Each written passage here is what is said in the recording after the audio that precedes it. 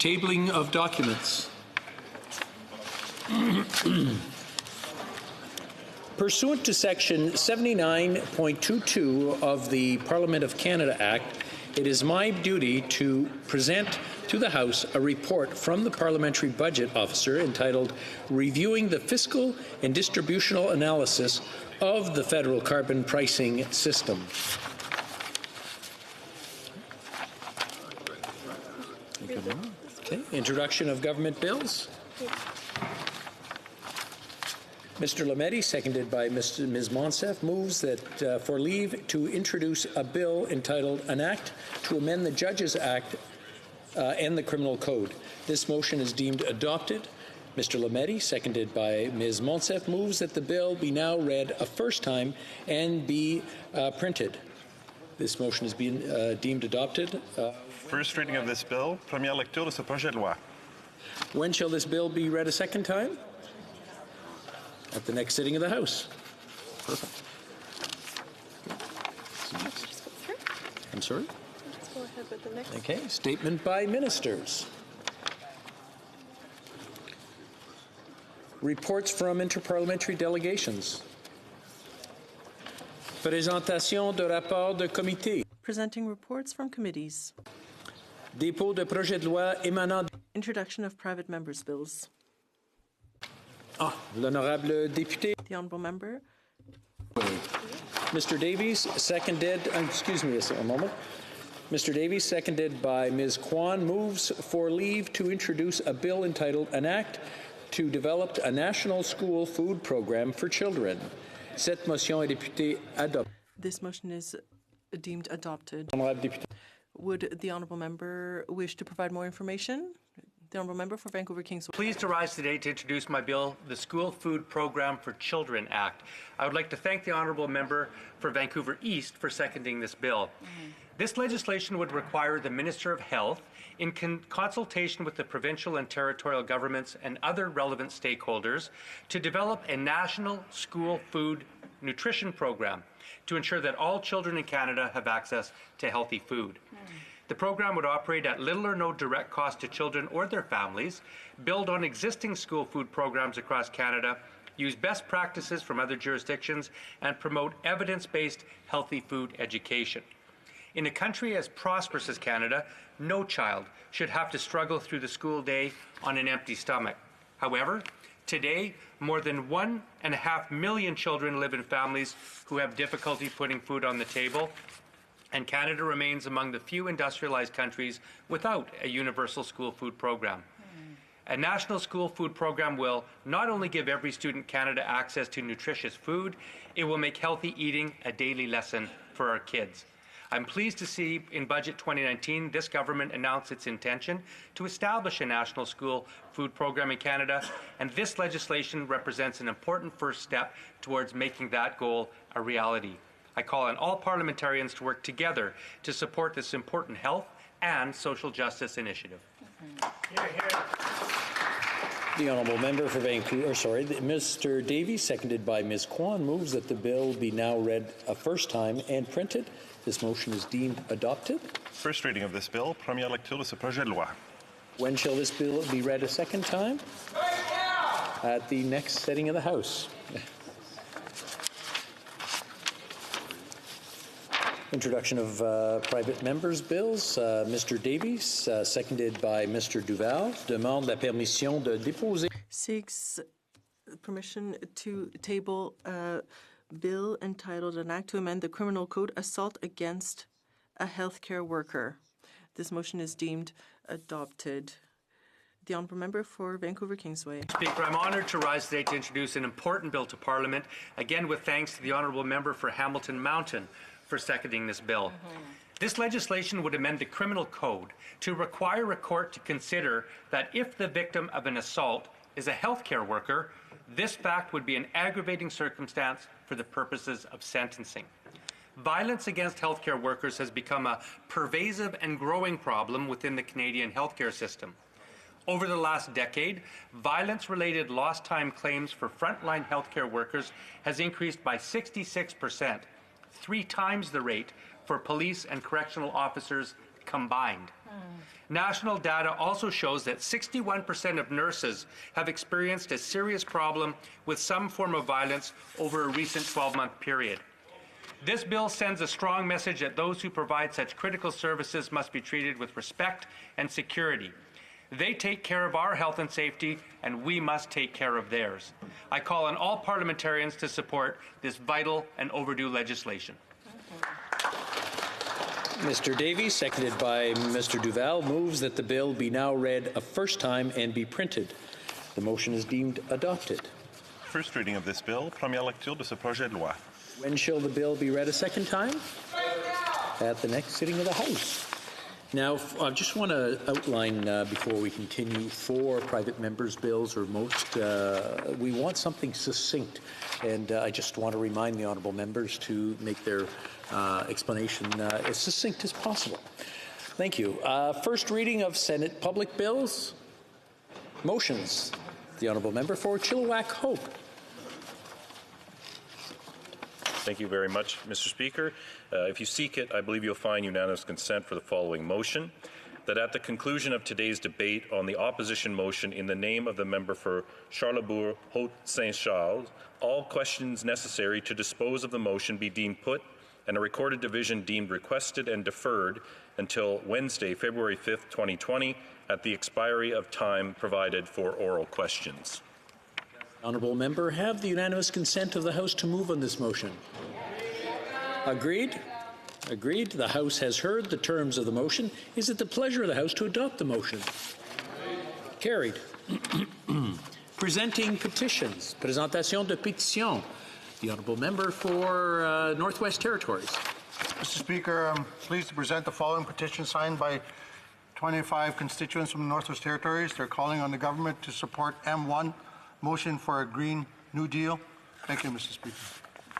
Presenting petitions. Présentation de pétitions. The honourable member for Nanaimo, Ladysmith.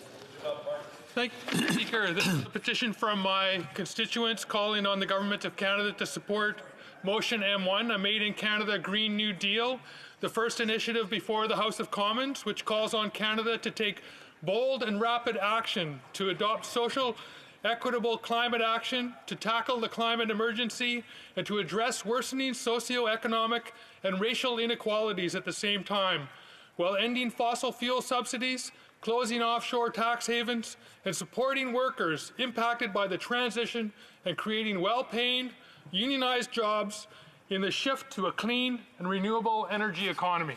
Thank you. Presenting petitions. Présentation de pétitions. Questions on the order paper. The Honourable Parliamentary Secretary to the Government House Leader. Yes, thank you. Mr. Speaker, I would ask that all questions be allowed to stand at this time, please. Agreed? Agreed. Perfect. Orders of the day. Ordre éminent du gouvernement, travaux des subsides, considération. Orders of the day, consideration of opposition motion regarding instruction to the Standing Committee on Public Safety and National Security, Parole Board of Canada, in the name of Mr. Paulus. Monsieur Paulus. Mr. Paulus, seconded by Mr. Motz, moves that the House condemns the decision of the Parole Board of Canada that led to a young woman's death by an inmate during day parole in January of this year, and B, Standing Committee on Public Safety and National Security to conduct hearings into this matter, including a review of the changes made by the government in 2017 to the board's nomination process, with the view to recommend measures to be taken to ensure another tragedy such as this never happens. L'honorable député de Charbot-Haute-Saint-Charles. the honourable member for Charbot-Haute-Saint-Charles. Merci, Monsieur le Président. Thank you very much, Mr. Speaker. So today, Mr. Speaker, this is a very important day for us, of course, the official opposition, but also a day to try to obtain answers for the family of Ms. Lévesque, Marilyn Lévesque, this young woman who was murdered in January in Quebec City. I was personally touched by this tragedy. I don't understand how can we have a situation where we have somebody on parole having sexual relations with a young woman, a recommendation for him to have these relations, even though he killed his spouse in 2004 and was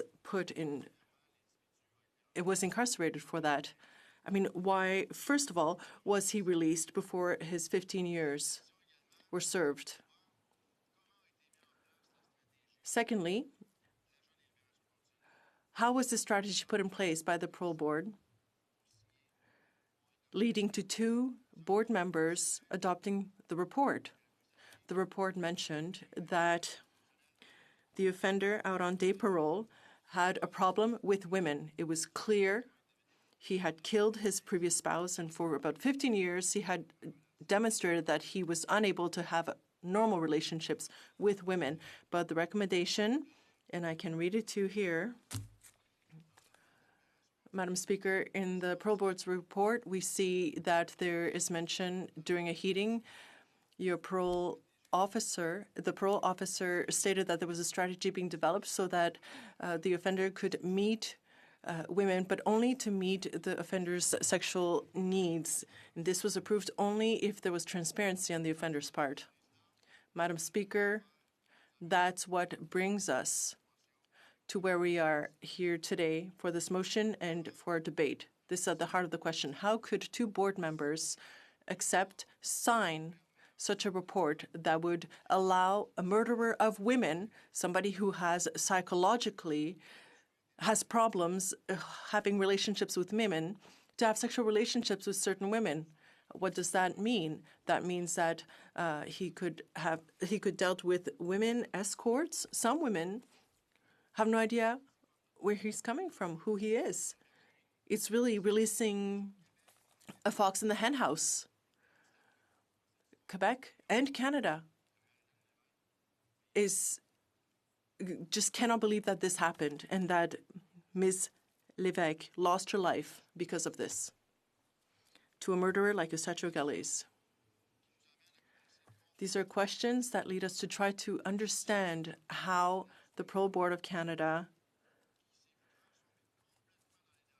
which was completely transformed over the past few years, is now working.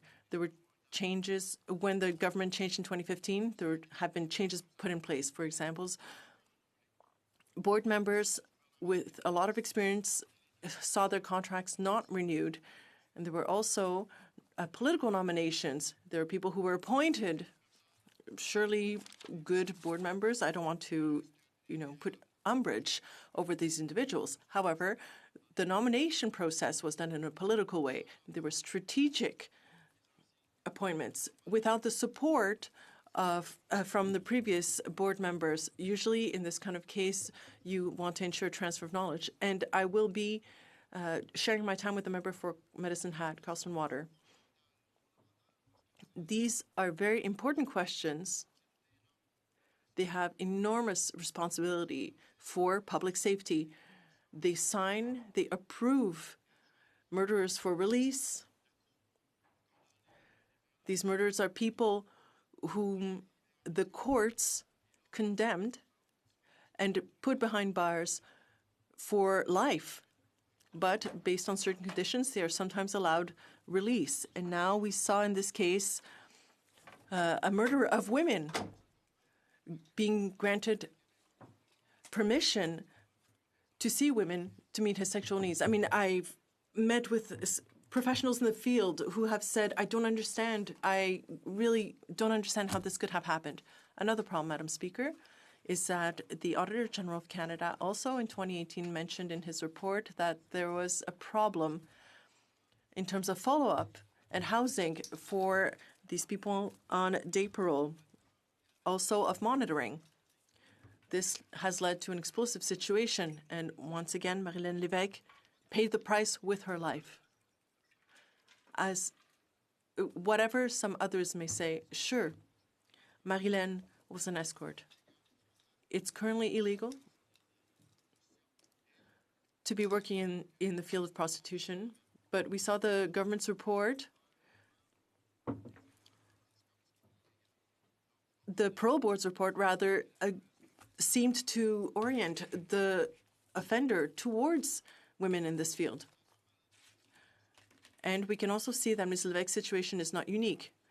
2 years ago, we debated at length regarding the murder of Tori Stafford, another young girl who was tortured by Michael Rafferty and killed by Mr. McClintock. The murderers were sentenced to life behind bars, but we learned that Ms. McClintock was transferred after only 6 years to a minimum security institution in Saskatchewan.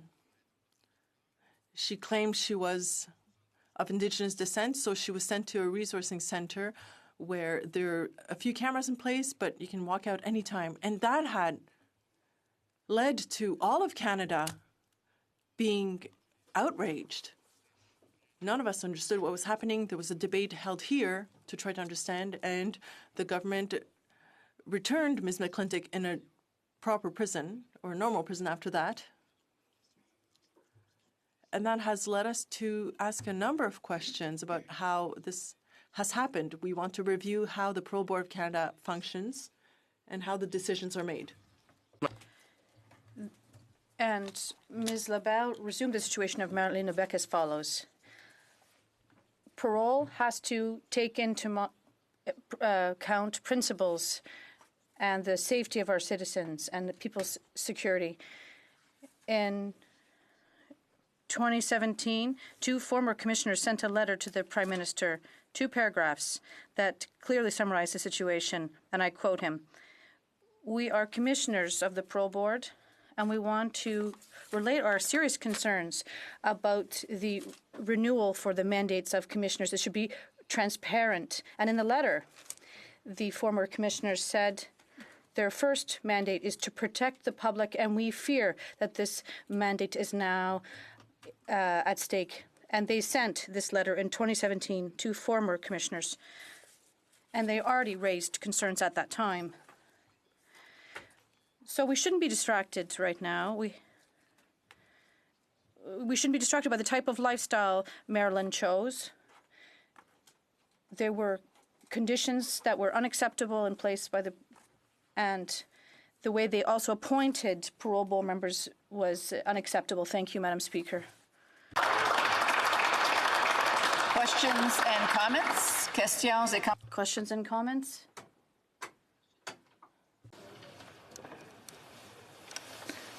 Resuming debate, the honourable member for Cardston, Medicine Hat, Cardston Warner. Well, thank you, Madam Speaker. I actually was going to ask a question. Or did I miss that opportunity? Nobody had responded initially, but I can certainly entertain a question from the member for Medicine Hat, Cardston Warner. Thank you, Madam Speaker, and thank you to my colleague for his speech and for the concern raised in this House. I'm wondering whether he could describe for Canadians the reaction in his home province of Quebec and how that their reaction actually resonates with what many Canadians have been thinking and feeling with respect to a parole system and how it's at the cusp of this issue and how we need to address some of the issues that have Canadians concerned for public safety. The honourable member for Charlebourg-Saint-Charles. I'd like to thank my colleague for his question. The situation in Quebec was explosive.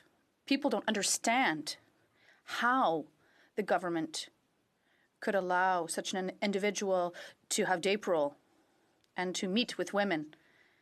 This is a woman killer, and we let him out to meet his sexual needs. But as elected officials, we have to look at the situation. And sometimes people just say politicians talk, and they don't take any action. But I'm happy that we have an opposition motion, and I hope that all colleagues of all parties will be supporting this motion. Comments? The Honourable Parliamentary Secretary. Thank you very much, Madam Speaker. Two things. First, for my colleague, was he aware of a decision in September 2019 stating that it was inappropriate to allow day parole people to visit massage salons? Was he aware of this decision? And second, for my colleague, I'd like to ask him if he was aware of the letter that was published yesterday by the chair of the union that represents members of the parole board, that deficits from the Conservative government in 2012 had an impact on their ability to fully fulfill their responsibilities. I'd like to. The Honourable Member for Charlesbourg-Saint Charles. Obviously, Madam Speaker, I do have a report, but once again, this type of question and accusations about Conservative cuts that were more than 5 years ago, because the Liberals have been in power since 2015, it's just a lamentable way of defending themselves of a situation that is questionable and that we have to shed light on. They shouldn't be trying to distract people with these type of statements, and the Liberals are always trying to defend themselves like this. Questions and comments? The Honourable Member for Longueuil-Saint-Hubert. No? Jonquière. Madam Speaker, in the past, the Conservative government did have a reputation of being tough on crime. I'm thinking notably about criminalization of young offenders. So I'd like to know from my colleague, how can he conciliate rehabilitation of offenders in the Conservative plan? The Honourable Member for Charlesbourg-Saint Charles. Madam Speaker, this question is on another topic, and it's not true to say that the Conservatives, well, yes, we are tougher on criminals, but people who deserve to stay in prison should stay in prison. We do also believe in rehabilitation, but we can't allow a criminal that killed his wife and has killed other women to allow him to meet with women to meet his sexual needs. And that's why we need explanations about this. Member for Medicine Hat, Cardston Warner. Well, thank you, Madam Speaker. I rise today to speak to the Conservative motion for my honourable colleague from St. Charles. The motion denounces the decision made by the parole board in Quebec that cost the life of a 22-year-old woman at the hands of a dangerous repeat offender. It seeks immediate action to review parole board nominations that contributed to putting a dangerous offender on the streets, and to have Parliament recommend steps so that this will never happen again. Given the recent comments by the Minister of Public Safety on finding common ground with all parties to protect Canadians, I would think that he would be supportive of our motion. I imagine every member of the House will condemn the murder of a young woman killed by a man who beat his previous partner to death with a hammer, then was released on parole with permission to seek out women in order to manage his sexual needs. As one columnist noted, it appears the parole board's release plan assumed that this offender's right to access a woman's body. Mr. Speaker, any man who cannot control his urges is not fit to be released back into society. Our country is founded on freedom and respect, respect for one another, respect for the law, and respect for our values. In this case, the parole board's decision is reprehensible. Madam Speaker, I will not pretend that this entire problem is the fault of this Liberal government, nor of any single previous government or any single previous decision. The problem we face is a parole and release system that favors the offender over the victims, puts the rights of the offender ahead of the safety of our communities. And this is a result of current government's inaction as well as previous government's actions or inactions, court rulings as well as court precedent. None of that should prevent this House from challenging the status quo and moving towards a better system of preventing the release of those who are not ready to be law-abiding members of our society. Let's be clear, Madam Speaker. We are not talking about anyone who has ever gone to jail. We're not saying that if you've done something wrong, well, as we all have at some point in different degrees, that there's no redemption. I believe in redemption. For those who have committed a crime, we lay out very clear ideas of what that looks like, based on their efforts to reform to rehabilitate, to seek to address their failings or challenges, to train and educate themselves for a post-release period, and to never again be in trouble with the law. But there have been too many instances like this one. There have been too many recent decisions by Liberal-appointed parole board members to release repeat dangerous offenders back into our communities without the adequate protections and information. And that lack of accountability, that lack of good, sound decision-making is why this House urgently needs to review and revise how it treats violent offenders. Dangerous offenders are deemed by the courts, and they are held for an indeterminate prison sentence because of the malicious repeat offenses they've carried out. Dangerous offenders have a pattern of behavior and persistent aggression that make them a threat to others. It is not up to society to accept dangerous offenders. It is up to those dangerous offenders to accept the laws and values of our society in order to be released. But the Liberal government seems too eager to defend the rights of dangerous offenders and others who are brought before the courts. Dangerous offenders get off too easily under this Liberal government.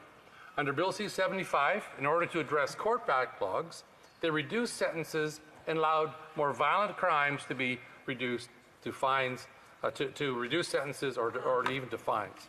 In Bill C-71, they went after law-abiding firearm owners for the actions of criminals and gangs.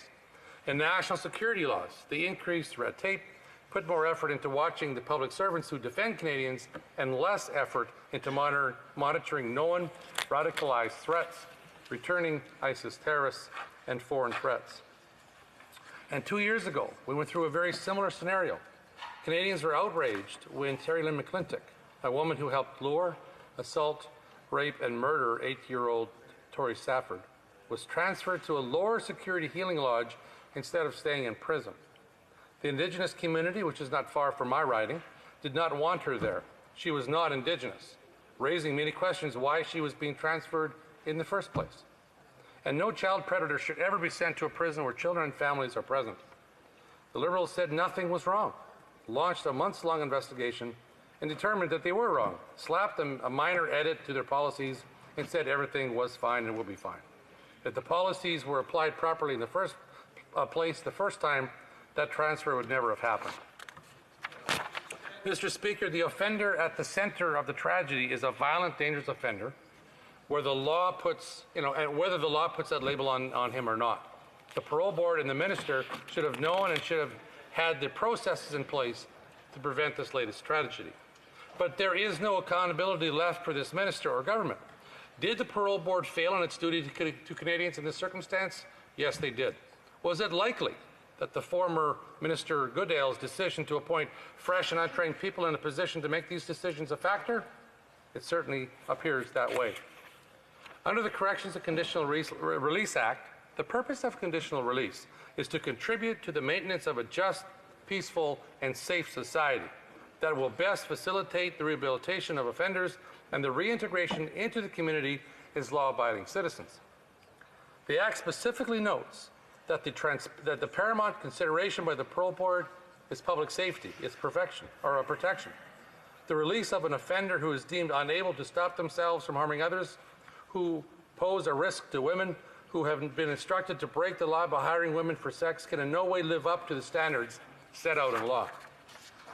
Even if there was some justification for a dangerous, violent offender to be released, patrol officers are overwhelmed with workloads. According to the union, workloads are insurmountable and that there is a real risk to Canadians because they can't keep tabs on parolees. With the Liberals releasing many dangerous offenders into the community, this issue is being compounded. For example, Madeline Harks, formerly known as Matthew Ralph Harks, is a serial rapist who has preyed on young women with 3 convictions for sexual assault against girls under the age of 8. She was released into Brampton, one of the largest suburbs in Canada, despite posing a risk to the tens of thousands of children in that community. After public outrage and political pressure on local Liberal MPs, she was removed. A risk to Canadians? Absolutely. Placed in a poorly chosen spot? Absolutely. Only fixed, though, after political and public outrage. Randall Hopley, a serial child predator, was released into Vancouver despite the parole board stating that it was unable to manage his risks to Canadian children. Peter Whitmore, who has many convictions for assaulting young boys, has repeatedly received light sentences for the rape and assault of children. After abducting 2 boys, tying them up, and raping them, he has been locked up again, but is now eligible for parole. And it would seem only a matter of time before the Liberals Parole Board will release him again, if you can believe it. There are many examples like this, Madam Speaker, more than time allows to mention here. None of these crimes needed to happen, and none of these victims needed to be put at risk and be victimized. But we can all agree that we presume innocence and that taking away of freedoms under the criminal code should not be treated lightly. There are times when it is clearly the best and only course of action. The actions of the guilty are the fault of the guilty. There is no right to cause pain, harm, and suffering to others. When the parole board sees a threat that is not manageable, there needs to be a mechanism to ensure that Canadians are not put at further risk. We do not need to accept the decisions of murdered rapists, pedophiles, or other repeat offenders and serial offenders as a foregone conclusion. But once someone has reached that state, it is incumbent upon them to show and act in a manner that enables their release. Not the other way around, Madam Speaker. It is not beholden on Canadians to accept their intolerable, hateful acts. Criminals are not the victims here. In conclusion, Madam Speaker, my colleague's motion is justified in light of the many issues facing our communities. Public safety has time and again been put on the back burner by this government and their political maneuvering. Reforming how we manage dangerous offenders would seem something that all parliamentarians can get behind and can contribute towards protecting Canadians. However, I suspect that the Liberals will invent yet another excuse why action is not needed right now. We have an internal inquiry anyway, will be the response, a response we've heard many times. However, there is an inherent bias to defend the system by those in charge of making those very decisions. Another McClintock-style sweep it under the rug decision should not be tolerated. It's time, Madam Speaker, that other members of Parliament took the role that the minister is too timid to tackle. I encourage my colleagues to vote in favour of a study to strengthen and review the parole system, ensure that the appropriate funding is in place, and that the safety of Canadians comes ahead of any Liberal political concerns. Thank you very much. Questions and comments? The Honourable Parliamentary Secretary to the Minister of Indigenous Services. Thank you, Madam Speaker. I want to first say that the member's comments about pedophiles and sex offenders being released into the community by this government are not true and create fear in Canadians that is simply unwarranted. My question is, has he actually read the Parole Board's decision in this case, which explicitly opposed this offender visiting massage parlours? And I would also like the honourable member to speak to the decisions and the laws that the previous Harper government passed that actually criminalized sex workers and put young women like this poor Marilyn Levesque in the position where she was exposed to someone dangerous because the Conservative government under Stephen Harper criminalized sex work. Honourable Member for Medicine Hat, Cardston Warner. Thank you, Madam Speaker, and thank you for the question. I'm just trying to dissect if I heard it correctly. We're going to blame a previous Harper government for a decision to protect Canadians. And so, let's take off the table the whole aspect of whether prostitution should be criminalized or whether it shouldn't. The fact that a violent offender is released into the public, the parole board's responsibility, they know the risk. They know the risk. The risk was identified to them. And yet they continued to say, well, you know what? This person should be released. We're going to go ahead and let him out on day parole, even though he has how many years left in his sentence? Many. And he definitely hasn't demonstrated that he is capable of being out on his own and be a responsible member of society. So then why is the parole board even in a position to release those and have that as a conversation? If that person presents a risk, that's exactly what this motion is about, Madam Speaker. Let's put a mechanism in place so the parole board doesn't feel obligated to release people to continue to make Canadians and put Canadians at risk. That's what this is all about, and I can't believe anybody in this House would oppose that sort of a position. Questions et commentaires? Questions and comments? Gloria. Madam Speaker, my thoughts are with the victim and her family. This is a terrible event, and we need to ensure that it never happens again.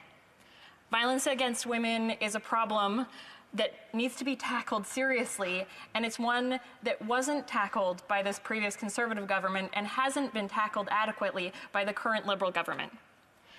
The misogyny at the root of this event is apparent in the Act itself, in the board's decision, and in the laws that prevent sex workers from taking measures that would keep them safe. Do the Conservatives agree that the risks for violence against women and sex worker rights are explicit factors to be considered in this study?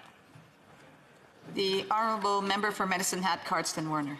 Thank you, Madam Speaker, and thank you to the new colleague in our House. Thank you for her question. I think we need to focus specifically on this issue. There's many factors that we can certainly study, but I think we need to be really focused on what is it that we need to fix in the parole board and the parole system in this country. Anytime that we have a parole board feeling obligated or being pressured by the government to say we have to release more people we have to reduce the pressure on our prison system, and we are taking risks by putting people out in our communities who aren't safe to be in our communities, who haven't served their time, who have demonstrated they're not rehabilitated to be able to be in our communities. Why are we even having this conversation? I believe in rehabilitation. The purpose of our correctional system is to rehabilitate. If someone is not rehabilitated, they should not be released back into our society to put women, children, anyone at risk. And that's what's happening, and that's what we have to fix. So thank you for your question.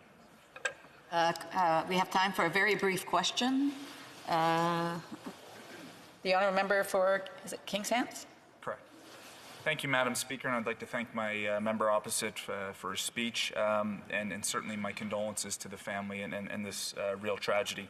When I look at the text of the motion, Madam Speaker, there's a lot in here that I would be willing to support. What concerns me about the member's comments opposite, he said, fresh and untrained individuals that are appointed. And my concern is the language and the motion is really pointed towards trying to take away the credibility of the people that are being appointed to these boards. I just want to be sure the member opposite is not suggesting that the people that are appointed do not have the qualifications to be there. The honourable member for Cardston, for Medicine Hat, Cardston Warner. Thank you, Madam Speaker, and thank you for the question. That's the crux of the matter here. As part of this motion, you'll see there were multitudes of long-serving parole board members who were replaced and appointed by the Liberal government back in 2017. It's the examination of that appointment process that is absolutely necessary to occur to make sure that those who are appointed to positions of this responsibility are qualified to be there. We don't know what happened. We don't know how it happened. That's what the purpose of the motion is about. Canadians need confidence in our total justice system, front end, middle, and back, and that's exactly what we need to do. Is we need to ensure that we instill that confidence by identifying what processes are in place to nominate the people on these boards. Thank you. Resuming debate, the Honourable Parliamentary Secretary to the Minister of Public Safety and National Security. Thank you. Thank you, Madam Speaker. First, I'd like to join all honourable members in this House in expressing our condolences to the family and friends of Marilyn Lévesque, who was murdered in cold blood. We are deeply saddened and outraged by this. And it would be a shocking crime under any circumstances, but it is even more so because, obviously, the system that was supposed to protect the public failed miserably. It shocked the whole country. It shocked Quebec. And it shocked my community. And it is important to shed light on all aspects of this. It's important to have an investigation in order to fully understand what happened, identify those who are responsible, and bring about the necessary changes in order to ensure that this never happens again. And there are already 2 investigations happening. There is the criminal investigation being conducted by Quebec City Police Services and the Committee of Inquiry struck by the Parole Board of Canada. This committee, struck under Section 20 of the Correctional and Conditional Release Act, is made up of 5 individuals, including 2 co-chairs who do not work for either of the organizations involved.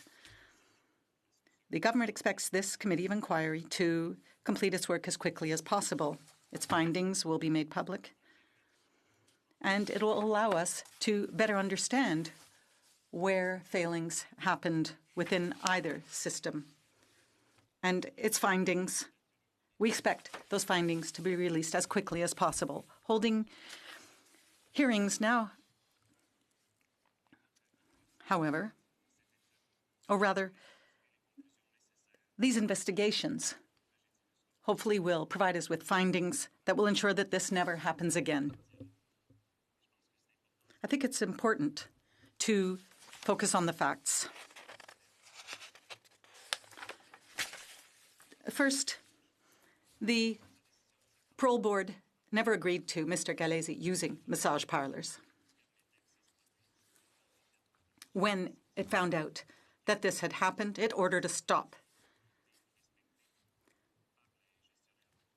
And this order was handed down, and it is important to find out if that order was followed or not and why it wasn't. Meanwhile, I can assure the House that those correctional officers no longer are in charge of any offenders. One way or another, it is clear that there was a serious breach.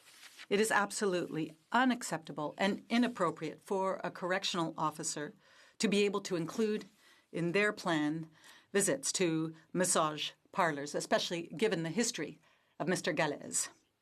It is obvious to me that there were failings, and it's important to have a rigorous investigation that will shed light on all circumstances that led to this tragedy. The Conservative Party and the member for Charlesbourg, I think, are trying to use this motion to show that there is a systemic problem. However, it is very rare that individuals under community monitoring rarely commit serious offenses, and it has become even rarer over the past few years. Every year, over the past decade, amongst 7,000 or 8,000 individuals have been under some form of community monitoring, including day parole offenders. However, there have been very few offenses, and I would like to say that the Harper government itself was in power for many years while these people were on day parole. There were 17 convictions, or rather there were 5 in 2017, 2018 for violent offenses, and one must keep those numbers in mind. We should also keep in mind those numbers when we're talking about appointments to the Parole Board of Canada. Our Parole Board members are highly qualified. Amongst the 78 current Parole Board members, 36% come from the correctional sector, 28% come from the legal sector, 17% come from the public service, 15% from the educational sector, and 10% are former police officers. Their backgrounds are in law, psychology, criminology, and social work. Once appointed, new members receive in-depth training in their region as well as in the headquarters here in Ottawa. They are trained in risk assessment, interview techniques, hearing management, drafting decisions, and they are also trained in the specific factors that apply to some kinds of offenders, including sexual offenders or offenders suffering from mental health issues. After that initial training, new members sit in on hearings. Then they are partnered up with other more experienced commissioners. And then they go back if necessary for additional training. It is only when the regional vice chair is satisfied that they are ready, that they are able to sit and hand down decisions. So it is only when the vice chair is of the opinion that they are fully able to do this. The current vice chair was appointed by the Conservatives, and he is also a former Conservative candidate and was an assistant to the former minister, Jean-Pierre Blackburn. Several commissioners are given annual training on risk assessment so that they can refine their abilities and so that they are always being provided with training. No one sits on that board without the approval of that vice chair, who has to be of the opinion that these individuals are ready and able to sit. Currently, the vice president, as I said, is a former Conservative candidate. He was appointed by the Conservatives. And in fact, several parole board members appointed by the Harper government had close connections with the Conservative Party. And I'm not questioning their skills or their abilities. And that is an area I did not necessarily want to wade into. However, when you hear the accusations being made by the Conservatives and by the member for Charlesbourg, and when you hear the insinuations, I think it's important to respond. There are a number of parole board members who were appointed under their mandate, who were Conservative donors, who were Conservative candidates, or who were assistants. Almost a third of the individuals appointed to the commission had clear connections to the party. And in fact, 6 out of the 9 full-time members were public Conservative supporters in Quebec at the end of their mandate. We place value on expertise, experience, and skills. These are crucial qualities because the work of a member is very demanding and it's also very important. Now, let's look beyond the parole board members and let's look at what members have to take into account. Members have to take into account the following under the Act: the motives and recommendations of the judge who handed down the sentence, the nature and seriousness of the offense, the degree of responsibility on the part of the offender, information obtained during the trial, and information obtained from victims, offenders, and correctional authorities. Members have to make public safety a priority because public safety would suffer if all offenders were simply released at the end of serving their sentences with no monitoring and no conditions. And this goal has not changed. It has been the same goal throughout the various mandates of government. Those criteria have not been changed. They were the same with the previous government, and they are the same now, and they are taken into account in all decisions for day parole or full parole. The main goal of any correctional service and any system that allows for conditional release is to protect public safety. That is the first and main responsibility of all governments. Our government has wanted to focus on measures to combat sexual violence, and this was particularly present in this case. I would call on all members to support our strategy to prevent and counter sexual violence, which puts in place preventive measures, supports survivors, and fosters development and research. And I would call on all my colleagues to increase legal aid to help victims of sexual violence in the workplace. I would also call on them to support funding for training and ethics and behavior on the part of judges. I would also call on them to support funding to prevent violence against young people, to tackle bullying, to combat sexual violence in our post-secondary institutions. We do not want other women like Marilyn Lévesque to find themselves in vulnerable situations.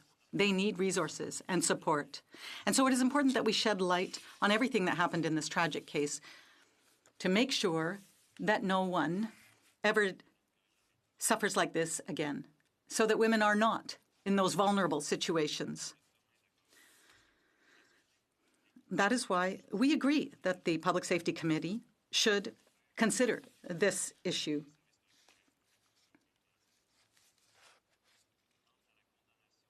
Now, in terms of the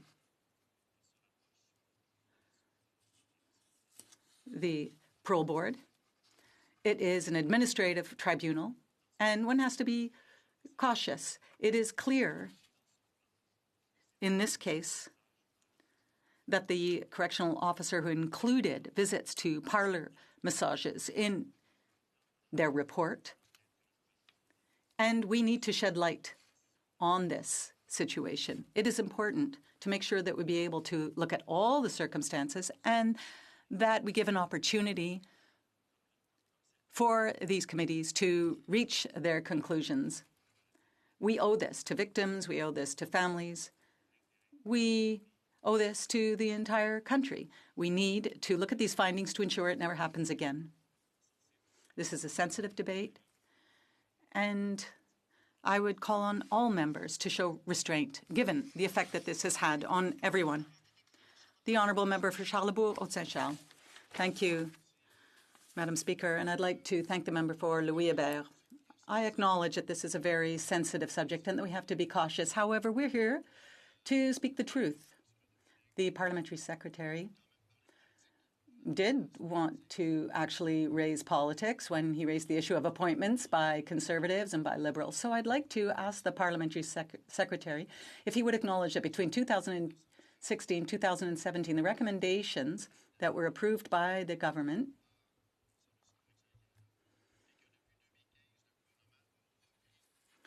were led to actually a purge of the parole board. These commissioners and these members left, most of them left, and then new decisions were made by the Privy Council. Could the parliamentary secretary confirm that?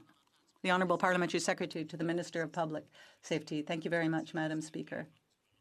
At the time of the Harper government, recommendations were made by the board. The Conservative minister was the one in place who made decisions, and when appointments were made under the former government, obviously links to the Conservative Party were a criteria, and 6 out of 9 parole board members had close ties with the Conservative Party. We stopped that practice of partisan appointments. Now, it's true that the process was changed. The board is still involved, the Minister of Public Safety. However, we made sure that there is a more open process.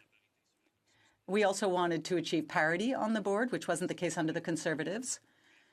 And we have always wanted to make sure that there is rigorous training, close monitoring, and that the vice chair of the board has to approve these members before they're sitting on hearings. And that vice chair was appointed under the Conservatives. It's important to look into what was happening on the part of correctional officers and by members. Questions and comments? Hamilton Mountain. Thank you, Madam Speaker. Sorry about that. And I want to thank my honourable member across there for his comments, because I know this is a very terrible story, and I think we all in this House want to find a solution that this never ever happens again for an investigation. But one of the things that he had mentioned in his speech, Madam Speaker, was that about the Conservatives recommending their people and everything. But in 2017, they were warned. They were warned. 2 former parole board officers warned the CBC that they warned the government changes to the way the board members were nominated could lead to inexperienced members making dangerous decisions. And in Quebec, 14 of 16 members were not reappointed, leading to a lapse in the usual practice of pairing new and experienced members. So I guess my question is, do you think that we should look at and have a review of this, of the process of what's actually happening? Maybe we made a mistake. Maybe we shouldn't have so many inexperienced people and trying to pair them up with experienced ones. At least it's a constructive idea, and I think it's the right idea to make sure that we've done the right thing. I do want to remind the member that I'm not going to give him my point of view, that I would ask him to address the questions to the chair and not to the individual members. The Honourable Parliamentary Secretary. I want to thank my colleague for the question. I think it's important as we go through this debate today that we elevate ourselves above partisan politics and, yes, indeed, look at how to make it, how to look at the best ways so as to avoid that a tragedy like this does not occur in the future. And to the point of the nomination of commissioners, it's important to know that the training has remained very rigorous, has remained the same, and that any new commissioner is supervised by commissioners with more experience and by the regional vice president, who has to assess their capacities to sit on the parole board and to make sure that at any given time they have the skills, expertise, and capacities to render decisions. And if he is not satisfied that a commissioner has that expertise, a commissioner cannot sit and render decision on the parole board. And that's fundamental to the training system and the ongoing training that commissioners undergo. Now, this does not take away from the fact that in this specific case, the system has failed Marilyn Lévesque, and we need to shed light on the circumstances that led to this tragedy. That's fundamental. Questions and comments? The Honourable Parliamentary Secretary to the Minister of Indigenous Services. Thank you, Madam Speaker. And I think it's a shame that the official opposition is politicizing the tragic loss of this young woman's life. Every year, 7,000 to 8,000 people live in the community under conditional release. In 2013-14, 17 of them were convicted of a violent offense while they were out. In 2017-18, there were 5. Now, 1 is too many, but the fact is that this is not an endemic problem in our community. It's something that the Parole Board manages quite well. And I'm wondering if the Parliamentary Secretary could speak to the importance of the independence of the Parole Board and the changes that we made to the appointment process to ensure that the Parole Board is independent and is making decisions based on facts and not emotion like the opposition is trying to have us do right now. L'honorable secrétaire parlementaire.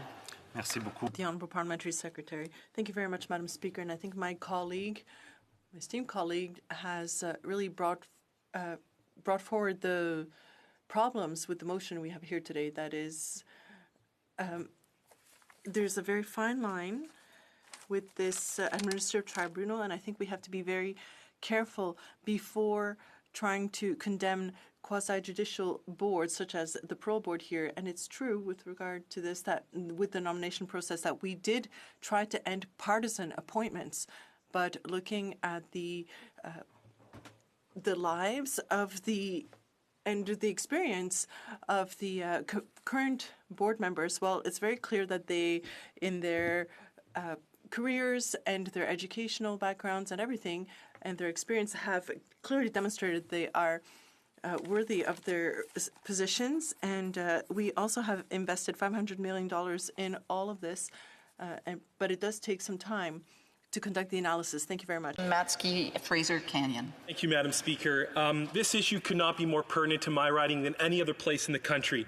In Abbotsford and Mission Matsqui Fraser Canyon, we have Pacific Institution, Mission Minimum Institution, Matsqui Institution, Matsqui Mountain Institution, an Indigenous Healing Lodge, and the Fraser Valley Institution for Women.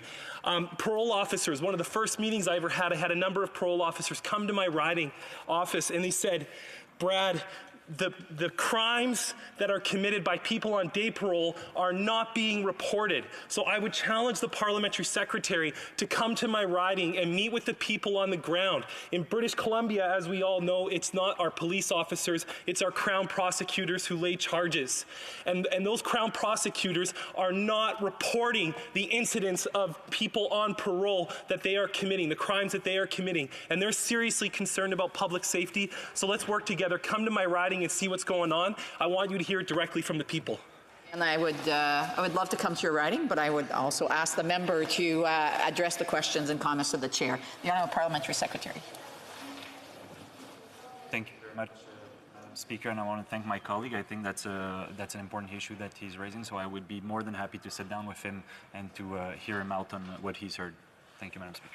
We have time for a brief question. The Honourable Member from Nanaimo, Ladysmith. Thank you, Madam Speaker. My thoughts go out to the family and friends of the victim here, and I understand that this is a case where there's some extreme misogyny, and this speaks to the violence against women in society and how we need to protect women, especially sex workers. My question to the honourable member, thank you for your speech today and what you said, is about the process of appointees.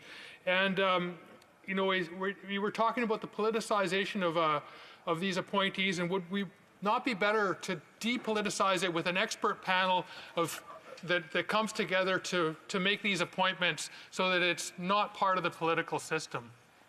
Honorable Secrétaire parlementaire. The Honourable Parliamentary Secretary, thank you very much, Madam Speaker. Looking at the nomination process, we have included an Indigenous elder.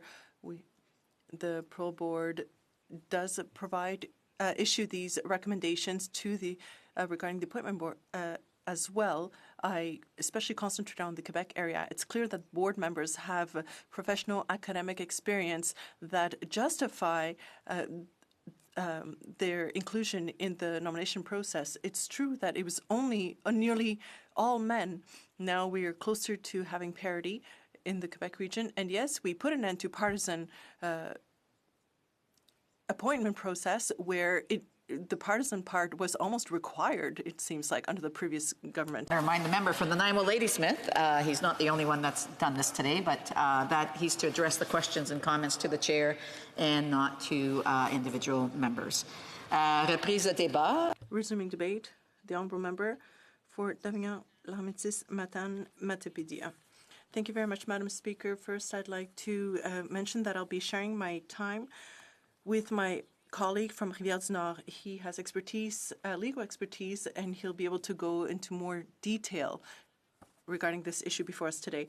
Today's motion is particularly sensitive. We're talking about the death of a young woman, one who was very close in age to me, and her death could have been avoided. I'm the new critic for public safety and civil protection for the Bloc Québécois. It's an honor for me to speak to this today. As my colleague from Charlebourg-Saint-Charles stated, I completely do not understand what's happening here and what happened, because we're talking about violence against a woman when the criminal record of the offender clearly showed that he had problems with women. We want to make sure that what happened to Marlène Lévesque never happens again. The Bloc Québécois will support this motion of the Conservatives that, first of all, condemns the decision of the Parole Board of Canada, which, as you know, Madam Speaker, led last month to the horrible death of a 22-year-old woman by an offender out on day parole. Criticizing decisions and policies in terms of justice is always very delicate. We need to understand the process, the law, the legislation, and know the details of the case. The objective of our support is to understand why these processes and laws were not applied properly. The murder of Marlène Lévesque should have been and could have been avoided. Madam Speaker, we do not question the rehabilitation purpose, the purpose of rehabilitation, rather. We do need to help offenders reintegrate society. But obtaining services to meet his sexual needs is not part of these conditions. That's unacceptable, and it goes against the criminal code. In this specific case, it's clear that parole board members had a number of important and relevant information. There should have been a closer follow-up of the offender before the murder was committed, because he had gone against the conditions of his day parole already. They could clearly have stopped him from, or ordered that he stop having contact with Marlène Lévesque because they knew she was a sex worker and a woman. That seems logical. It's worth repeating that we have to be careful when criticizing the decisions and the policies in terms of justice, because we don't know all of the facts. I'd like to repeat that. But it's clear that in this case, there is a significant breach of her safety, obviously, and also of the laws, giving permission to the offender to access or to break the laws, for example, accessing sexual services, which goes against the very system. I mean, allowing that, being complicit in that, we can't understand what happened. We know that the director of the Quebec City Police Services stated that this decision allowed a criminal to commit another crime, that is, another offense, to access sexual services. I mean, this goes against the criminal code. We also have concerns regarding how people are appointed to these various positions. The Minister of Justice and Sonia Lebel at the Assembly, National Assembly in Quebec, as with the Minister of Public Safety, had questions, and she is demanding answers from Bill Blair. As well, the member for the Parti québécois, Véronique Yvon, is requesting a serious analysis of the situation, and she has some key questions. Is it a lack of training, of information, or is there a problem with the analysis tools? Did the system fail? Personally, I believe that the system failed. It failed Marilyn Lévesque, and it failed all of us. The Auditor General of Canada in 2018 produced a report in which he stated that Correctional Service Canada was unable to provide a proper transition for offenders being released, which increased the risks of reoffending. Offenders are not well managed in the community. That's completely unacceptable. If we want reintegration to work properly, we need to have the means in place. Madam Speaker, the lack of resources was already raised by the Auditor General. Today, the government has to answer our questions, that is, what it did or did not do to fix the problem. What is so problematic is that it took the death of a 22-year-old woman for us to ask these questions. The Bloc Québécois will support this motion because we want changes to the process. We want to know what happened. It's true that the Minister of Public Safety requested an internal review and an investigation. It will be conducted by the Correctional Service and the Parole Board. Those are exactly the organizations that we are asking questions about. So it doesn't make any sense that they're investigating themselves. That's why we need an external review and investigation. Maître Jean-Claude Boyer, who was a board member, stated that the investigation should be external and independent. The Bloc Québécois also supports this part of the motion because the appointment process needs to be changed. There were changes made in 2017 by the Liberal government, and we need to know what happened. The Parole Board, in a survey in May 2019, found that 70% of parole officers were unable, or said they were unable to properly do their work. And that's true in Quebec and in Canada. In November 2018, the Auditor General found the same thing regarding the supervision of offenders in the community. How come nothing was done? Dave Blackburn, in 2017, stated that there were problems, or he had concerns regarding the new nomination process. He's a former board member.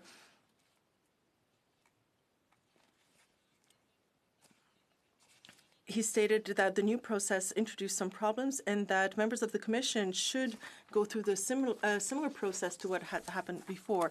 So we know that there are many problems. We can see them happening. So in conclusion, the Bloc Québécois will support this motion so that we can find out what happened in this murder that could happen, should have been avoided. As a woman, as a resident of Quebec, and as the critic for the Bloc Québécois in terms of public safety, I want to take this opportunity to convey my most sincere condolences to the family of Marilyn Lévesque. We will do everything in our power to ensure that we find out what we can and do everything in our power to make sure her death was not in vain. And we want to ensure that in the future, no similar tragedies will occur.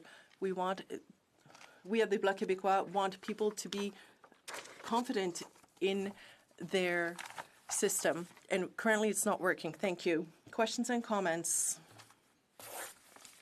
For Mission Maskey Fraser Canyon. Speaker, our justice system is broken. Our Crown prosecutors don't lay charges when they should. Our parole officers don't have resources. They're losing hope. And criminals on day parole have no incentive to follow their conditions. What solutions would this member have to improve the system we have in Canada and Quebec? Thank you. L'honorable député d'Avignon, la Métis, The honourable member for Avignon, La Métis, Matapédia. Thank you very much, Madam Speaker. I think we can start by all sitting down together and finding out what happened, because we all agreed that this should not happen again. First of all, we want the investigation to be external. That would fix a lot of problems. To have an external review, that could be a good start. Thank you. and comments, questions et commentaires. The Honourable Parliamentary Secretary to the Government House Leader. Thank you, Madam Speaker. I think it's important when we have this debate throughout the day that we do recognize that there are actions that are being taken. It was made reference from the Parliamentary Secretary. There is a criminal action that's being taken in terms of investigation. There's also an inquiry from within the parole board that's taking place, which is something that's very encouraging to see. And I suspect, Madam Speaker, we will get a better understanding of this in the coming days and weeks. And I want to add my voice to others in terms of the condolences to the family and friends of the victim in this situation. It's more of a comment than it is a question. L'honorable député d'Avignon, la Métis. The honourable member for Avignon, La Métis, Matapédia.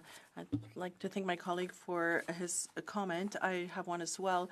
I don't understand why we have to wait for this kind of situation to occur before asking questions. We've had the evidence since 2017, 2018, 2019 that the system wasn't working well.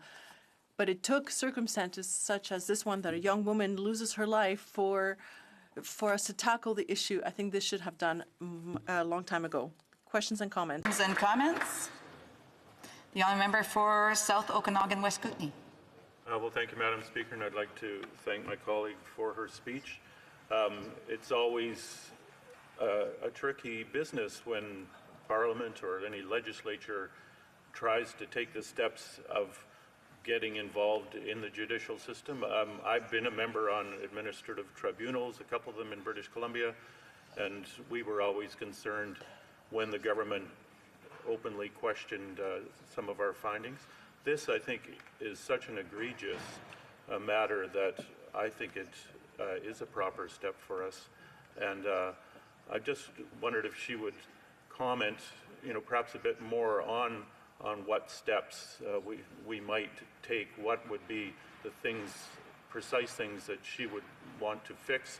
We've heard that we need an external inquiry, but she brought up some very concerning points about what the parole board was allowing this person to do, and I just wanted to give her that extra opportunity. L'honorable député d'Avignon. The honourable member for Avignon, La Métis, Matapédia. Madam Speaker, that's right. As I stated, it's quite.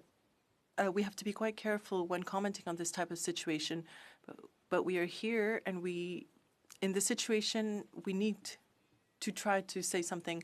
The fact that this man was allowed to frequent prostitutes or avail himself of their services is unacceptable. The system knew what was happening. The first time I heard about this, I thought, he must have hidden his activities. I mean, the system can't have been aware. But no, this was something that had been approved, and something's not working. We don't have the choice but to look at this. That starts with an external investigation, hearings to see what's happening internally and where and how the system failed. Thank you. Reprise de débat. Resuming debate. L'honorable député. The honourable member for Rivière-du-Nord. Madam Speaker, thank you. I won't repeat and go through everything that's already been said, but I can confirm that at the Bloc Québécois, we are quite shocked by these events. We're talking here about somebody. This is not an isolated case. This is a pattern. In 1988, he was violent towards the mother of his children, Joanie Lafrance. In 2004, he killed his spouse, Marlène Lévesque, and then he kept doing this kind of thing, and he was sentenced to life in prison without chance for parole for 15 years. But in March 2019, he was accorded day parole. Why? Because his parole officer stated that it could be so that he could meet women to meet his sexual needs. I mean, Madam Speaker, In what kind of society can we imagine releasing a criminal who reoffends, who is known to reoffend in terms of sexual crimes, so that he can meet his sexual needs? And that's called a reintegration strategy. I mean, I just about fell off my chair. I can't imagine going forward like this. So obviously, the motion that we have before us today is an important one. We have to review that process. First of all, condemn the decision of the parole board. I mean, that's clear. No need to say more. But we want to see whether there are more changes that could be made. The President of the Union and the President of the Association of Social Reintegration Services stated that this was a decision that was very strange, an unusual one. Perhaps they've never seen it, or they haven't seen it often because they said it was unusual. We also want to see the analysis grid. We have to take this seriously. And as a society, we cannot accept situations such as this one. We, of course, give our condolences to the family of the victim and all the families of all the victims. But at some point, we have to make sure we step up to our responsibilities. We have to review this process. Perhaps there's additional training that is required for board members. We can do that. If new members need to be appointed, we can do that too. That can be done as well. If selection criteria for members of the parole board need to be reviewed, that can be done as well. We need to see what happened, make sure it doesn't happen again, and find a way to ensure that it doesn't happen again, because this is unacceptable. So for these reasons, and those previously mentioned by my colleague, I would like to submit that the Bloc Québécois will support this motion, and with great enthusiasm, while offering our sincerest condolences to the families of the victims. Thank you, Madam Speaker. Questions et commentaires? Questions and comments? The honourable member for Battleford's Lloydminster. Hi. Madam Speaker. Well, sitting in here in this place listening to debate today, I think the biggest travesty of all is that 2 lives have been lost. Right, and it's unfortunate and devastating that a second one had to lose her life for this to be looked at. I know, and I have heard and agree that the process needs to be changed. Something needs to be changed. I think it's a great idea for the committee to study this and to look at this and see somewhat from an external point of view what could be changed. And I know that I have heard that the parole board should have an external review. I understand they're having an internal review, but I don't really understand how one can investigate itself with unbiases and make appropriate, real, hard, tangible suggestions for change. So I was just wondering if the member could comment on the external review, on an external review of the parole board, but also on what type of processes could be suggested so that this doesn't happen again. Thank you. The honourable member for Rivière-du-Nord, rather. Thank you, Madam Speaker. I think, yes, there should be an external evaluation process for the appointment process at the parole board, and the entire parole board needs to be reviewed by an external committee. That would be a good idea. Sometimes there's a biased review based on the way things were done in the past. So we need people from outside to look at the situation. That would be a good idea. Now, in terms of the proposals that could come out of such a review, it's not easy to say right now, but I can't presume what the conclusions of such a review would be. But what I know is that the Auditor General of Canada has already stated in 2017 that the situation could not continue like this, and at the parole board, and that's not the first time he stated that.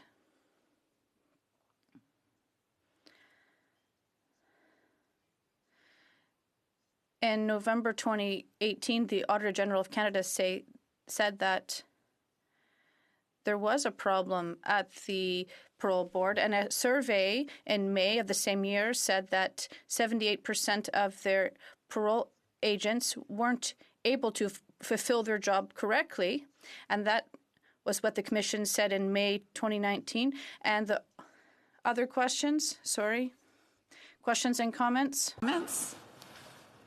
Questions et commentaires? The honourable member for Mission Matsqui Fraser Canyon. I'd like to thank the member from Quebec for his remarks this morning. This question relates to public safety and the people housed in our correctional facilities in Canada.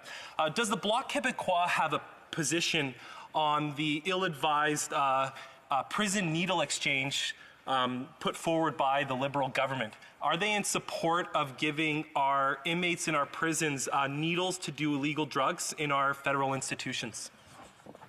The honourable member for Rivière-du-Nord. Madam Speaker, we are in favor. Well, we have to review the evaluation process in terms of parole. That goes without saying. But all the measures that could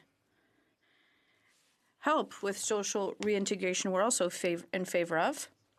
We are in favor of such proposals if they can help inmates to reintegrate society in all areas. I think we have to be vigilant. We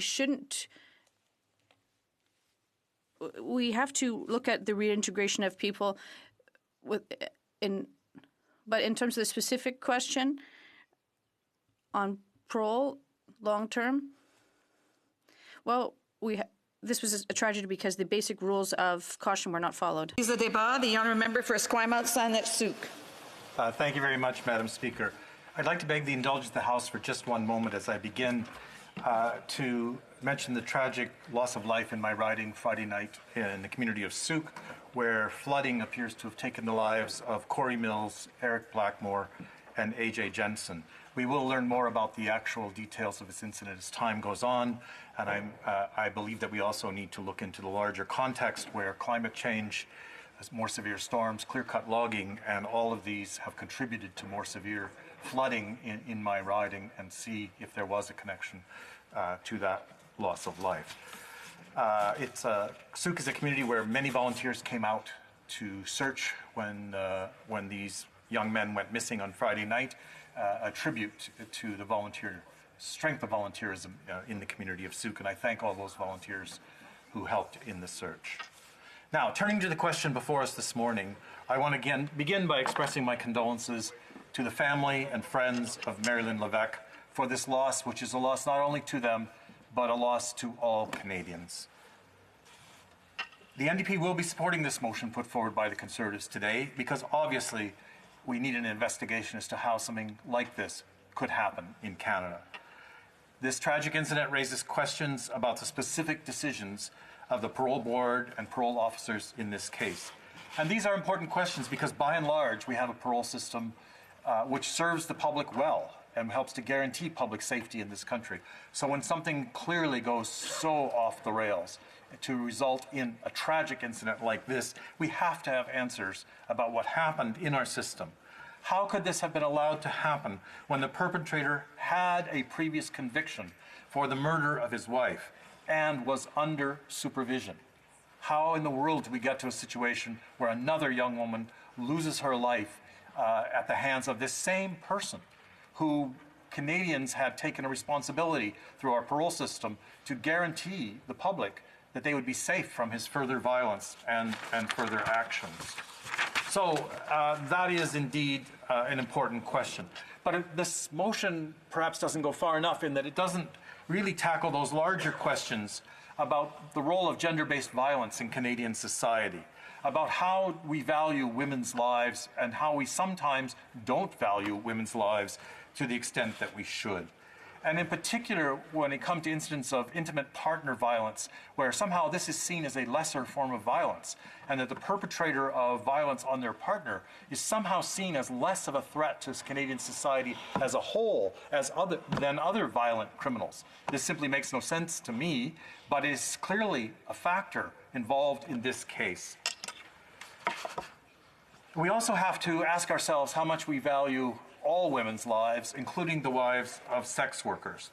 So the parole board, I think, clearly played a role, and its parole officers clearly played a role in perpetuating these problematic attitudes about women and violence toward women in our society. And so, yes, I support this motion because we need to look closely at who's being appointed to those parole boards. Do we have a sufficient number of women on the parole boards to help evaluate risk and set policies to evaluate risk? Are those people being appointed to the parole board for the right reasons? And I know the Conservatives have raised this question. Parole board appointments should not be a question of patronage. They should be a question of appointing people who represent the community's values, and can help set those very important policies that prevent innocent lives being lost. We also need to look at the question of the training that we provide to parole board members. So are we making sure that they're adequately trained in gender-based violence? Are we making sure that they're adequately trained in the rights and responsibilities they have as parole board members, not to perpetuate these attitudes which sometimes value certain women's lives less than other lives in our society? So let me talk a little bit more again about the specifics of this incident. There's the question we need to ask about how risk was evaluated. And I want to take a moment here to quote from a UBC law professor, Isabel Grant, who I think raises some very important questions. And what she said was, I think that this case really shows the degree to which we do privilege male entitlement to women's bodies over the safety of women. I think it reflects, too, this idea that men who killed their girlfriends or wives or intimate partners don't present as much of a threat to the public as other men. And Professor Grant went on to say, I think that's problematic and shows how we see the safety of women, particularly the most marginalized women, and how little priority we give it, how little priority we give their safety. So we need to have this inquiry that asks those questions about risk evaluation, and in particular, how we evaluate the risk of men who perpetrated violence on women in the past.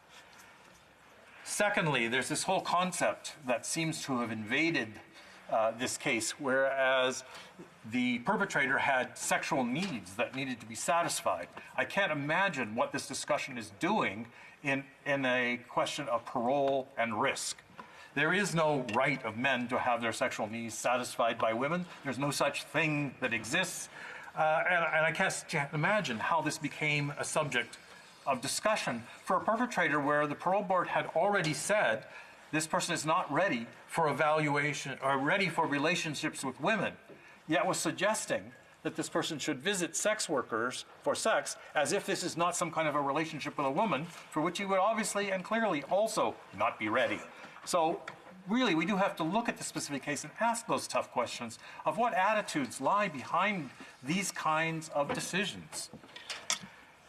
Then we have the very problematic question to ask parole officers and parole boards. Since under our current law, seeking sexual services from a sex worker and paying for those services is illegal, are we really talking about a parole system that suggested a perpetrator on parole should commit an illegal act, which by its nature, the commission of that illegal act, should have canceled his parole and returned him to custody? Are we really talking about this situation where somebody was from within the system advising a perpetrator to commit an illegal act? I would like to have an answer to that. I think all Canadians would like to have an answer to that very specific question. That's why the NDP is supporting this Conservative motion, because on those narrow questions, we have some very, very important answers to get. And when we get those answers, I think we have to look very seriously at changes in policies that allow these kinds of things to happen.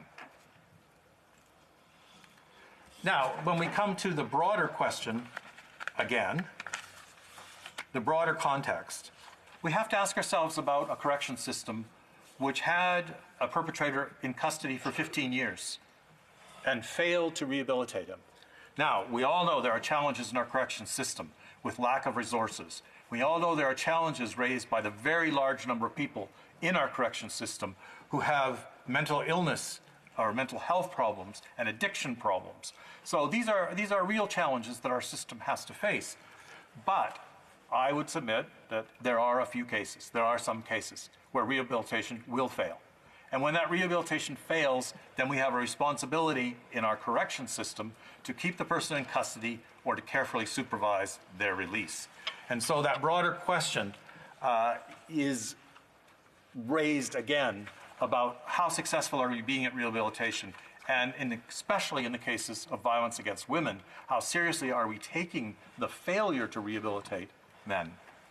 Now, in the broader context of the safety of sex workers, there's a very interesting, I guess I'll call it a twist. I don't really like the tone of that word, but a twist in this case, because clearly the perpetrator had visited this massage parlor before. We know this from many reports, and had been banned because of his violence toward the women who worked in the massage parlor. Normally, if this was a normal place of work at which violence occurred, it would have been reported to the police, and it would have resulted in the revocation of his parole. But because a massage parlor under the current legislation is illegal, that it's illegal under current legislation in Canada to provide a safe place for sex work to take place, we have the cruel irony that the massage parlor could not report this person to the police without risking shutting down the safe place that had been established for sex work to take place. So I think we're into the broader question of our laws on sex work in Canada. And many in the House will know I've spoken on this many times. I've worked with sex workers in my riding on a harm reduction strategy, not a judgment strategy, and a rights-based strategy, not a rescue-based strategy. And it's very, very important, I think, that we look at this case as an example of what's wrong with our current restrictive laws on sex work. Many people say to me, well, we only criminalize the Johns. That's not actually true. That's not what happened in the legislation. We criminalize all kinds of things around sex work that make sex work more dangerous.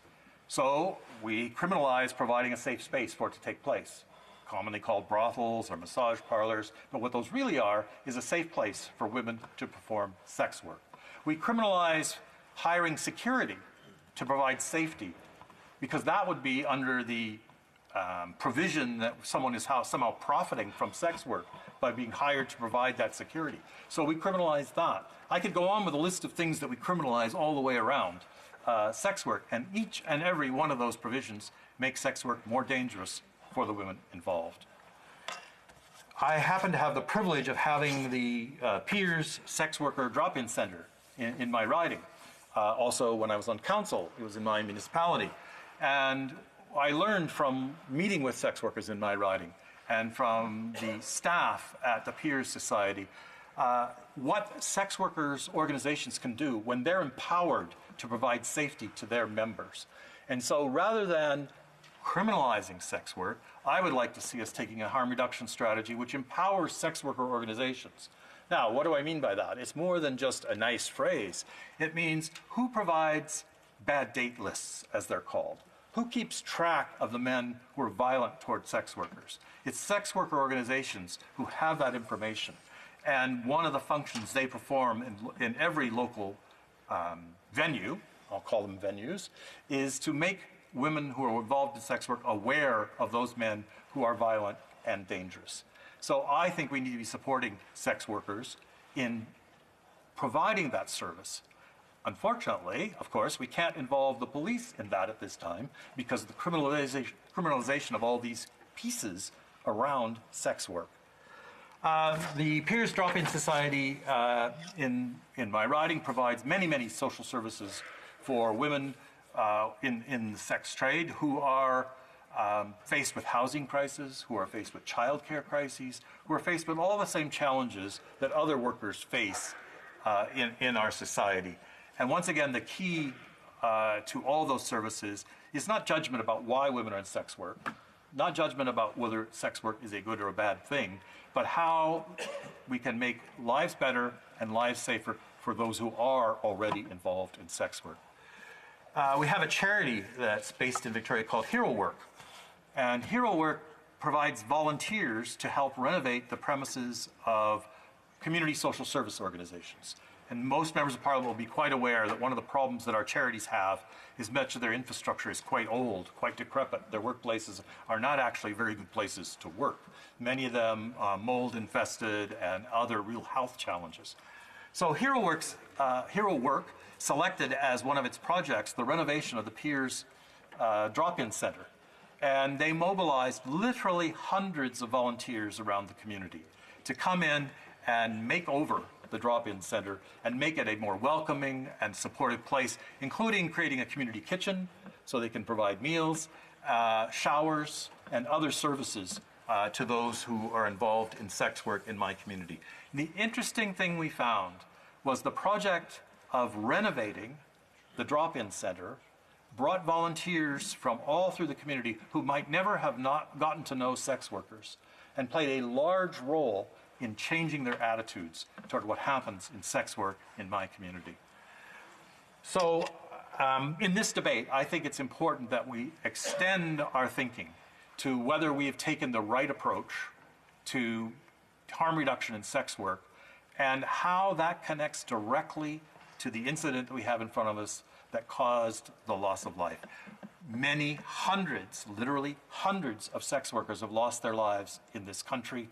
And it beggars belief that those involved in our parole and correction system could think that they would send a person who has a record of violence with women to the most vulnerable women in our society and not expect a bad and tragic outcome like the one which occurred in Quebec City.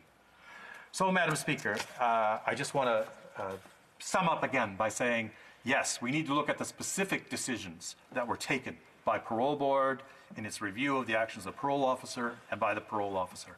Again, I want to say, I, who taught criminal justice for 20 years and have a prison, federal prison in my riding, I know that most of the time this system does very good work on behalf of all Canadians. So let's look at the specific decision and figure out what went wrong in this decision. And secondly, I'm supporting the motion, but I would like to see us expand the terms of reference so we think about those larger issues in our society of gender-based violence, of intimate partner violence, and of the safety of sex workers.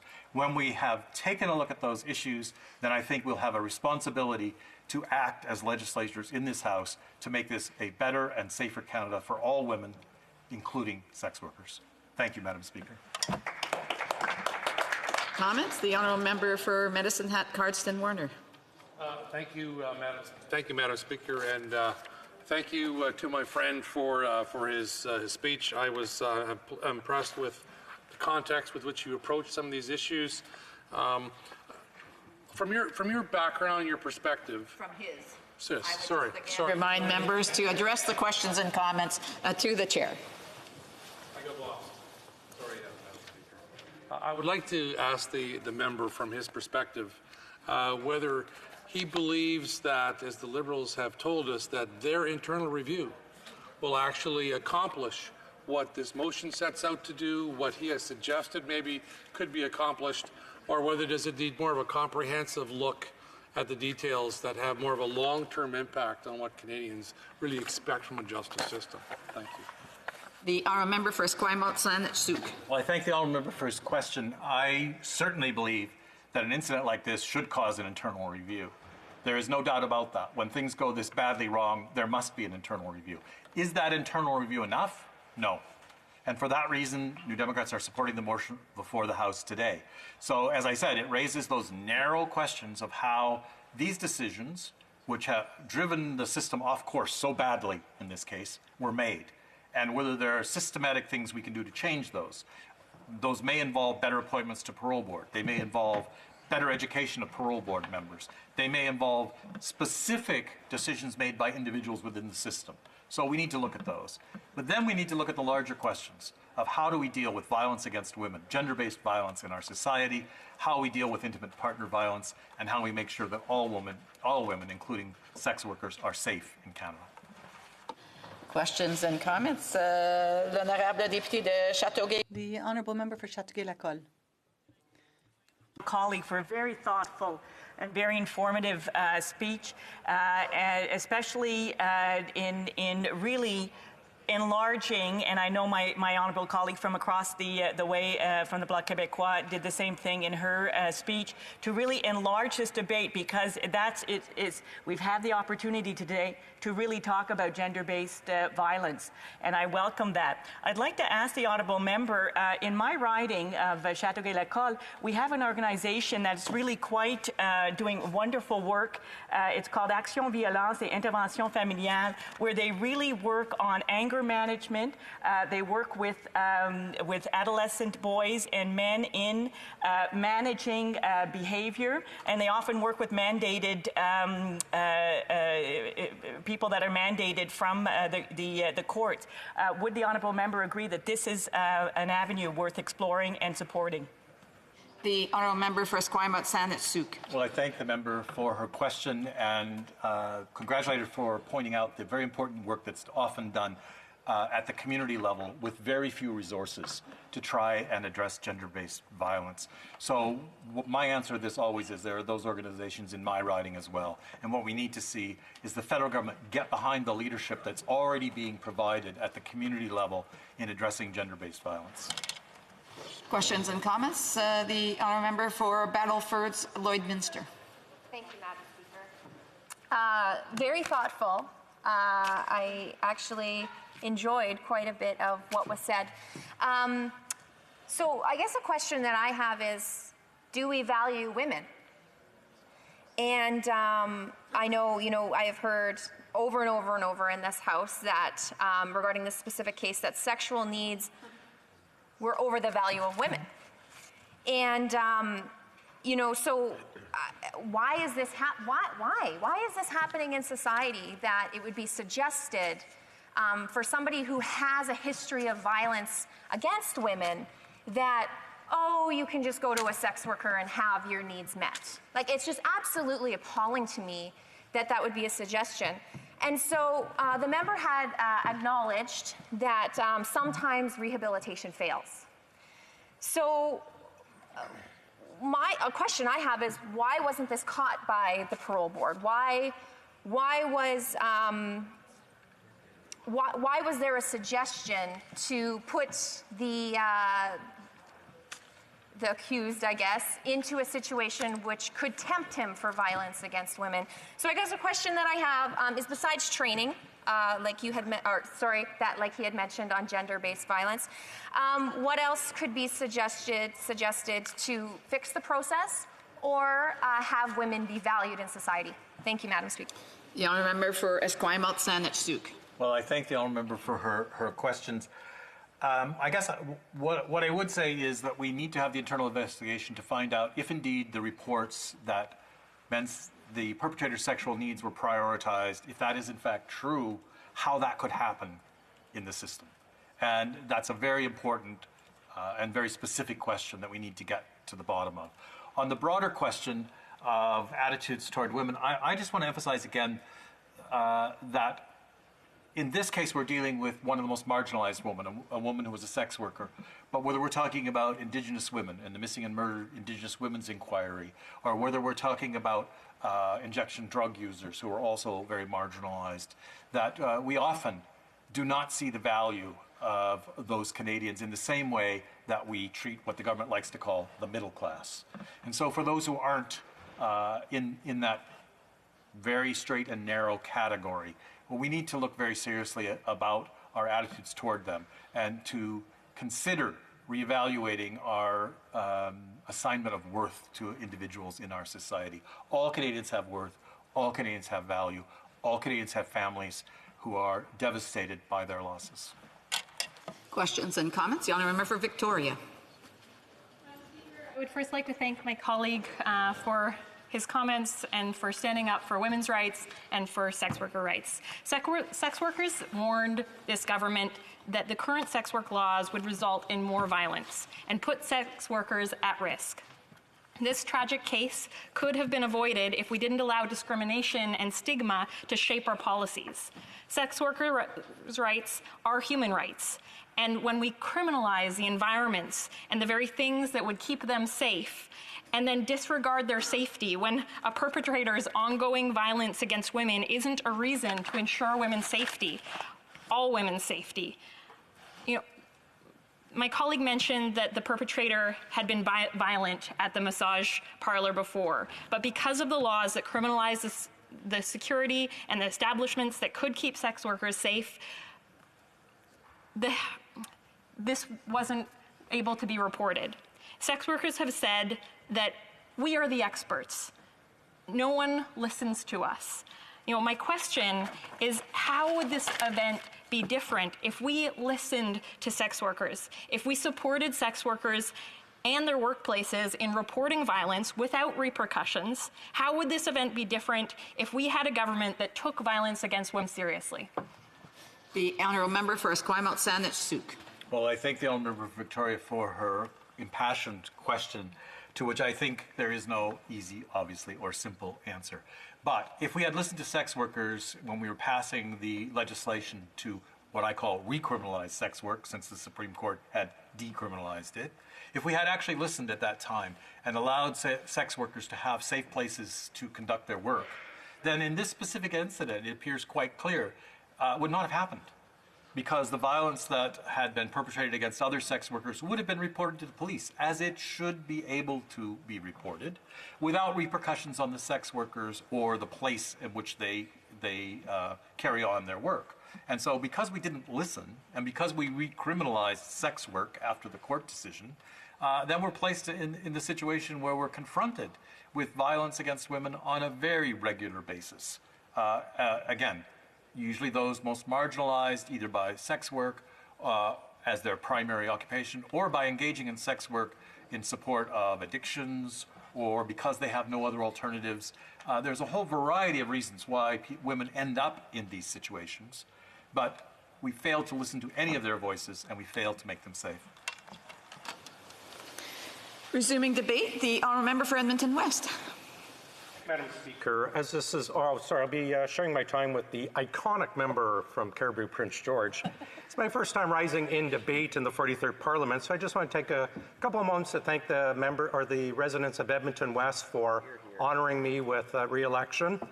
Very proud to say, according to the Library of Parliament, last election we received the most amount of votes ever cast in a federal or provincial election within the city of Edmonton itself, going back to Confederation. So I want to thank the member or the constituents of Edmonton West for putting their faith in me. Funny little thing about one of the issues we have in Alberta right now is the alienation caused by this government, and also the fact they will not recognize or give proper representation to Alberta. Even though the Liberal in my riding, and I have to congratulate Carrie Johnson, she ran a fantastic campaign, even though she received, barely 20%, she actually received more votes than any single Liberal MP from Prince Edward Island. So here we have a Liberal who receives very few votes in Alberta, but still actually would have been re-elected in any one of the ridings in PEI. So I hope along the lines we will address the lack of representation or lack of MPs in Alberta in the coming years. Now I want to thank my family, of course, for helping me out. I wouldn't be here without them. My oldest son, Jensen, who door-knocked with me, helped out in Edmonton Centre, Edmonton Strathcona, and Millwoods as well. My youngest son, Parker, who door-knocked with me throughout the summer, as well as helping out in Edmonton Centre, and also door-knocking in Edmonton Strathcona. And of course, my wife. We've heard cats have 9 lives, but politicians who don't thank their spouses only have 1 life, so I'm going to hang on to that. So I'd like to thank my wife, Sasha, for her support. I could not do anything, even get dressed without her, so I thank you for all your support and your love over the years. Victory, of course, has 1,000 fathers, and Defeat has 1 orphan, so I want to thank some of the fathers who helped me out. Too many to mention, but I want to highlight my friend Tom, of course, Bob and his wife, Bev, whose car I ran into during the election. Bev, who I called Barb for all these years for mistake after mistake. The kids from Parkland Emmanuel School, about 20 of them who came out and door knocked. And Frank and Margaret are just some of the people who helped me get here again today. We knocked on over 50,000 doors this election, coming from the end of June right up to election day. We heard loud and clear from my constituents. They want us to work, getting our pipelines built, getting our energy workers back to work, and making Alberta and the country strong again, and I'll continue to do that. So again, thank you to the people of Edmonton West. Now, of course, we're here to discuss the opposition motion today regarding the parole board. Of course, I just want to go over quickly the Gillese case and look at the history of what happened here. Gillese, of course, was the gentleman who was a murderer and was allowed to continue allowed to kill again by the parole board. In 1997, this gentleman was convicted of violence against the spouse. So it wasn't the first time. 1997. 2004, he was convicted of killing his wife, first beating her with a hammer before stabbing her repeatedly. This is not a simple act of perhaps a second-degree murder, like perhaps, okay, it was an accident. This man beat her with a hammer and then stabbed her to death repeatedly. He was sentenced to 15 years with no parole. He was deemed a high risk to recommit violence against women. I'm going to repeat that. He was deemed a high risk to recommit violence against women. In 1997, he was convicted of beating a spouse, murders a spouse, deemed a high risk to recommit. Somehow, a few years in, he was under this government, the risk assessment was reduced. So the risk that he was going to repeat was reduced. I have to ask why the Liberals are fighting our look into the circumstances that would allow this to happen. So he's out on parole, day parole. September 2019, in his twice-a-year annual parole board review, the parole board hears that he has been visiting prostitutes in violation of his parole. So the parole board was aware. Now, visiting prostitutes, according to law, demonstrates elevated risk. He should have been thrown back in jail when they found out. Doing the right thing, putting him back in jail, would have saved a life. Instead, the parole board merely says to him, don't do it again. That was it. They let him go, don't do it again. 2 months later, he murders Marilyn Levesque, a young woman who died because of parole board's incompetence. So I have to ask again today, why is the government fighting this motion to look into the circumstances and the parole board's actions to ensure this doesn't happen again? Now, I don't blame the Liberal MPs for this happening, but the parole board needs a review. I have to ask, what purpose is stopping Parliament from reviewing the parole board process that led directly to this murder? And I have to ask the Liberals and the government, if a man is unable to form a violence-free relationship with a woman, why in the world would it be okay for him to go out and have a relationship with a prostitute? It's been brought up very quickly. Why do we value that lady's life less than someone else's life? Why is it okay to put the sexual needs of a violent criminal ahead of innocent women? 14 of the Liberal-appointed parole board members had less than 3 years' experience. So why is the patronage appointments more important than the safety of Canadians, the safety of women, the safety of marginalized women in the sex trade? Now, I'm sure the Liberals just want a simple, quiet internal review to cover up their patronage errors and perhaps throw the parole officer under the bus and put all the blame on him or her.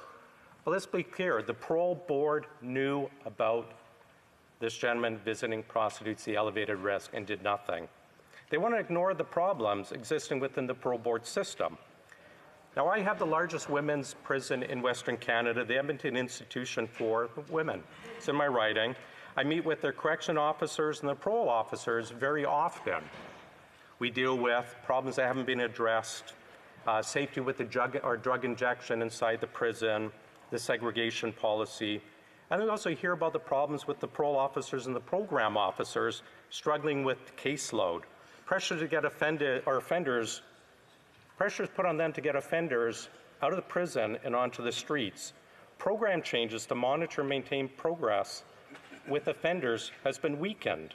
Weakened oversight to keeping prisoners accountable.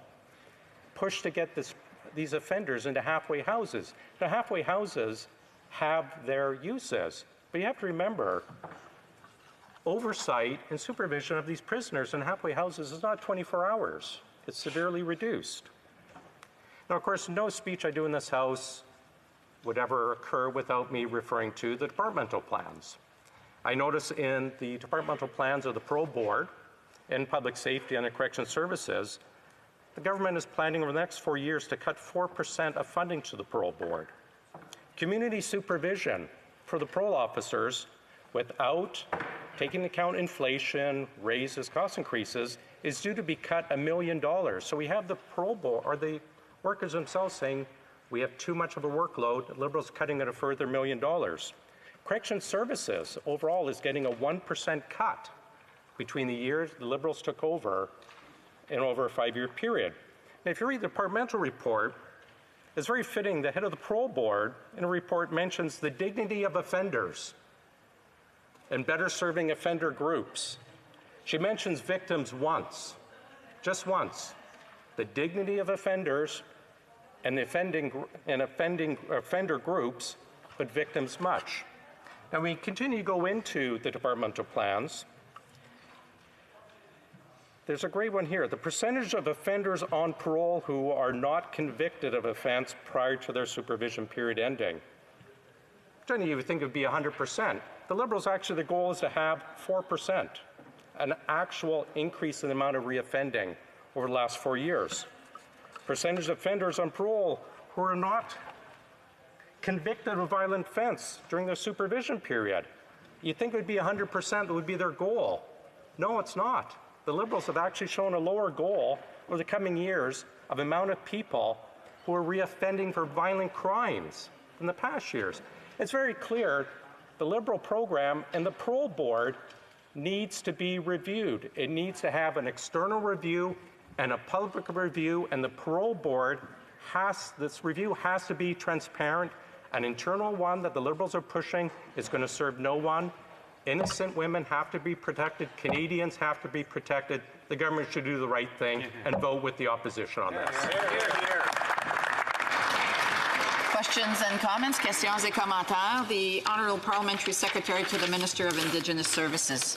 Thank you, Madam Speaker. And I thank the Honourable Member for his speech, and I enjoyed his comment about thanking his spouse. If we're going to talk about statistics, let's be realistic here.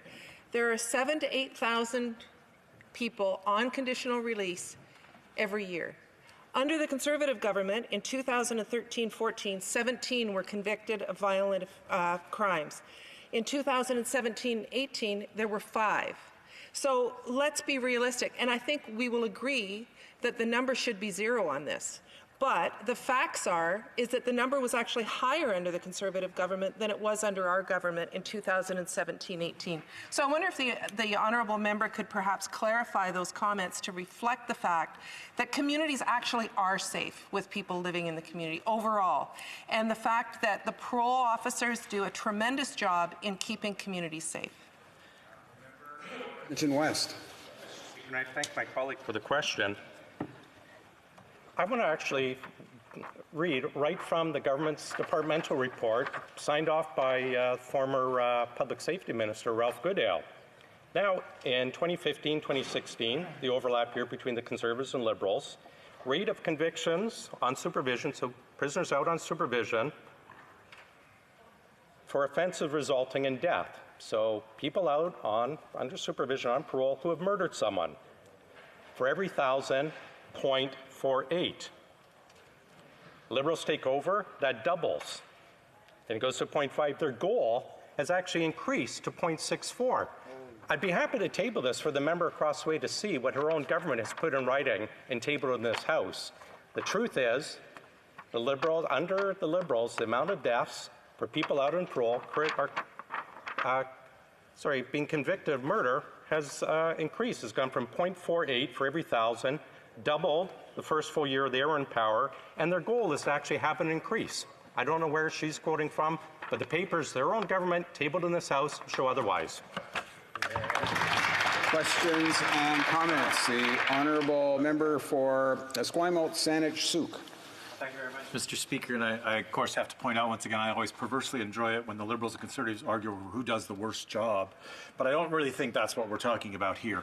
We're talking about a very tragic incident that resulted in loss of life that none of us want to see repeated. So my question to the honourable member is, I know him well, and I respect him. Does he think the fact that the victim in this case was a sex worker is as important as the questions that his party is raising around the conditional release system? So I happen to believe those are equally important questions for us to look at, the safety of sex workers and the operations of the parole board. Does he share that opinion? Member for Edmonton West. I would first address the first comment. Of course, we could never criticize how the NDP does empower because, they'll never be in power. But I agree with them 100%. We don't see, and I'm sure the member across the way does not see the victim as a sex worker. I'm sure, like myself, he sees that person as an innocent woman, a woman who did nothing wrong except be killed because of the failures of the parole board. 100%. Does not matter what the person is doing in their life and their world. A sex worker is just as valued as a person, as a human in our society, whether she's a mother, sister, daughter, she is valued, they're all valued, and they all must be protected equally. Time for just one quick question and response. The honourable member for Chatham, Kent, Leamington. Thank you, Mr. Speaker. I want to thank my colleague for the reminder to thank my spouse, and I will do that in an upcoming speech more appropriately. As a new member, I take that advice seriously. Thank you. I've also heard this government's call to continue to campaign as a transparent government. I'm asking my colleague to help me understand, as a new member to this chamber, how an internal review fulfills that mission, fulfills that goal of transparency. Is not our motion far more appropriate to encourage transparency? Thank you, Mr. Speaker. Honourable member for Edmonton West. And I agree with the sentiment of my colleague. This has to be an open, transparent review. We know full well an internal review, all they're going to do is scapegoat the parole officer who is dealing with this, throw them under the bus, give a free pass to their political their patronage appointments to the parole board. This has to be a fulsome, open, transparent review to ensure that we never again lose a sister, a mother, a daughter, a brother, anyone due to the incompetence of the parole board. Thank you. Here, here. Resuming debate, the honourable member for Cariboo, Prince George. Thank you, Mr. Speaker, and it is an honour today to stand and talk to such an important matter. Today's motion is extremely important. It is calling for justice for Maylene Levesque. And Mr. Speaker, as you will find, that I will be asking for justice for many victims of crime as it pertains to my riding in Cariboo, Prince George. Victims of violence. If we cannot be the voice of victims of violence, who then will be the voice of the victims of violence and victims of crime? Because in many cases, their voices are silenced, as in the cases of Maylene Levesque. Mr. Speaker, I've stood in this House time and time again over the last 5 years, and I've talked about such cases as Canada's youngest serial killer, Cody Legibakov, who heinously murdered 4 young women in our riding. Jill Stachenko, Cynthia Mass, Lauren Leslie, and Natasha Montgomery. And sadly, time and time again, what we've seen in the previous parliament at least is that the minister standing up and really paying lip service. And I've been listening to this debate today, and I'm heartened to hear at least words of, we are doing a full investigation into the incident where Maylene Levesque was heinously murdered. We've seen over the last 5 years where the previous minister could not even say the word murder. It was a bad practice. How far we have fallen where murder now has become a bad practice. a bad practice, Mr. Speaker. We've seen where a convicted terrorist, one that waged war against, well, Canadians and American soldiers, was paid $10 million, shamefully. We've seen where a man who murdered an off-duty police officer in Nova Scotia then claimed PTSD from that murder, was then catapulted to the front of the line to receive services before that of first responders and our military and our veterans. And little action from our colleagues across the way. Unfortunately, my riding at Caribou Prince George is not immune to this inaction. As I mentioned before, Cody Legibakov, it was Canada's youngest serial killer. Brutally murdered 4 young women between 2009 and 2010. I'll say their names again because their names should be repeated time and time again. Natasha Montgomery, Jill Stachenko, Cynthia Mass, and Mr. Legibakov's final victim was Lauren Leslie. She was 15, just 15. He was convicted on all 4 counts of first-degree murder and sentenced to life in prison with no parole for 25 years. Yet what we found out last year, early last year, was that he was transferred from a maximum security prison to a medium security prison just up the road from here. And by Corrections Canada's own words is that the transfer and the redesignation of some of our most serious crimes or criminals is not an exact science. So the case that we have before us today, Maylene Levesque and the parole board and the instructions that the parole officer gave Maylene's murderer, that is where it leads us and our cause or our pause for concern in terms of Cody Legibakov being transferred from a maximum security to a medium security, and then the family's wondering, well, what's next? Will Cody Legibakov walk the streets? You know, BC Supreme Court Justice Glenn Parrott noted that given the sexual assaults committed as part of the murders and Legibakov's apparent degradation of the victims' bodies, he was adding him to the National Sex Offender Registry. In his decision to add Legibakov to the Sex Offender Registry, Supreme Court Justice Parrott said Legibakov lacks any shred of empathy or remorse, and he should never be allowed to walk among us ever again. One of his victims, Natasha Montgomery, the remains have never been found. As a matter of fact, Mr. Legibakov still continues to negotiate and use that as a bargaining chip with the families to try and get favorable treatment while in prison. Brendan Fitzpatrick was the RCMP E Division Major Crime Section Superintendent in charge of the operations during Mr. Legibakov's murder spree, and he wrote to me early last year, and he said this. He called the act absolutely unconscionable that Cody Legibakov was transferred from a maximum security to a medium security. In his letter to me, he goes, on behalf of all Mr. Legibakov's victims, their surviving families, and the investigators whose blood, sweat, and tears went into the arrest and conviction of this individual, I reach out to you to bring this issue to the public's attention and demand answers of the public safety portfolio why this convicted killer is being given the generous benefit. We challenge the Minister of the Day to please look into this. And again, Mr. Speaker, I stand before you and I challenge our Minister of this day to look into this case, just as he has pledged to look into Maylene Levesque's case. This government needs to account for why the victims' families were not consulted, why the police had no input into this placement. They need to account why the youngest serial murderer in Canadian history has provided the luxury of a new, less secure family, environment. Now, another case that is just as recent, the case of Fribian Bjornsson. Fribian Bjornsson was a young man who had just come in from a logging camp, cashed his check, went to party with some of his friends, as many do on Friday evenings or weekends, ended up being murdered, decapitated. And his murderers, James David Jr. Charles' first-degree murder conviction was just recently overturned by BC's highest court after it cited an error by the trial judge. Now, Mrs. Bjornson is a friend of ours. She told me that the whole family is now devastated. Once again, victims' families being victimized over and over and over again throughout this process.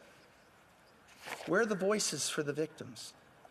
Who's standing up for the victims? Mrs. Bjornson said, "We knew there would be an appeal. There always is, unless a plea deal is given," she told me. That's one of the reasons we agreed when offered a plea deal to Wesley Duncan and Jesse Bird. They pled guilty to second-degree murder after hearing what happened to Fribb during James Charlie's trial. I'm certain they would have been found guilty of first-degree murder. She went on to say, as parents waiting 6 years to find out the story is cruel and unusual punishment. Now, 8 years later, this is just this past fall, they are faced with the dilemma of having to go through the whole trial again. Mr. Speaker, this government and any government needs to do more for victims and their families. And sadly, what we've seen is that we just continue to get lip service. You know, we saw this in the case of Tori Stafford, young Tori Stafford, where her murderer was given access to a healing lodge. And I'll go back and say this again. Healing lodges were not on trial there. It is the fact that you have a convicted murderer of our society's most heinous crime essentially being given a free pass and to come and go as she pleases in this type of institution. You know, I started off by saying that I'm heartened to hear some of the language from across the way in terms of the Parle Secretary as well as the Minister saying that they are going to investigate this to its fullest extent. I would offer that the two cases that I brought up from Cariboo Prince George also deserve a renewed set of eyes on their cases and a renewed investigation. And Mr. Speaker, I would implore our colleagues across the way to do more than just lip service. You know, I hope that their words are true, because sadly what we've seen over the course of 4 years previous and then up to this point has really just been lip service. But I think the victims, and their families deserve better, and we can always do better. I think if we lead with our heart and put ourselves in the places of the victims' families and those that the first responders that had to respond to some of this and do the investigations, I think we'll always be leading with our best foot forward. And Mr. Speaker, I would challenge our colleagues across the way to do that. And I know that our colleagues on opposition are here to help wherever we can. Thank you. Questions and comments. The Honourable Parliamentary Secretary to the Minister of Indigenous Services. Thank you, Mr. Speaker, and I thank my honourable colleague for his speech. He spoke a lot about victims and victims' families, and the fact is that Bill C-83 included a clause that would allow victims' families access to audio recordings of parole board hearings, something victims' families asked us for, and we put in the legislation, and the party opposite actually voted against that bill. When it comes to healing lodges, they're not a free pass. These are minimum security institutes, so I think we need to clarify the record on those two things. But I want to ask the honourable member, does he not feel that the parole board needs to be independent? And when we look at the appointments to the parole board, I know that's what the motion is about, but the importance of the independence of the parole board and also the independence of this investigation into what happened and the tragic loss of life in this case.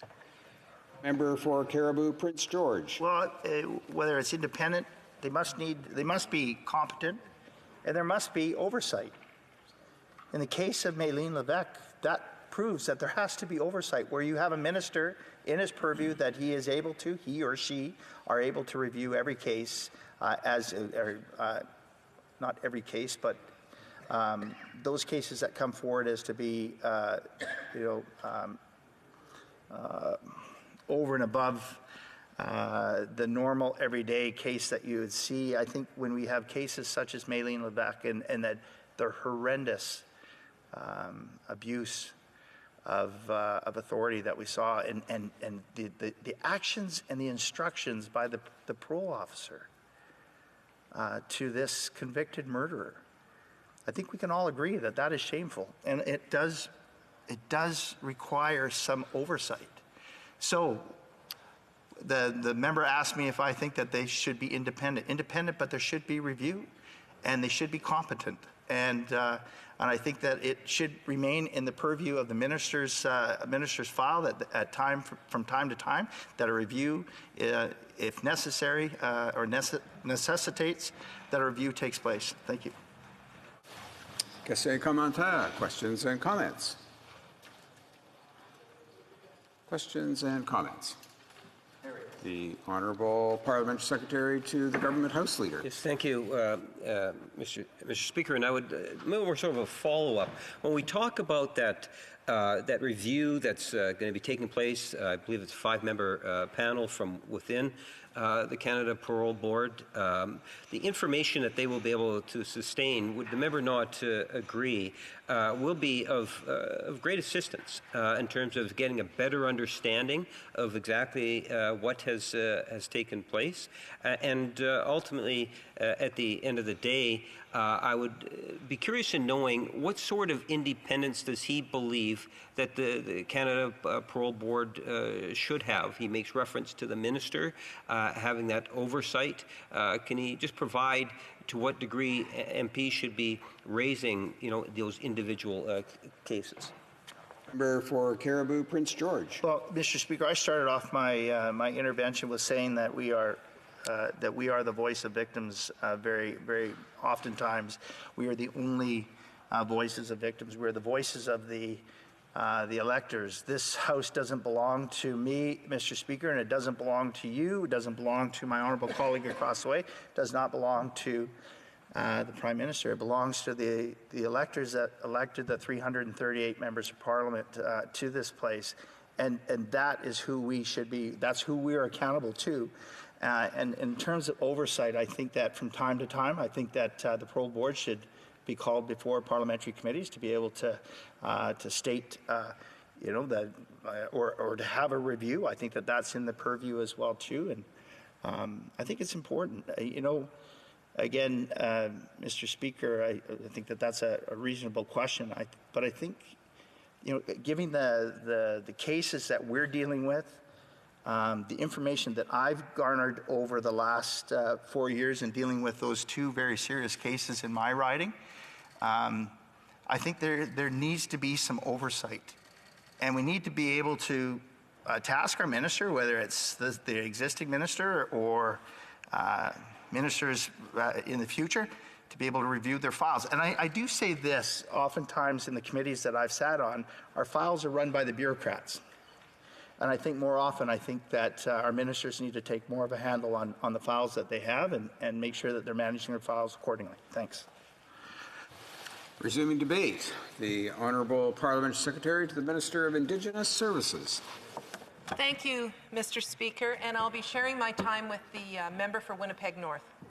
I want to start today by acknowledging we're meeting on the traditional territory of the Algonquin people. And I'd like to take this opportunity to join my colleagues and share my sympathy to the family and friends of Marie-Lynne Lévesque. The loss of her life was a senseless tragedy that did not need to happen. I'm pleased that a thorough investigation has been initiated and that includes the participation of 2 external advisors. The investigation and review that is currently taking place will determine the circumstances that preceded this awful situation. The results will be made public so that we can all learn from this horrendous incident and make the necessary changes to ensure that it does not happen again. Mr. Speaker, the loss of Marie-Lynne Lévesque has brought forward questions about the safety of the female body that we often ask on this side of the House. We know that many Canadians face violence every day because of their sex, sexual orientation, gender identity, gender expression, or perceived gender. To get an idea of how large this problem really is, we funded a survey of safety in public and private spaces through the gender-based violence strategy. Mr. Speaker, the findings were upsetting. Women were found to be nearly 4 times more likely to have experienced unwanted sexual behavior in public. 30% of women were sexually assaulted at least once since the age of 15. 29% of women experienced inappropriate sexual behavior in the workplace. We see this time and time again, and we know that young women, students, bisexual and lesbian women, Indigenous women, and women with a disability are at an increased risk. Mr. Speaker, there is a stark contrast between our approach to addressing gender-based violence to that of my colleagues who have introduced this motion. They have pushed forward a tough-on-crime agenda around sex work, hoping that it would diminish demand and eradicate prostitution. Though many critics have warned and continue to tell us that in reality it makes the work more dangerous and drives it further underground. Recently reported by Molly Hayes in the Globe and Mail, Sandra Wesley, Executive Director of Stella, a Montreal-based sex work organization, said, and I quote, "We know firsthand how frequently men are violent towards sex workers, and criminalization prevents us from doing anything about it," she said. If we report something with the police, the immediate outcome tends to be that our workplaces get shut down. Our co-workers get arrested, our clients get arrested, and we lose our income.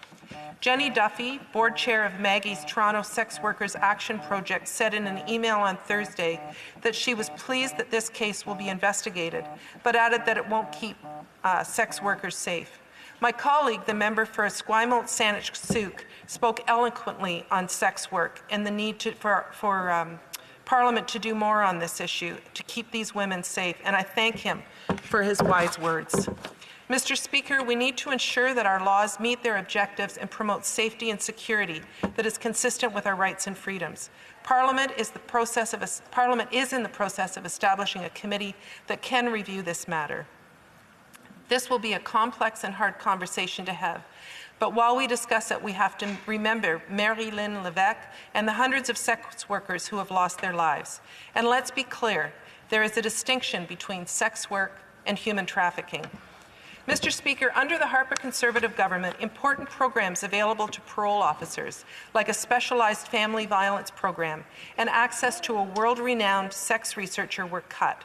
The men and women who work as parole officers do extraordinary work in our community to ensure our public safety.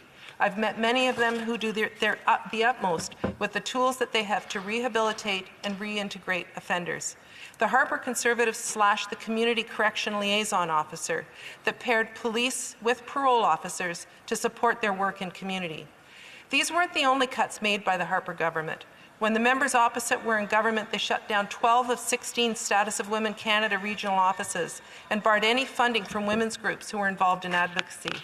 Their recent platform was eerily quiet about policy and programs to help survivors, even though they understand that successful policy has to be more than just tougher laws.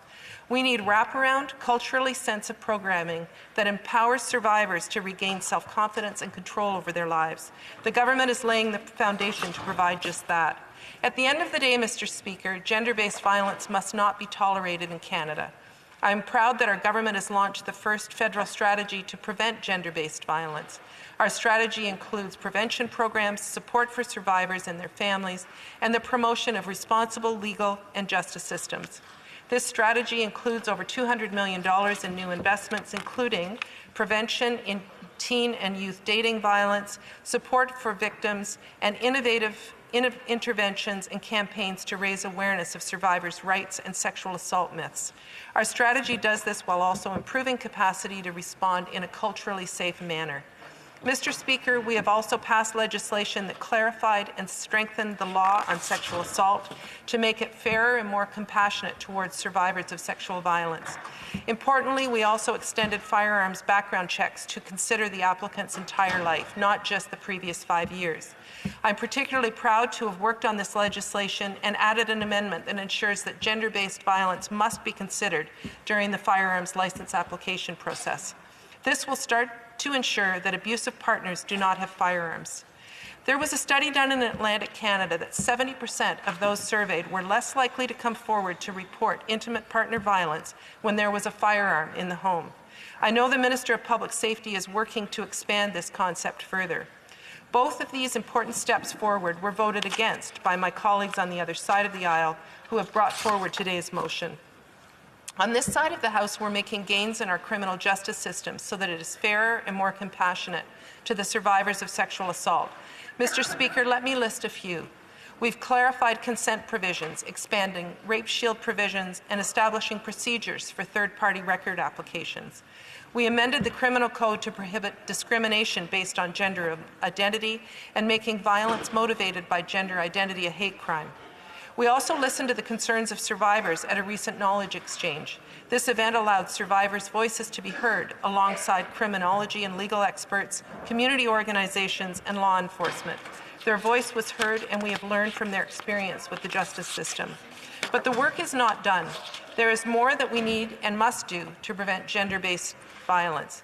The Minister of Women and Gender Equality continues to work tirelessly with the Minister of Public Safety and Emergency Preparedness to ensure that anyone facing gender-based violence has reliable and timely access to protection and services. Mr. Speaker, we are all saddened to learn of the loss of Marilyn Levesque, and we need to make changes to our laws and protocols to make Canada a safer place for all Canadians, including sex workers like her. I believe that real solutions are being brought forward by our government, while the other side lacks any policy or substance. I eagerly anticipate the findings of the investigation to ensure that the lessons learned are used to make better laws to keep all women safe. Thank you, Mr. Speaker. Questions and comments? Question commentaire. The honourable member for Peace River Westlock. Thank you, Mr. Speaker. And Mr. Speaker, fundamentally what this is about is that is there two classes of women in this country? Are there women in this country that need to be protected, and then are there women in this country that can be bought and sold? I'd like the member opposite to answer that question. The Honourable Parliamentary Secretary.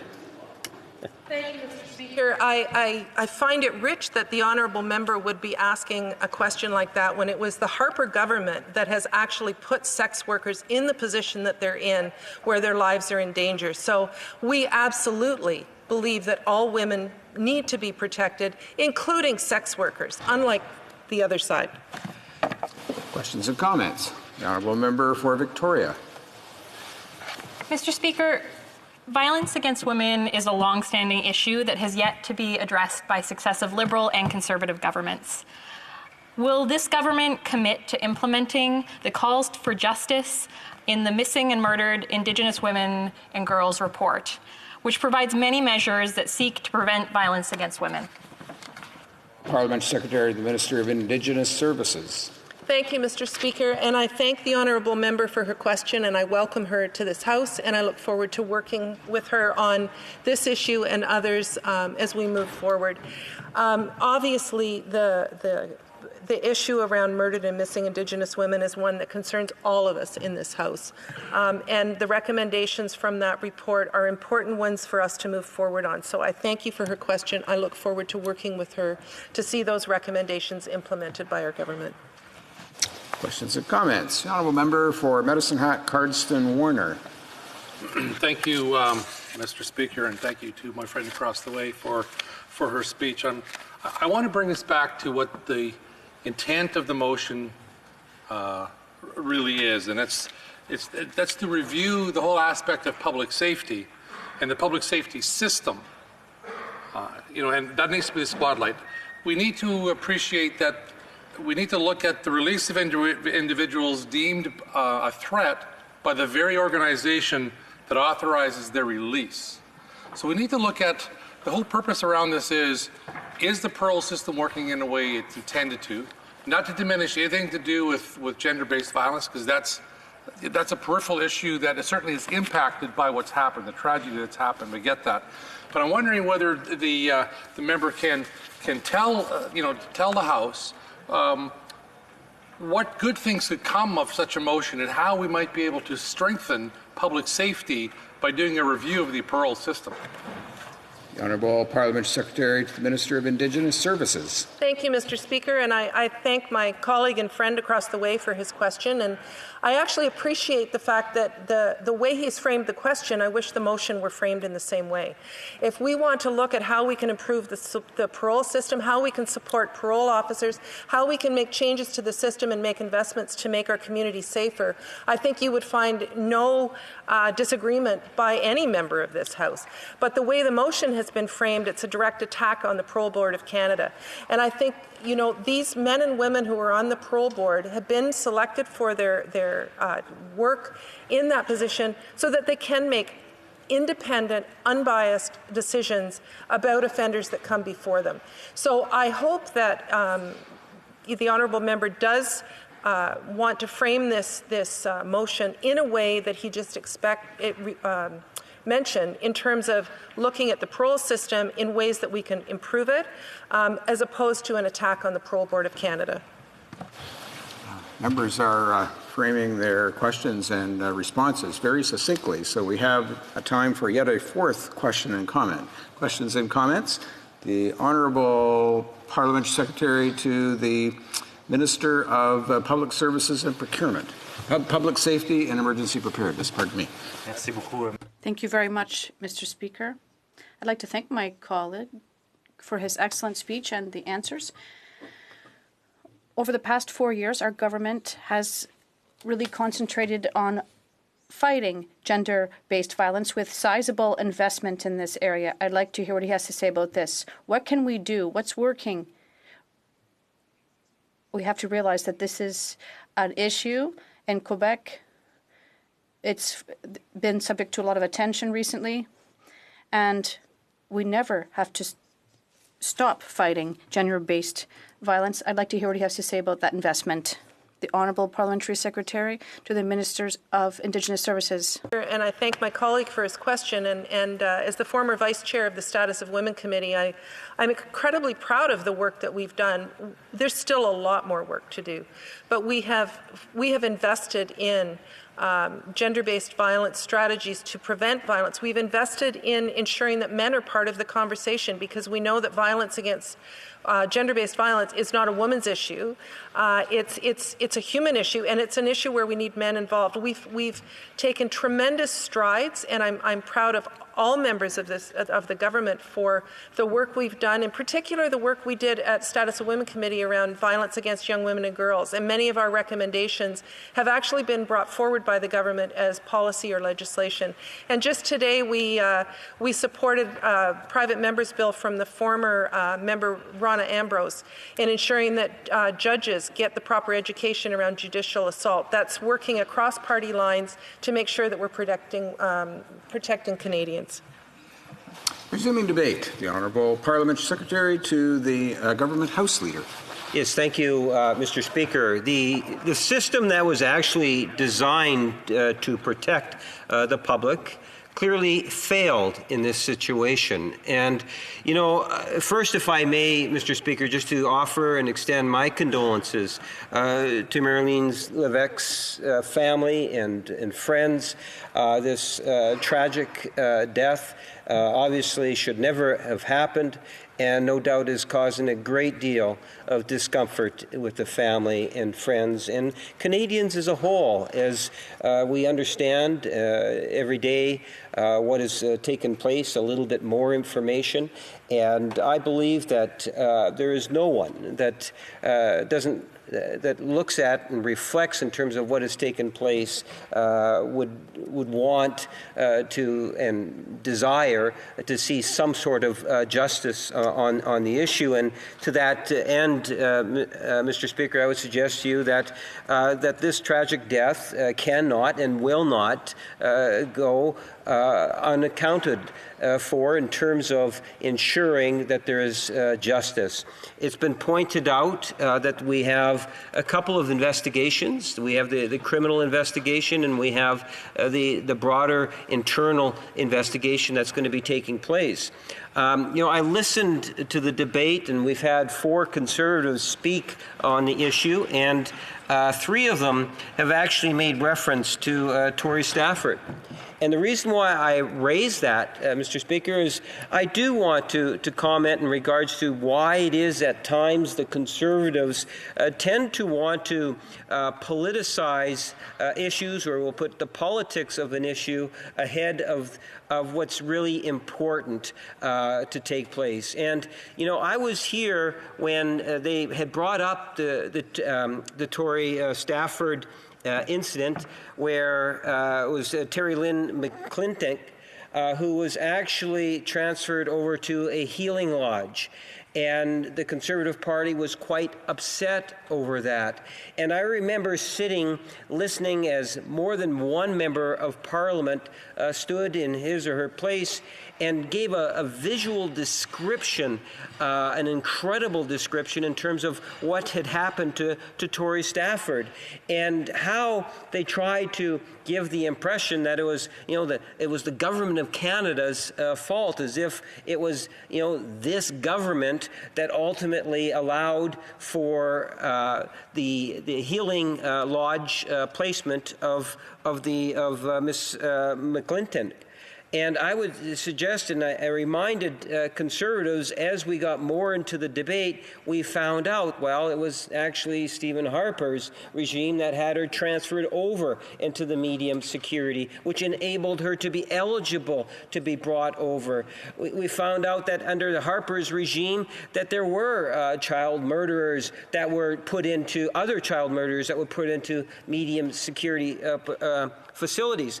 Why I bring that up, Madam Speaker, is, we have another Conservative speaker that says, that our system is broken. And that's, in essence, what he said very clearly. Our system is broken.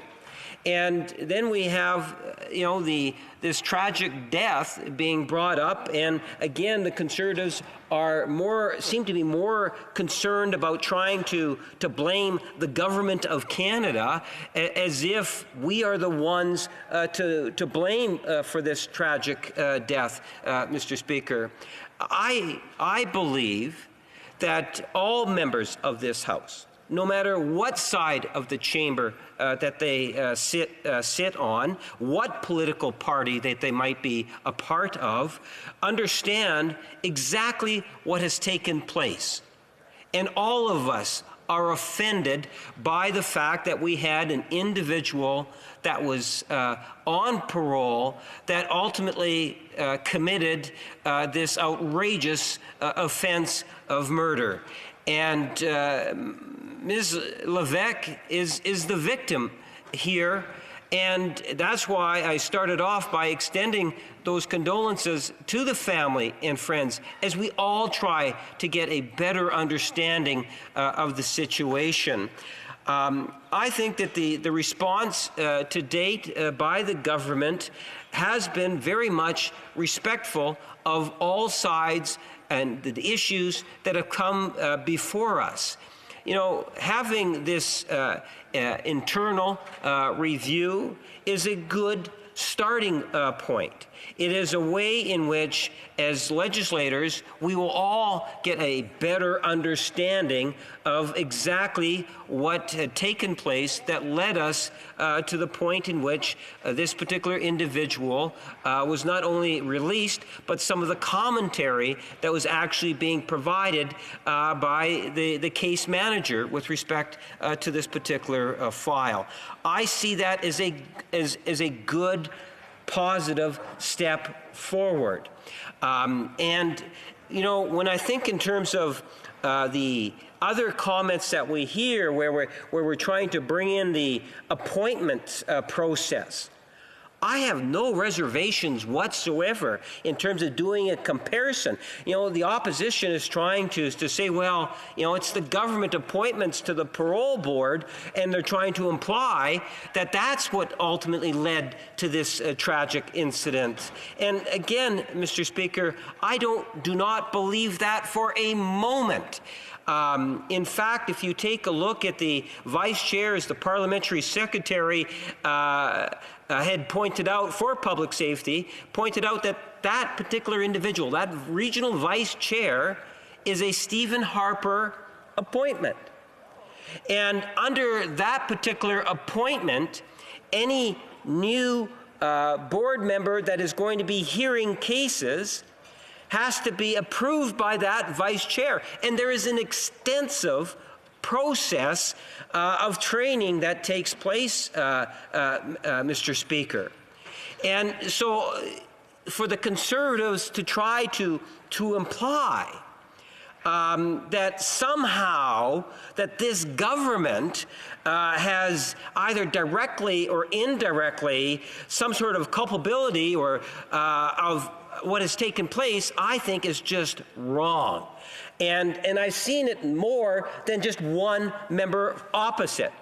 They've had 4 speakers on this issue. At least 3 of them have tried to imply that, Mr. Speaker. If they're genuine in terms of what it is that they're trying to raise here today, and it is a legitimate concern, then I would suggest to you that they don't need to go along that line. That yes, there is some important facts that need to be discussed and to be investigated and looked into.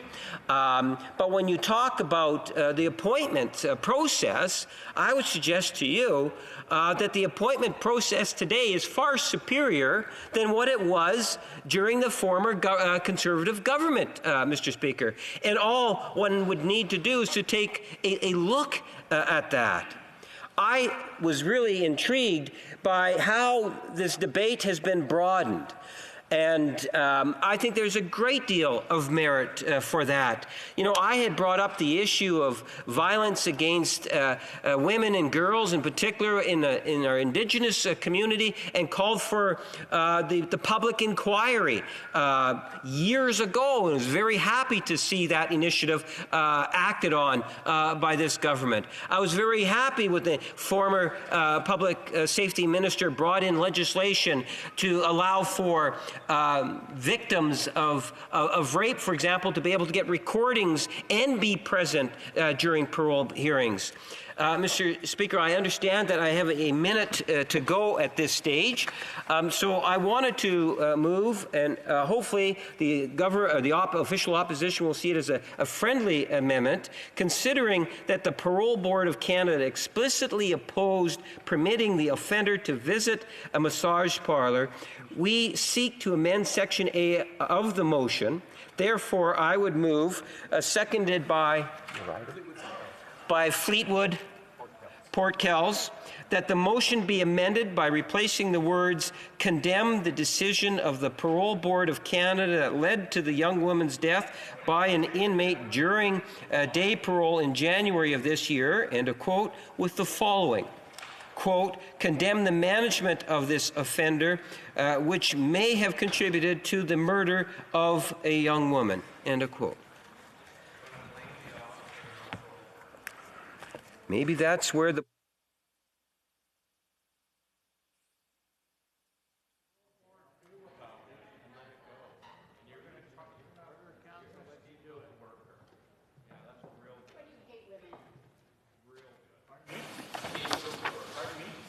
Hello? Order. Order. Order. Je dois informer les...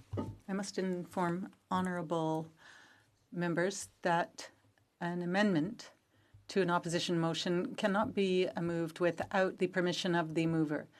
Therefore, I ask the honourable member for Charlebourg-Saint-Charles if he consents to the moving of this motion of amendment. The honourable member. No, Mr. Speaker. Because the answer is no, there is no consent, and therefore, pursuant to Section 86, the amendment cannot be moved at this time. Questions et commentaires. Questions and comments. Comments. The honourable member.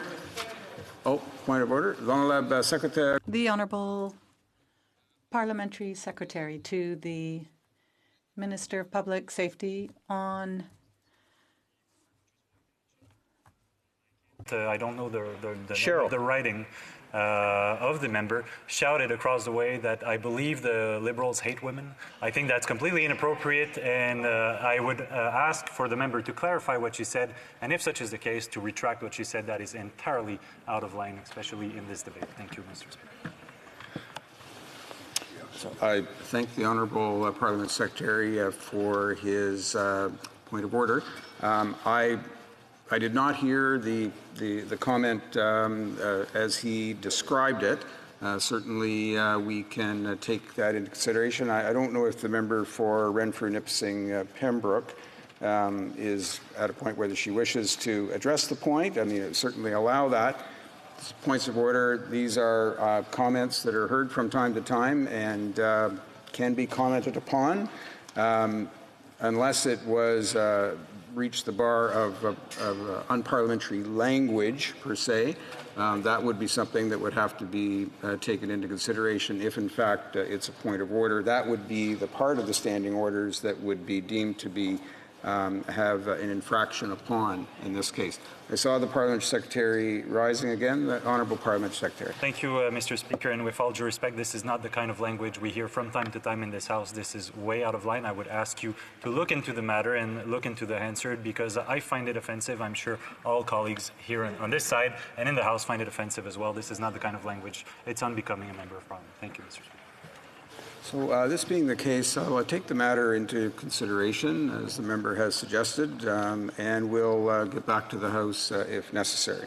Questions and comments. Kese Kamanta, the Honourable Member for Peace River Westlock. Thank you, Mr. Speaker, and to an honourable colleague. I'd just like to read a quote from the board, the parole board that they had brought forward, and see if he actually still thinks that we need to just pin it on the officer. I don't think that the officer is innocent in this case, but the parole board said, although you are still single and you say you aren't ready to enter into a serious relationship with a woman, you are able to efficiently evaluate your needs and expectations towards women. During the hearing, your parole officer underlined a strategy that was developed with the goal that would allow you to meet women in order to meet your sexual needs. The parole board knew exactly what was going on. That is why our motion is about the parole board. Do you care to comment on that?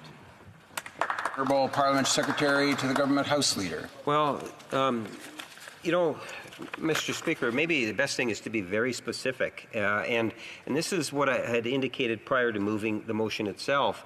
It's really important that considering that the Parole Board of Canada explicitly opposed permitting the offender to visit a massage parlor. That is the reason why I made the amendment that I did. I believe that it should be more focused in terms of on the area in which I believe Canadians as a whole and parliamentarians are most concerned about. The questions and comments. The Honourable Member for Charlevoix-Saint-Charles. Thank you very much, Mr. Speaker. First of all, I would have liked to have been given notice before that an amendment was going to be tabled. Would have given me some time to respond. However, I do have a question for the Parliamentary Secretary. In his remarks, he spoke about former board members who weren't competent enough and that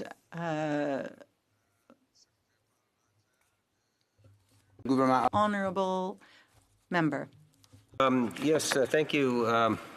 I had made reference to former board members, current board members, and that I'm very comfortable in knowing that the appointments that this government has made in regards to the parole board have been of the highest caliber.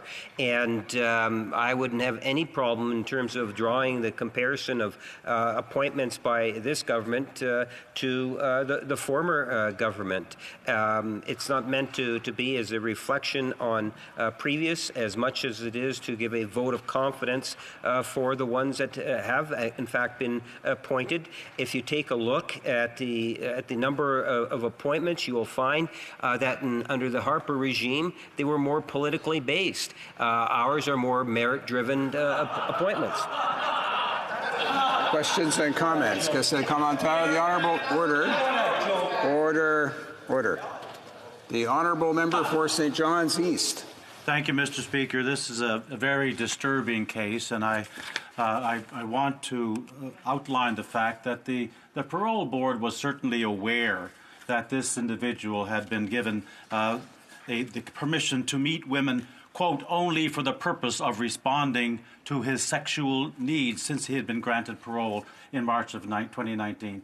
They continued over this period of time, and in September recognized that there was they didn't agree with the appropriateness of the strategy, but they went ahead and continued this. So it deserves condemnation. But I want to ask the Honourable Parliamentary Secretary, since Bill C-5 was issued this morning, or tabled this morning by his government, to ensure that judges are familiar with and have a proper continuing education on matters related to sexual assault law and the social context. Does he not agree that it's fully appropriate for the parole board members and for the Committee on Public Safety to insist that there be appropriate training for parole board members and officials to ensure that they're well aware of the fact that this kind of case is really rooted in misogyny and a devaluation of the lives of women in general, and in particular, in this case, sex workers?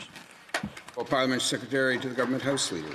Yes, Mr. Speaker, I truly appreciate the question, and I think it's one of the encouraging aspects of the legislation that's being brought forward is the way in which I believe even the former interim leader of the Conservative Party participated. It was a piece of legislation that ultimately is going to heighten the level of importance and awareness of gender-related issues and training. I see that as a very strong positive, and it's really encouraging when you see political parties coming together to support initiatives such as the one that we saw earlier in terms of the tabling of legislation that will send a very strong message to the community as a whole, Mr. Speaker. I see it as a positive, and I suspect that there's, once it goes and gets into committee, that there will be all sorts of dialogue in terms of what other or how else it could possibly be applied to other institutions, quite frankly. I'll leave that up to the Standing Committee. Resuming debate. Please the débat. The Honourable Member for Peace River, Westlock. Thank you, Mr. Speaker, and I'd like to just inform you that I'll be sharing my time with the member from South Surrey, White Rock, later on. Mr. Speaker, it's with heavy hearts that we come here to speak today. In the beginning of January, Mary-Lane Levesque was an innocent young woman alive in Canada. A few weeks later, on January 22nd, Mary-Lane was brutally murdered by a convicted murderer out on parole. To say that this should never have happened is a significant understatement. Mary-Lane should be alive today. She should have never have met with Eustachio Glees, and her death is tragic and utterly senseless. And it's one more example of the preventable violence that women and girls face across Canada by men who view them as nothing more than an object, a commodity to be bought and sold. Canadians are outraged, and they have every right to be outraged, and they want answers. The Public Safety Minister told this House that a full investigation will take place and will be conducted by the Commissioner of Correction Services and the Chair of the Parole Board of Canada. An investigation that will try to answer why this senseless murder took place and how we will prevent it. But we already know that the Parole Board of Canada allowed a man with a history of domestic violence against women out on day parole.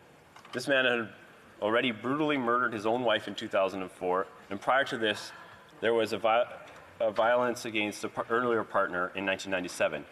Yet, despite this clear history of repeated violence, Galeese's parole board and parole officer made the shameful decision to sanction more violence by condoning and encouraged his perceived right to buy sex, and thus signing the death warrant of Mary-Lane. This is appalling. They should not have been encouraging him to break the law. In 2014, the Parliament of Canada expressed grave concerns about the exploitation and violence that is inherent in prostitution through Bill C-36. Through this bill, the buying of sex was made illegal because the harm and violence created by the demand for prostitution. The goal of Parliament was to protect human dignity and the equality of all Canadians by discouraging prostitution, which has a disproportionate impact on women and children, particularly Indigenous women and girls. In Bill C-36, Bill C-36 did not seek to reduce the harm of prostitution. It seeks to eliminate prostitution altogether because of the violence and exploitation inherent in prostitution. Prostitution creates an environment of violence and inequality for women and girls, and it perpetuates sexual commodification and turns the most vulnerable in our society into objects to be bought and sold. That is why Bill C-36 seeks to eliminate the demand by prohibiting the purchase of sex. Country after country around the world have legalized prostitution and have seen the violence and murder of those in prostitution. They have seen sex trafficking increase, especially among youth, and this has happened in Germany, New Zealand, and the Netherlands.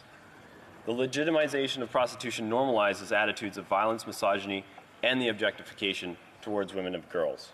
Mr. Speaker, men don't have the right to buy sex. Men don't have the right to buy women and girls for pleasure. Yet, in this country, I dare say in this chamber, there are those who believe that prostitution should be legalized and that men should be entitled to buy sex and treat women and girls as commodifications.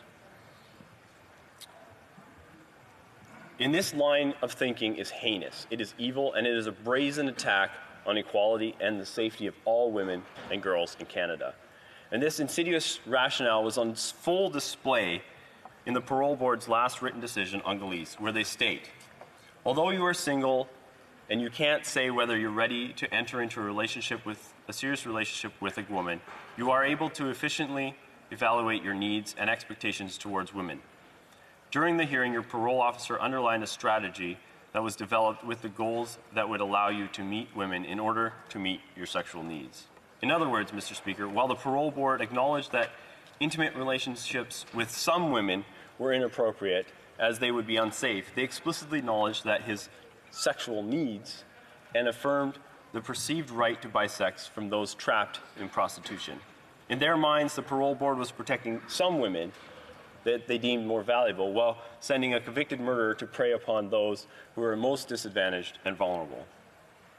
As this tragic case demonstrates, it perpetuates the idea that there should be a class of women who are able to be purchased for sex by men.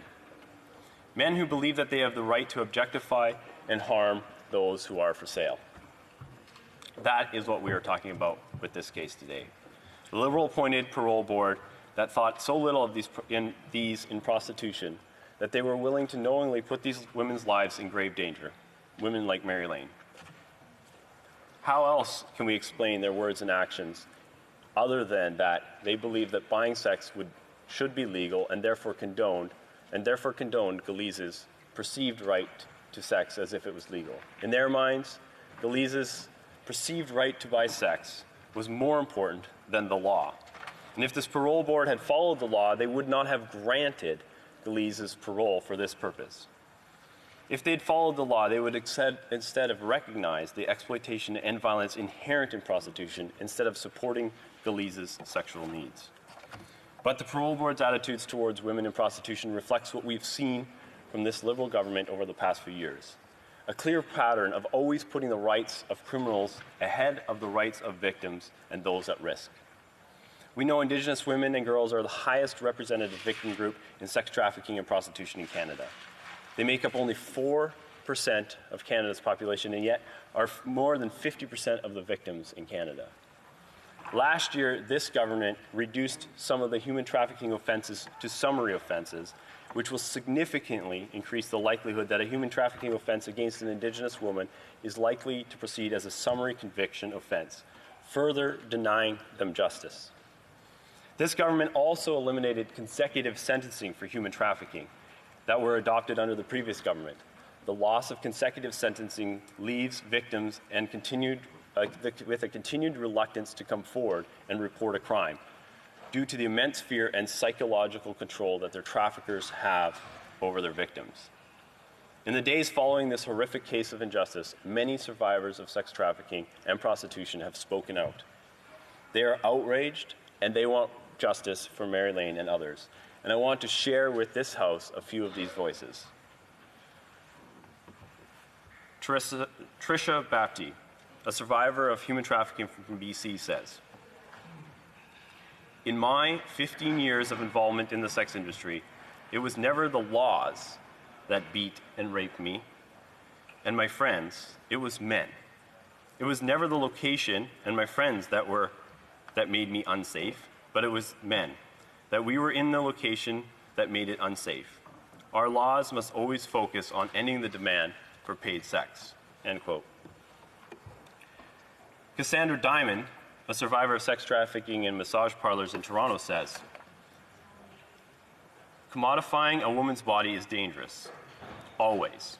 It sends the message that buying someone is acceptable, enshrining the power imbalance where people from average to above average socioeconomic status purchase other humans, mainly women and girls who have below average socioeconomic status and power." End quote. And Tamaya Nagy, a survivor who was trafficked from Hungary to Canada and sold in legal strip clubs and massage parlors in the GTA states. "To think and promote sex work as normal work must come to an end. The Liberal government is completely blinded and refused to hear our side of the story. How many more deaths will it take for them to listen? 10, 20, 30. Mr. Speaker, I strongly condemn the Parole Board of Canada's decision to allow a convicted murderer to buy sex, and I hope that this government will also condemn this decision. And I call on the government to stop allowing prostitution to remain legitimized. Legitimizing prostitution and downplaying the seriousness of sex trafficking will lead to more violence against women and increased discrimination to those most at risk in our country. Legitimizing prostitution creates two classes of people: those who can be commodified and sold, and those who should not be. Mr. Speaker, there are some things in Canada that are just not for sale. For example, my vote is not for sale. Democracy is not for sale. People should never be for sale. Women and girls in Canada deserve better. Thank you, Mr. Speaker. Questions and comments. Question commentaire, the honourable member for Victoria. I would ask the honourable member to consider listening to the voices of sex workers. Sex workers are saying that sex work is work.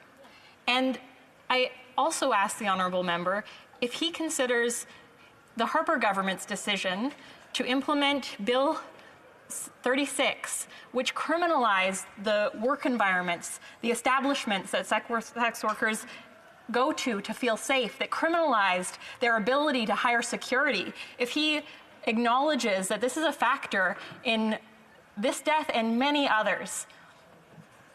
Member for Peace River Westlock. I would just respond to that by asking the honourable member across the way if it's a area of work that she has considered, and if that is an appropriate Mr. Speaker, I think this makes the point. I do not think any woman in this country ever chooses this as a job. This is something that they are trafficked into. This is something that we have to work hard to end in Canada. Prostitution in Canada is inherently dangerous, and is something that we must work hard to ensure that all Canadians have a safe place to live in this country, and we do not want to see our women and girls forced into prostitution. Thank you, Mr. Speaker. Questions and comments. The honourable member for St. John's East on a point of order. Thank you, Mr. Speaker. I listened to the honourable member's response to my colleague's question, and he made a very unparliamentary remark, I believe, that he seems to be suggesting that the honourable member asked this question because she had a particular interest in a certain line of work. And I think that that's insulting and unparliamentary, notwithstanding the fact that the honourable member recognised that the sex workers who are in great danger in this country are in fact workers.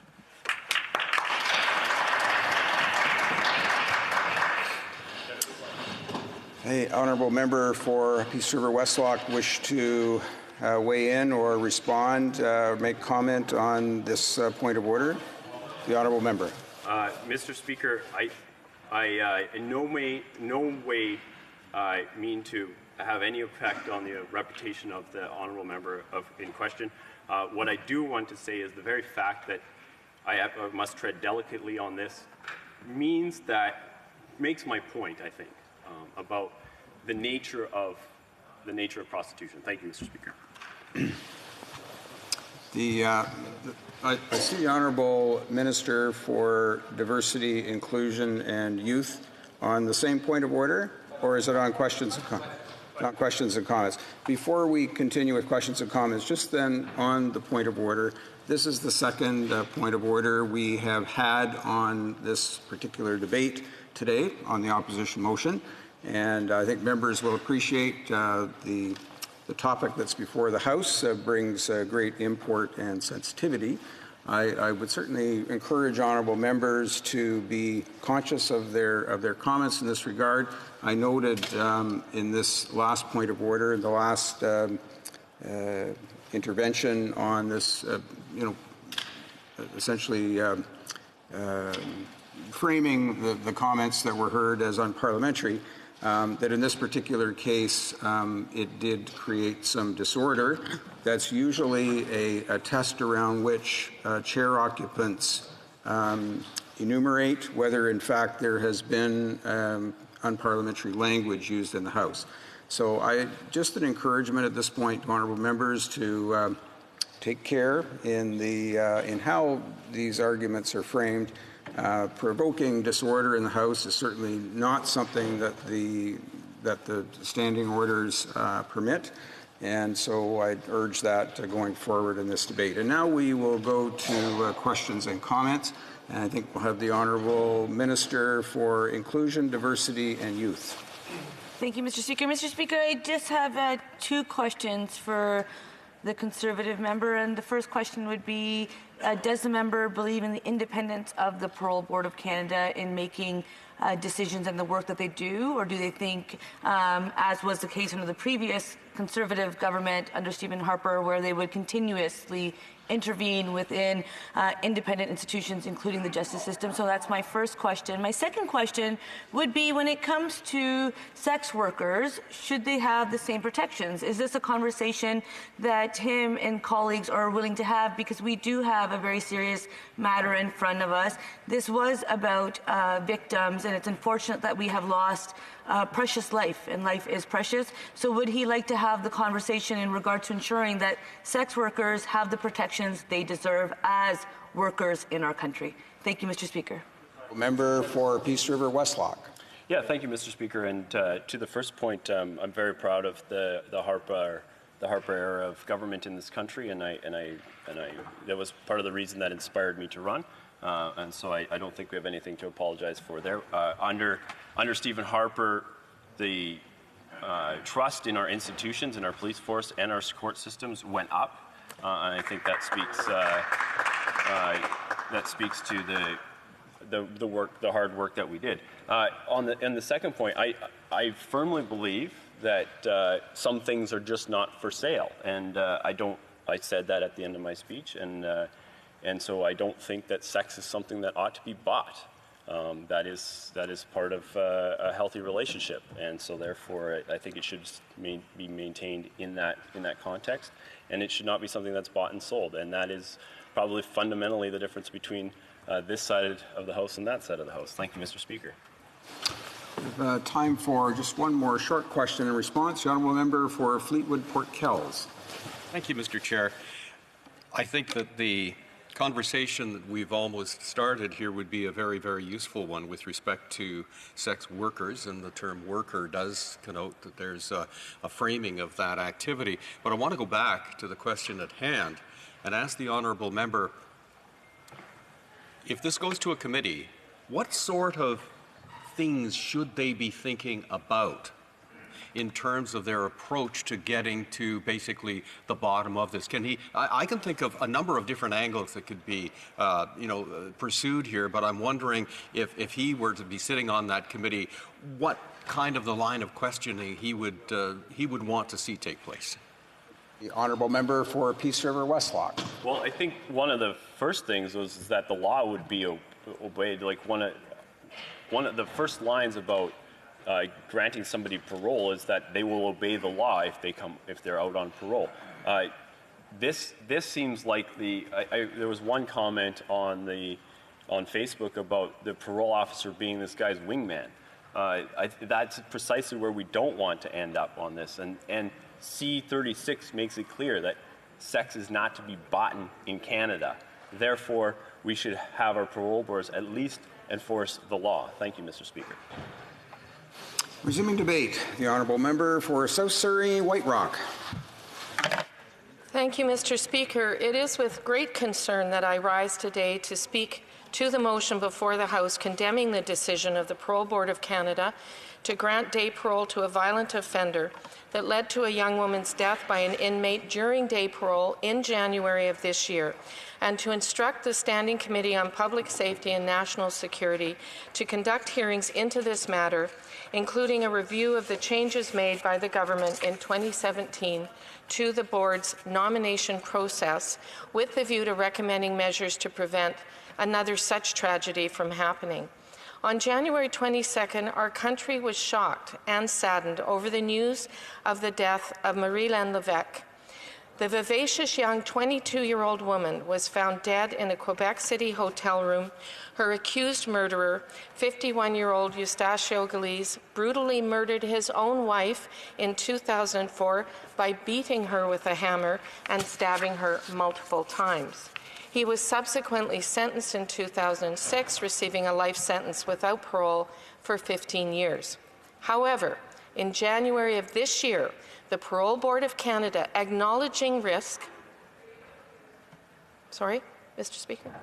Acknowledging risk, allowed this man with a history of domestic and I would say sadistic violence against women out on day parole, which resulted in the death of the innocent Marie-Laine.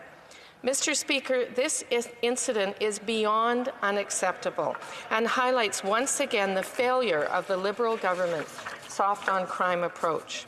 As everyone in this House can remember, it was not too long ago, in 2018, when the Liberals fought tooth and nail against doing the right thing and putting Tory Stafford's killer back behind bars, after Tory's murderer had been transferred to a healing lodge. We now have another brutal tragedy in front of us, and the Liberals' limited reactions are designed to minimize the severity of what has happened. We are in 2020, Mr. Speaker, and there is no room for such tragedy in our society. It is time for the Liberal government to assume responsibility, to take action, talk less, and put the rights of victims, especially vulnerable women, ahead of the sexual needs of criminals. Murderers such as Mr. Galiz should have never been given day parole in the first place.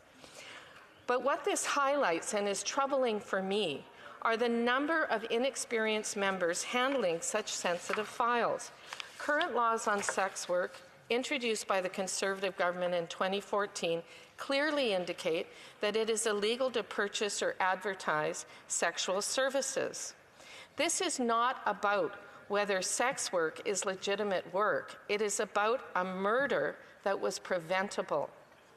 However, when Mr. Galiz's day parole was extended last September, a parole board officer noted that a so-called risk management strategy was developed in order to allow Galiz to meet women, but only to respond to his sexual needs. Really? Such lack of judgment is extremely disturbing and clearly shows how low a priority this Liberal government gives to the safety of women and all Canadians. This government's mismanagement and revolving door prison system is costing innocent Canadians their lives. This is not high-caliber decision-making. Les Canadiens sont ceux qui sont en danger. Canadians are the ones who are in danger and who must bear the brunt of the failures of this Liberal government. The Liberals are putting many women, men, and young children in danger by leaving murderers free in our communities. In 2017, several parole board members sent a letter to the Prime Minister warning him about the potential ramifications of changes to the process for appointing parole board members. However, they never got a reply. What happened instead? Many of them did not have their terms reviewed and were replaced by new members with very little experience. In fact, last Wednesday, according to two former parole board members, the change to the Parole Board of Canada's nomination procedures directly resulted in the appointment of members with a lack of experience, and may have been a critical factor in the death of the innocent Marie-Laine Levesque.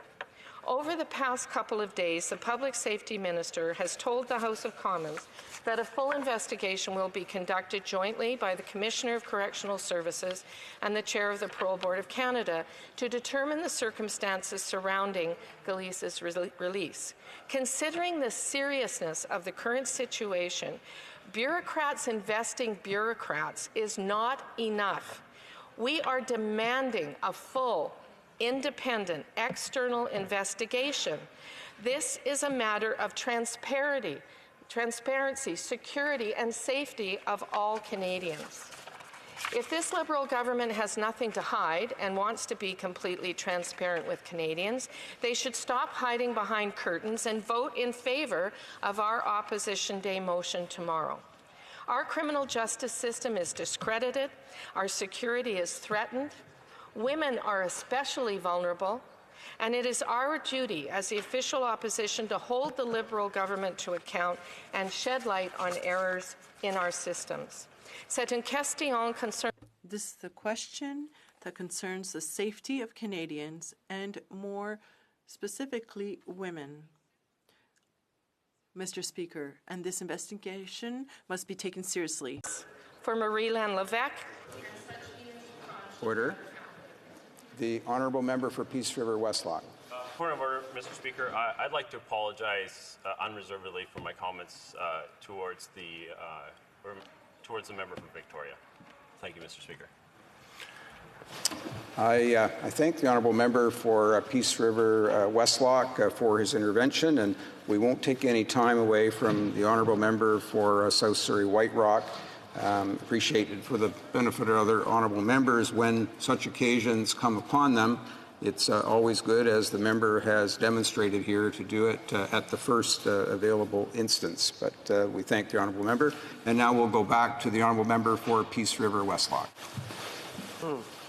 South Surrey White Rock, I believe. South Surrey White Rock, pardon me. I was concluding in my remarks, Mr. Speaker, and just say again, this is about transparency.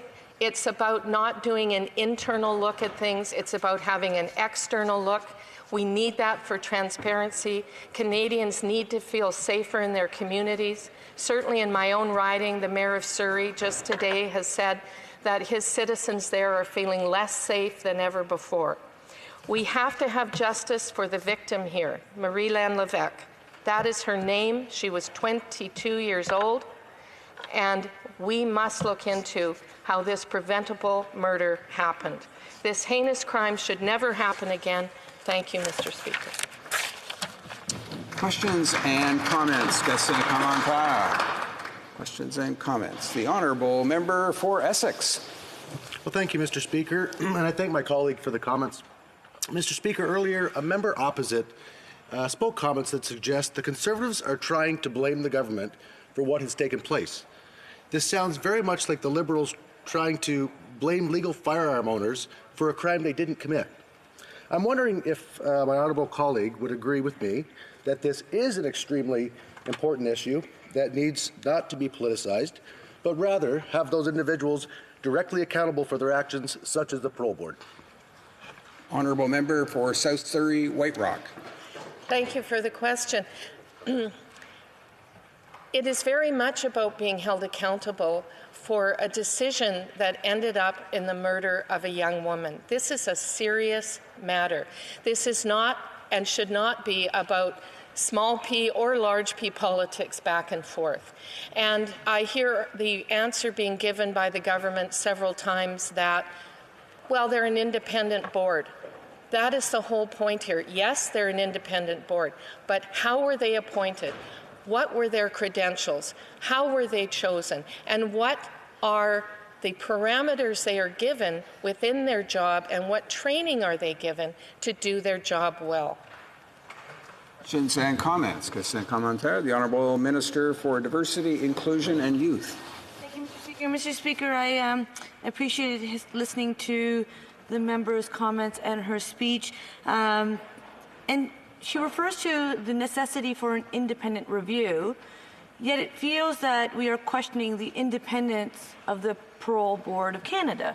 And I think that's what we're trying to ask and understand is, does the member believe that the Parole Board of Canada should be independent? Her answer just referred to the importance of being given resources to ensure that these merit-based appointments, which are open, transparent, available online for Canadians to be able to apply to, that they be given the resources to ensure they can do their jobs with the resources they need. Yet under the previous Conservative government, there were programs cut. So I would like to ask the member if she was in support of those cuts that would have provided these people the resources they need. And the last question I would ask is, because she does refer to the victim by name, and we acknowledge that there is an individual that has lost her life, does she agree that we should be having a conversation on the importance of sex workers being given the same rights as all workers in Canada? Thank you, Mr. Speaker. Honourable member for South Surrey White Rock. Thank you, Mr. Speaker. This debate is not about the question that the minister just put to me. This debate is about the murder of a young woman who was murdered. It was preventable, and she was murdered because of a decision by a parole board or parole board members appointed by this government. This is not a debate about the independence of the parole board. We're all parliamentarians here, and if this is referred to a parliamentary committee, they understand the importance of independence among bodies such as this. What we want to understand is why these people were chosen and how they are being held to account and what training and parameters they are given, because this should never happen again, Mr. Speaker. Questions and comments. The honourable member for Esquimalt, Saanich, Sooke. Well, thank you very much, Mr. Speaker, and I thank the member for her comments and welcome her back to the House. We've had some good exchanges over the years here, and I would like to ask her a question about the larger context, because I think this debate is larger than just the decision of the parole board, and it's about the circumstances in which that decision was carried out. So earlier when I spoke, I talked about attitudes toward violence toward women and treating violence toward domestic partners as somehow a lesser threat to the public than others, and treating sex workers as somehow less valuable of safety and protection than others in our society. So would the member not agree with me that as well as those narrow questions which must be answered about the parole board, there's some larger issues at play here about attitudes toward gender-based violence? Well, member for South Surrey White Rock. Thank you, Mr. Speaker, and thank you for the question. And this is about human dignity. It's about the right of all Canadians to feel safe and secure no matter what their pursuits at any given time.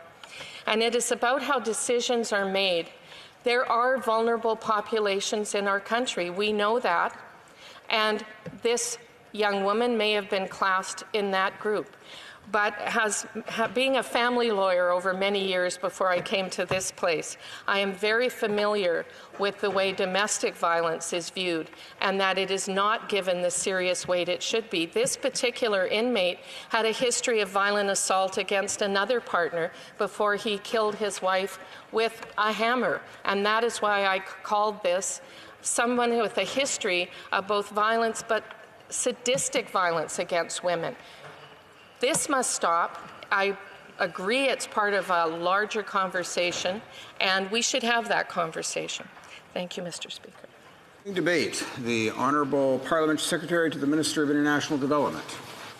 Thank you, Mr. Speaker. Mr. Speaker, before I begin, I'd like to inform you that I'll be sharing my time with the member from Orleans. Mr. Speaker, thank you once again for giving me this opportunity to take part in this very important debate, which is taking place in the aftermath of the tragic murder of Marilyn Lévesque. Before going any further, Mr. Speaker, let me offer my sincere condolences to the victim's family and friends. Our thoughts are with them and with all the victims and survivors of gender-based violence. Fundamentally, Mr. Speaker, what happened on that day should have never happened. And it is gender-based violence. And I want to take my time to shed light on gender-based violence in Canada, which takes place far too often in this country, and it is completely unacceptable. Mr. Speaker, in Canada, gender-based violence continues to take place at an alarming rate. Between 2008 and 2018, there were over 700 women killed by a current or former legally married or common law husband or other type of partner. In 2018 alone, a total of 164 women and girls were killed in Canada. The reality for Indigenous women and girls is even worse. In 2018, the rate of homicide was nearly 7 times higher for Indigenous women and girls than that of their non-Indigenous counterparts. What's more, 32% of women in Canada have experienced unwanted sexual behavior in public. In my riding of Brampton West, the region that I represent, in the region of Peel, half of all homicides to date in 2019 were domestic related, specifically related to gender-based violence. These stats represent women. They represent women with families, women with futures, either taken from them or forever altered because of their long-term impact of gender-based violence.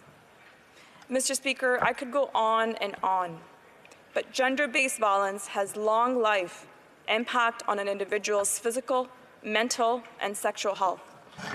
The effects are serious and long-term, and the impacts is not just on their families, their friends, but on entire communities. Mr. Speaker, despite progress, gender-based violence persists as an intolerable and preventable problem in Canada, one that our government has taken concrete steps to address. In 2017, we launched It's Time, Canada's strategy to prevent and address gender-based violence, the first strategy of its kind that invests $200 million in federal initiatives to prevent gender-based violence, to support survivors, their families, and to promote responsive legal and justice systems.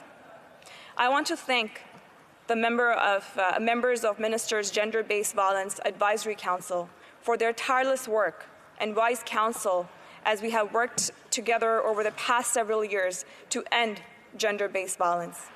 This council is comprised of survivors, frontline service providers, and experts in the field from across the country. I also want to take an opportunity to thank all the countless non-for-profit organizations in the community that support women and girls fleeing violence in our community. Especially in Brampton West, I'd like to especially thank Hope 24/7 that provides some incredible work and does incredible work to support survivors of gender-based violence in Brampton West. Since 2015, our government has taken vital steps to strengthen our justice system and to support survivors, including by enshrining a clear definition of consent to clarify an unconscious person is incapable of consenting. That means yes, and to ensure a person's past sexual history cannot be used to question their credibility. We've also done this by toughening the domestic assault laws by establishing higher maximum sentences for repeat offenders, ensuring the justice system recognizes the seriousness of these offenses, by also recognizing strangulation as an elevated form of assault, by mandating the RCMP to complete the review of over 30,000 sexual assault case files that had previously been deemed unfounded in order to strengthen police accountability, training and awareness, investigative accountability, victim support, public education, and communication. We've also funded at least 7,000 shelter spaces created or repaired for survivors of family violence, which means that women and girls fleeing domestic violence have a place to go. And by providing 5 days paid leave for victims of family and violence working in a federally regulated sector so that survivors have a greater opportunity to seek supports which can help with the healing process. In 2018, Mr. Speaker, we became the first government to introduce and to pass legislation dealing specifically with workplace harassment and sexual violence in Parliament and in federally regulated workplaces. In 2019, we introduced the National Strategy to Combat Human Trafficking, a whole-of-government approach to address this unthinkable crime, and amendments were made to the Criminal Code to strengthen related laws. Finally, Mr. Speaker, this past December, we released data from the first-ever National Gender-Based Violence Survey. The Survey of Safety in Public and Private Spaces is the first of 3 national surveys funded through Women and Gender Equality Canada as part of our federal gender-based violence strategy. We're also funding a survey on gender-based violence with post-secondary institutions and gender-based violence within workplaces in Canada. The data from these surveys will help improve information on the nature and extent of various forms of gender-based violence in the general population. This will also improve our understanding of the experiences of survivors who have endured gender-based violence, so that we have more responsive initiatives that are better tailored to their needs. This year specifically, Mr. Speaker, we intend to build on the work by the creation of a national action plan to end gender-based violence. As outlined in the recent speech from the throne, we will work with our partners so that anyone facing gender-based violence has reliable and timely access to protection and services, no matter who they are and where they live. Mr. Speaker, I think it's fair to say that our government has taken action on gender-based violence to prevent it and to ensure those who experience it have access to timely and responsive services. We're not sitting idly by while crimes such as the one that took place on January 22nd in Quebec City continue to take place. We are tackling this problem head-on. And we know that until there are no more deaths like this or experiences of gender-based violence in Canada, there is always more that needs to be done. Gender-based violence must not be tolerated. We will continue to work with survivors, community partners, the private sector, and all other orders of government to end it in all its form. We also know, Mr. Speaker, there's awfully a lot of work that's left to do, and I look forward to working with all members in this House to make that happen. Once again, Mr. Speaker, allow me once again, on behalf of all my constituents and me and all members of this House, to send our deepest condolences to the victim and their family and their friends on this tragedy. Thank you very much, Mr. Speaker. Questions and comments. The Honourable Member for Leeds, Grenville, Thousand Island and Rideau Lakes. Thank you very much, Mr. Speaker, and I'll thank the member opposite for her comments. I also echo her condolences to the families and friends of the victims. And I'd just like to ask if she can explain why Mr. Gillese, who has killed before and was deemed a threat specifically to women, the member having identified that this was specifically gender-based violence, why he was told to engage in sex with a female sex worker. Is the implication through this order that the lives of these women are somehow less valuable than women who are not engaged in sex work? Thank you. Parliamentary Secretary. Thank you, Mr. Speaker. And I'd like to thank the honourable member for his question. Mr. Speaker, first and foremost, let me reiterate that the tragic murder of Ms. Levac should have never happened. And once again, our thoughts and prayers are with her family and friends. Mr. Speaker, it's also important to know that a thorough and administrative review with external investigators will be taking place to determine the circumstances that gave rise to this killing. The investigation, as has been suggested by the Minister, will be transparent and the findings will be shared with public, Mr. Speaker. It is our foremost priority to keep Canadians safe, and we will work tirelessly to prevent any similar incidents to happen ever again here in Canada. Thank you, Mr. Speaker. Questions and comments? The honourable member for Kingston and the Islands. Thank you very much, Mr. Speaker.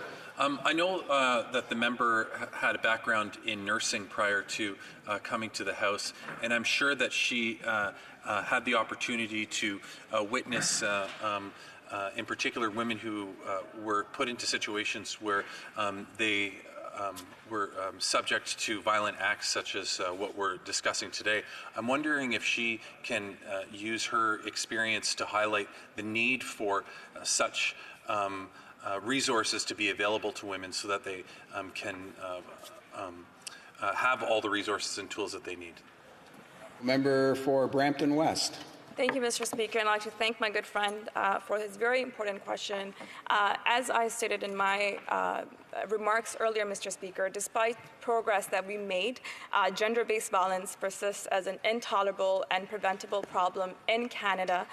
And we have taken concrete actions, Mr. Speaker. In 2017, we launched gender-based violence strategy, the first of its kind, by making sure we're actually investing money, $200 million in federal initiatives to prevent gender-based violence, to support survivors and their families, and to promote responsive legal and justice systems, Mr. Speaker. I think it's also important to continue to support those local organizations that are at the front line of supporting these survivors, Mr. Speaker. In my riding of Brampton West, I am extremely proud to have many organizations like this. One I'd like to highlight, Hope 24/7, that's been doing incredible work over the years to support victims of sexual assault and survivors, because it is much needed in our communities, and we need to continue to support them and ensuring that by working with all members of this House to ensure that something like this never happens again in Canada. Thank you, Mr. Speaker. Questions and comments? The honourable member for Sherwood Park, Fort Saskatchewan. Thank you, Mr. Speaker. I thank my colleague for her remarks, and certainly there are many areas on which parliamentarians from all parties would wish to work together on trying to end gender-based violence. I want to ask the member about appointments to the parole board, which is obviously a political decision, a decision of government.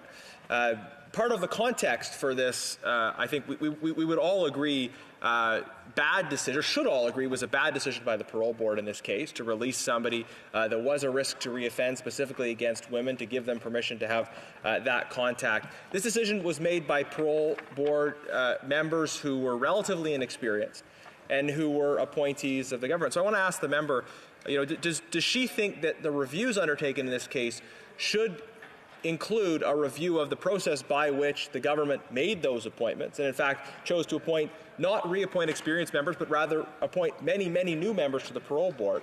And should there be some accountability for decisions to appoint people that seem to be unprepared to make good evaluations in these cases that are in the public interest? Good question. Parliamentary Secretary to the Minister of International Development. Thank you, Mr. Speaker.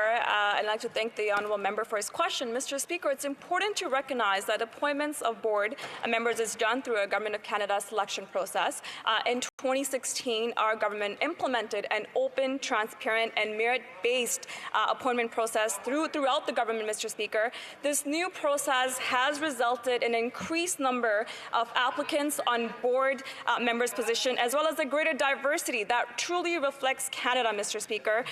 And for the experience in law, for the experience in corrections, psychology, education, policing, criminology, Mr. Speaker, that's important. And Mr. Speaker, I just want to point out one thing, that unlike the Conservatives, who often appointed partisan donors, failed candidates, former political staffers to Parole Board Canada, I am extremely proud of the open, transparent, and merit-based process that we have in place. Thank you, Mr. Speaker.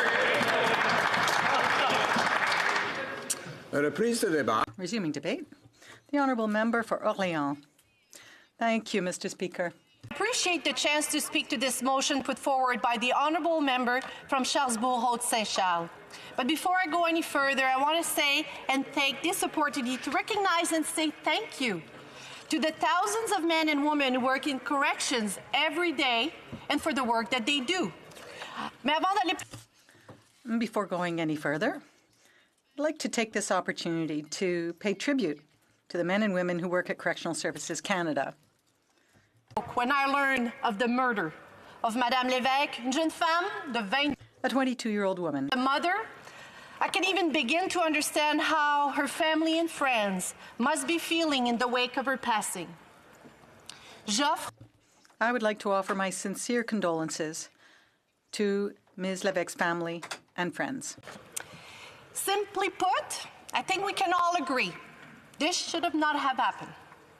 The circumstances that led to this needless loss of life need to be examined in depth by external investigator to ensure that a situation like this does not happen again.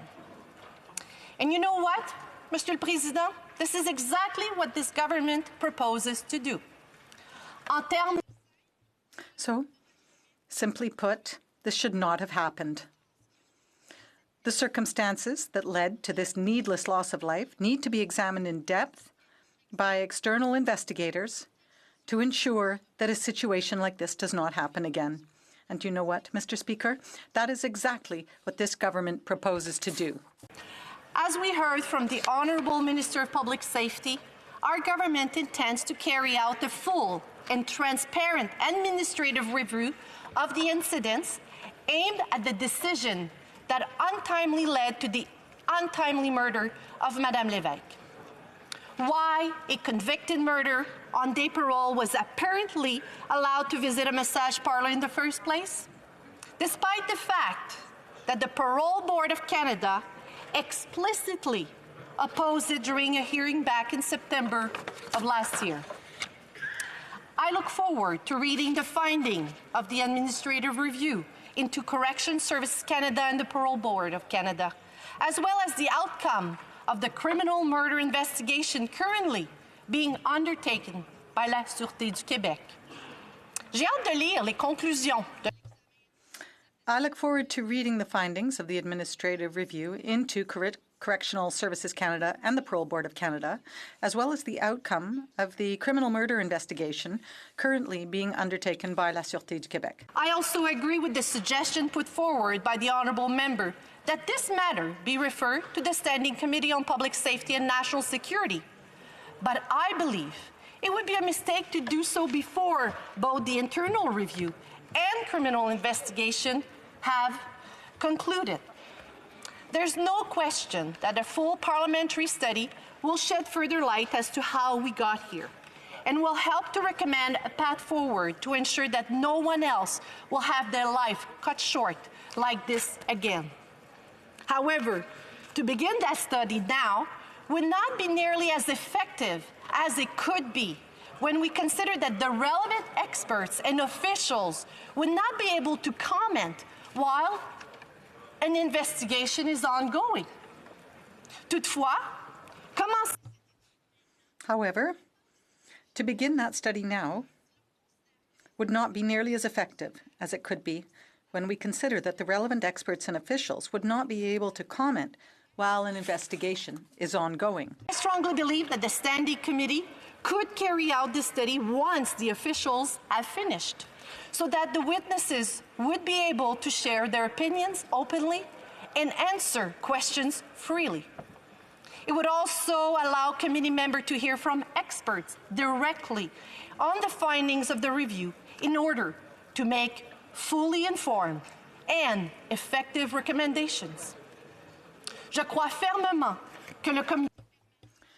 I strongly believe that the Standing Committee would be better positioned to carry out this study once the officials have finished, so that the witnesses would be able to share their opinions openly and answer questions freely. It would also allow committee members to hear from experts directly on the findings of the review in order to make fully informed and effective recommendations. So, Mr. Speaker, on the whole, I do agree with the sentiment expressed in the honourable member's motion, and I will support him. However, I do disagree with the immediate call to review the open, transparent, and merit-based appointments process that was implemented by our government in 2017 as part of our larger push to improve governor and council appointment across the board. This move ensures that a candidate's qualification matters more than their political contributions. It also opened up the application process to allow for a more diverse pool of Canadians than ever before. At the time that the Conservative left office, Mr. Speaker, 6 of 9 full-time parole board members in Quebec were Conservative partisan, and 8 of 9 were men. Today, the board is made actually of highly qualified individuals from diverse backgrounds. Mostly, they have backgrounds in law and corrections, psychology and education, policing, criminology, and social work, while nearly a quarter are Indigenous and or visible minorities. Aujourd'hui, le Conseil d'administration. Today, the board is made up of highly qualified individuals from diverse backgrounds. Mostly, they have backgrounds in law and corrections, psychology, education, policing, criminology, and social work, while nearly a quarter are Indigenous or visible minorities. So rather than immediately reviewing the appointment process for the parole board, I believe the most prudent questions would be to determine why, following a PBC's recommendation, the accused was apparently allowed to visit a massage parlor while on day parole. And that, among other things, is what the administrative review will be examining. We need to find out if the established protocols were followed properly and how we can work to put safeguards in place. From there, should the finding of the review determine that a further review of the changes made to the nomination process are warranted, then the Standing Committee would be an appropriate place to conduct for that to take place. I do believe that without a full understanding of the facts, that this would be premature.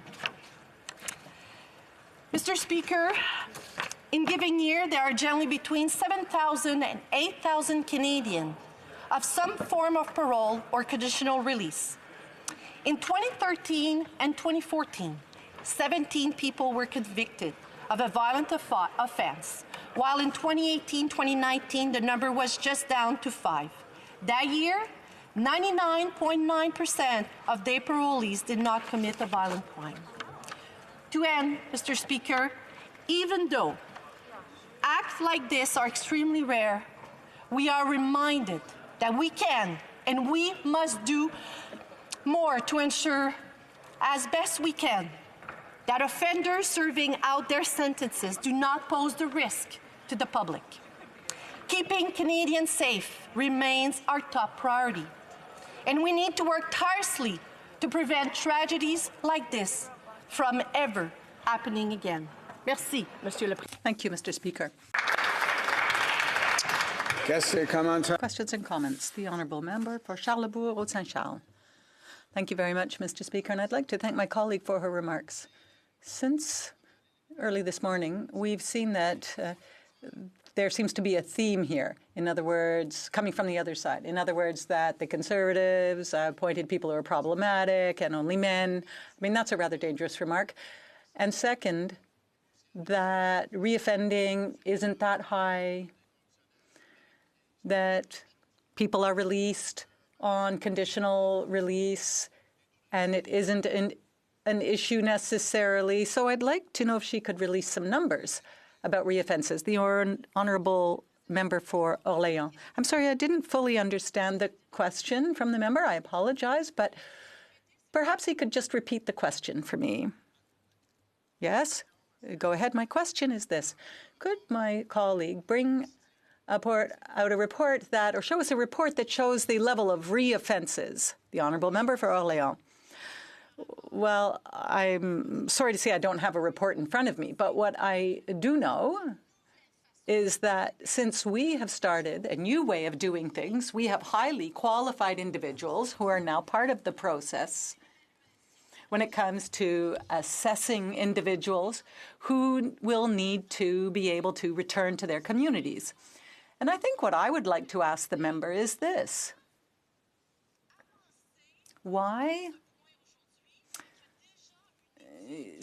advance this point when we already have a process that's going to help us determine the reasons for what happened and shed light on this?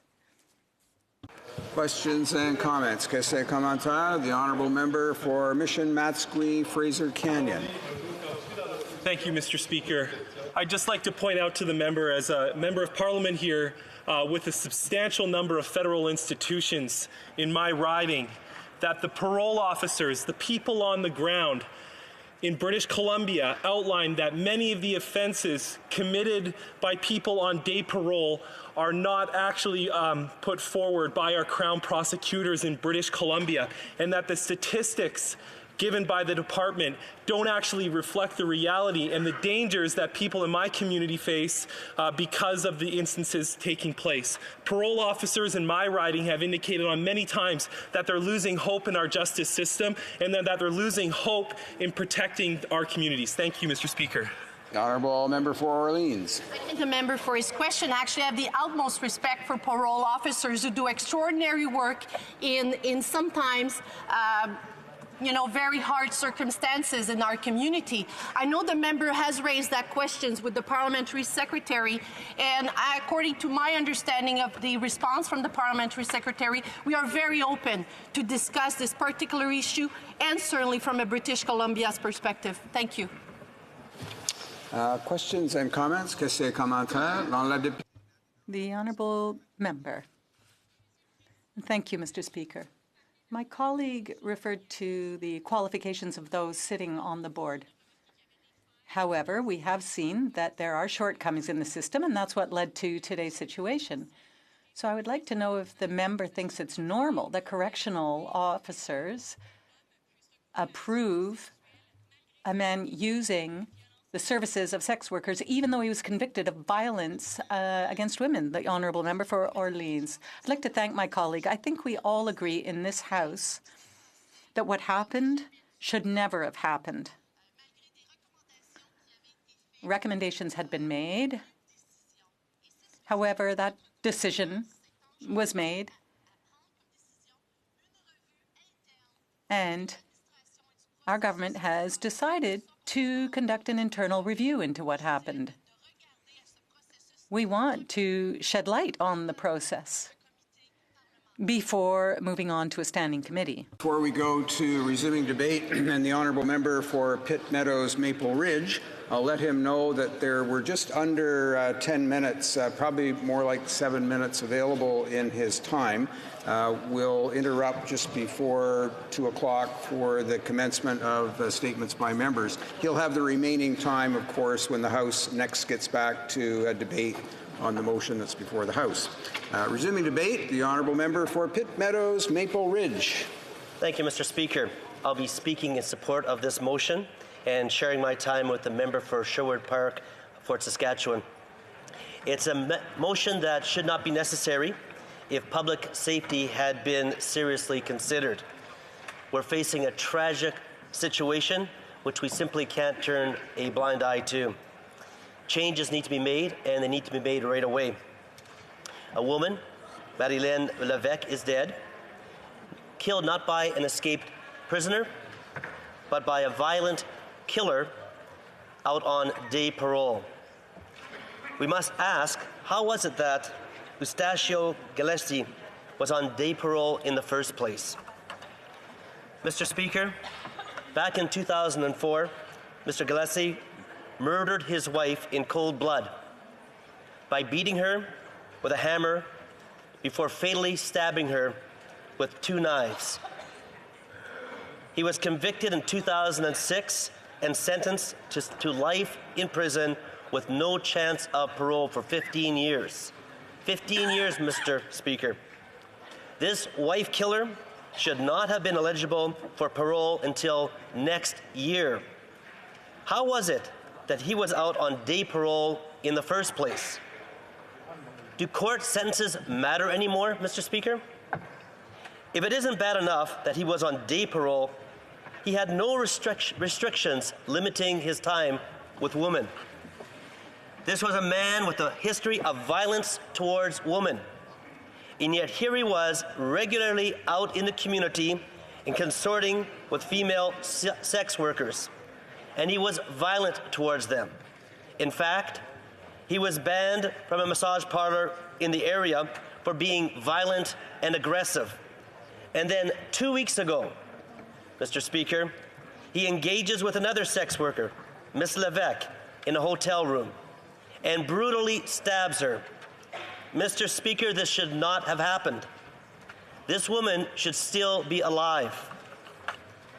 Our correctional system, our parole system, this Liberal government failed Madeleine Levesque and the public.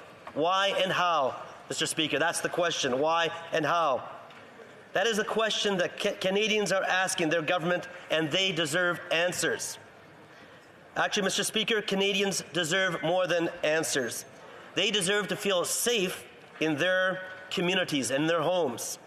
They deserve to have a government that puts their safety first, not the sexual fantasies of a convicted wife killer.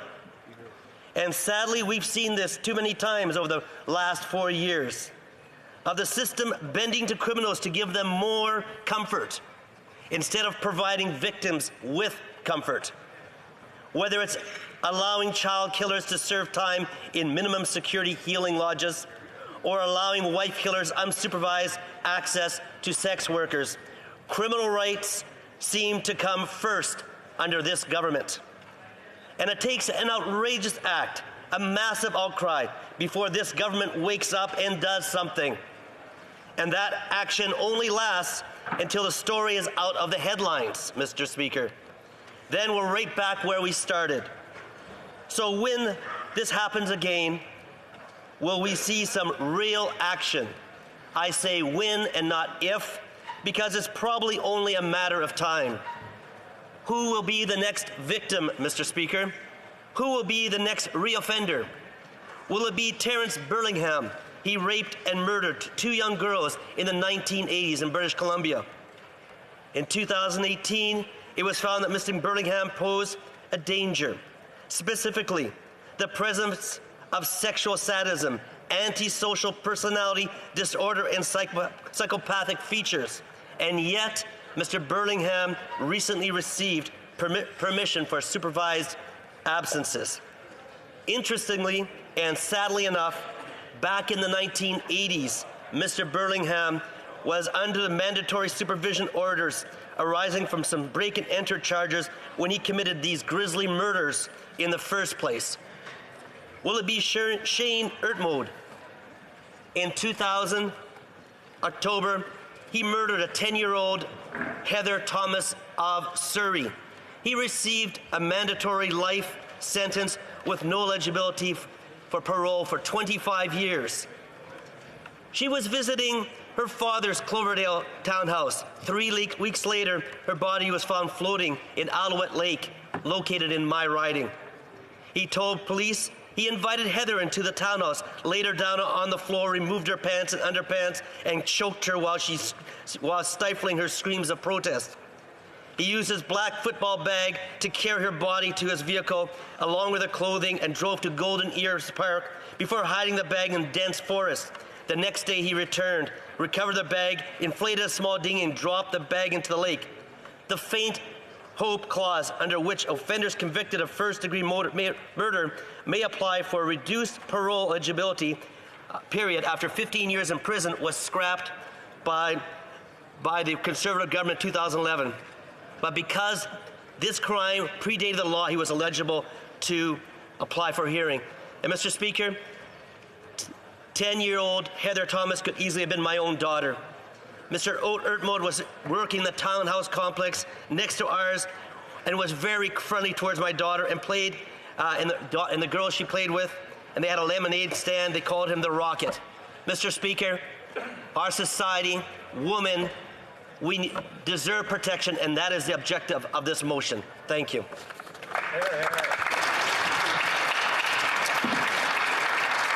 The honourable member for Pitt Meadows Maple Ridge will have 3.5 minutes remaining in his time for his remarks when the House next gets back to debate on the question, and of course the usual 5 minutes for questions and comments. We're now going to statements by members. Déclaration de député. L'honorable député. The honourable member for Brome-Missisquoi. Mr. Speaker, at the beginning of this year, we witnessed a great initiative to reduce the environmental impact of the Chantignol de Bromont School. On January 10th, the official launch of the composting project, On Your Marks, Get Set Compost, involves all the school's classes.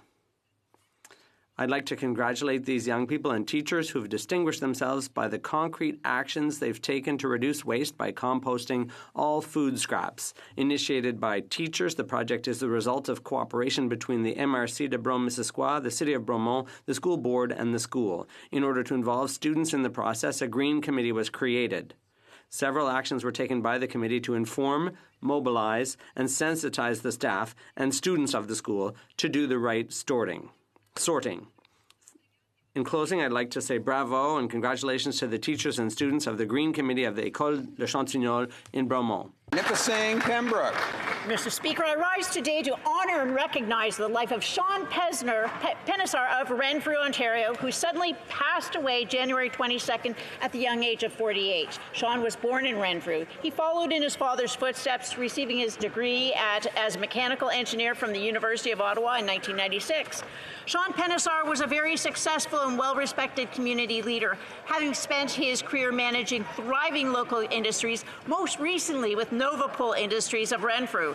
Sean enjoyed the opportunity of serving the town of Renfrew. He was directly involved with his church for many years, delivered Meals on Wheels, and was on different boards.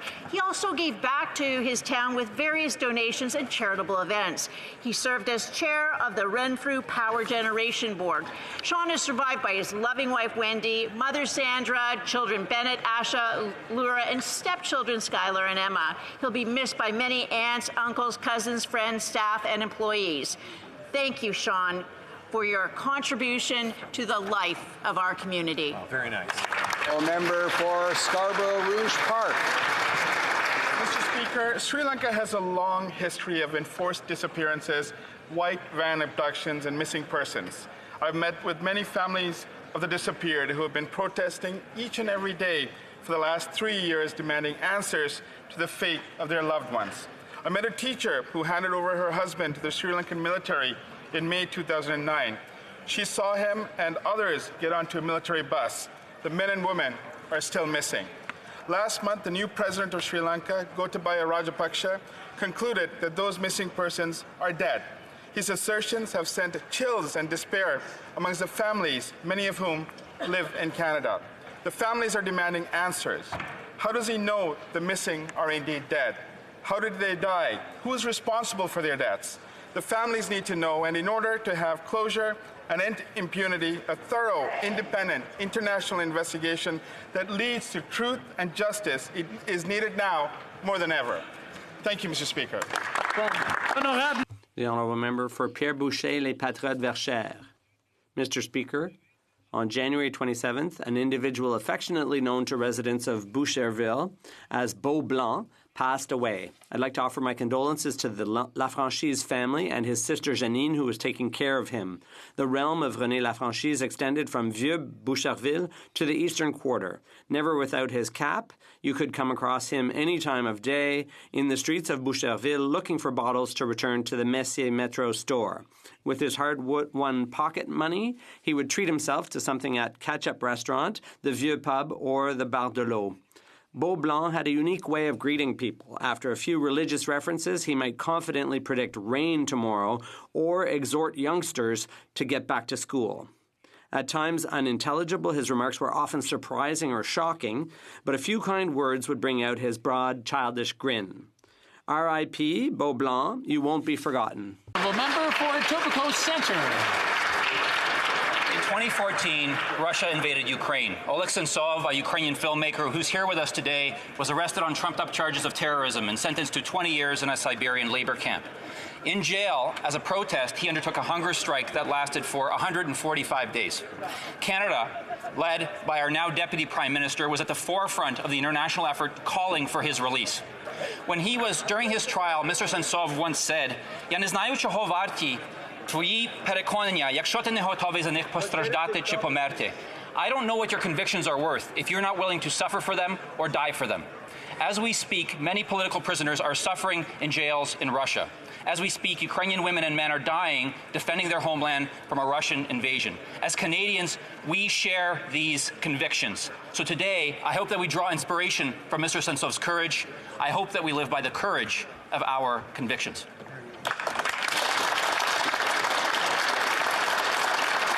I just want to take this opportunity to remind all the members that it's not allowed to point to someone who is here visiting with us in the House. The honourable member for Montmagny-Lillet, Kamouraska, Rivière-du-Loup. Mr. Speaker, I rise today to highlight the success of the Circular Economy Initiative in the region of Kamouraska, one of the 4 regional municipalities in my magnificent riding. This initiative was spearheaded by the Kamouraska Development Assistance Corporation, together with various regional partners. Already, over 526 tons of waste have been diverted from landfill, and some 601 tons of GHGs avoided, and get this, over $112,000 in savings for businesses. This initiative is in the running for a Place Marketing Award in Marseille in the spring in the Economic Development category. I'll soon be going on a sustainable development tour to highlight initiatives in my region, and rest assured, the circular economy will definitely feature prominently. Believe me, it's a treasure to discover and share. Once again, congratulations to these homegrown visionaries who care about our environment. I'm proud to represent them. Thank you very much, Mr. Speaker. Honourable member for Hamilton East, Stony Creek. Mr. Speaker, this is Black History Month, and in Hamilton, the achievements of African-Canadian residents are celebrated at the annual John C. Holland Awards. Reverend Holland was our first ever Citizen of the Year in 1954. And in 2006, a poll of Hamiltonians named the greatest Hamiltonian ever, the Honorable Lincoln Alexander. 26 years ago, a 16-year-old refugee from Somalia arrived in Hamilton, attended Sir John A. Macdonald High School, starred on the track team, and quickly assimilated into Canadian life. So much so that he now sits in this House as a Minister of the Crown and member for York South Weston. Nous avons la chance d'avoir... We are fortunate enough to have a growing Francophone population thanks to immigration from countries in Francophone Africa. Judging by the young award winners and nominees this past Saturday night, Hamilton's Black community will have many more leaders to celebrate as these young people take their place in all levels of Canadian society, the true legacy of Black History Month. The honourable member for Marc-Aurèle-Fortin.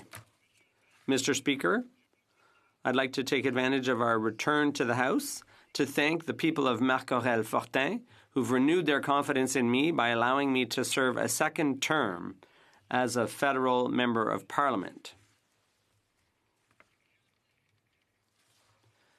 So I plan to continue along the same path as during my first term of office, and that's why I'm committed to continuing to work hard to defend the interests of the people of Laval and to ensure that their voices are heard here in the House of Commons of Canada. A very special thank you to my many volunteers, my incredible team, and all the representatives of the cultural communities, without whom this successful campaign would never have been possible. I wish us all a very successful 2020. Thank you very much. For Edmonton, Riverbend. Mr. Speaker, half of Canadians are expected to be diagnosed with cancer in their lifetime.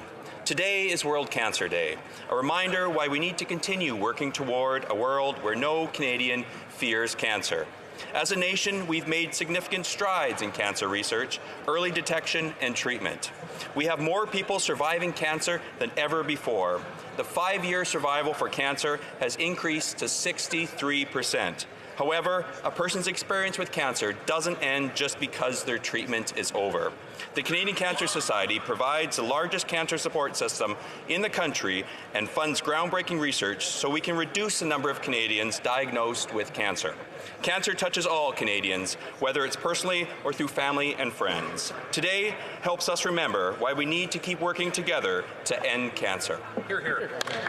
The Honourable Member for Oakville North, Burlington. Thank you, Mr. Speaker. Today is World Cancer Day, a day to raise awareness, honor survivors, and remember those whose lives were lost to this disease. People like 14-year-old Avery Castor, the Toronto Raptors' #1 fan who died before seeing her team win a world championship. Childhood cancer remains the #1 disease killer of children. On February 19th, all proceeds from the Raptors' 9:05 game in Mississauga will be donated to childhood cancer research. Let's sell out the stadium in Avery's memory. Last year, our government invested $150 million into the Terry Fox Research Institute's Marathon of Hope Cancer Centers, an investment I'm incredibly proud to be involved with. Cancer is a lousy disease that has touched all of us in this place. We continue to make strides, but so much more needs to be done. To my sister Jill, you've got this, and I love you. The Honourable Member for Kelowna Lake Country.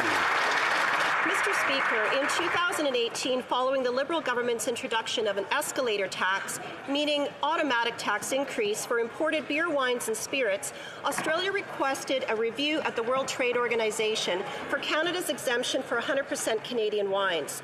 The WTO draft report is anticipated in April, with the final legally binding report this summer. This could have a catastrophic effect on some 400 Canadian wineries, including 32 in my community of Kelowna Lake Country, forcing them to bear the burden of tens of millions of dollars in new taxes per year, putting this important industry and 6,000 Canadian jobs at risk. Conservative members asked the government to engage with Australia to resolve the dispute prior to the WTO ruling. The response from the minister responsible stated, Australia's position on the excise duty exemption has been unwavering and clear. Basically, Australia drew its line in the sand, and the minister is saying, what are you going to do? This government needs to take this seriously and come up with a plan for our wineries. Hear, hear. Hear, hear.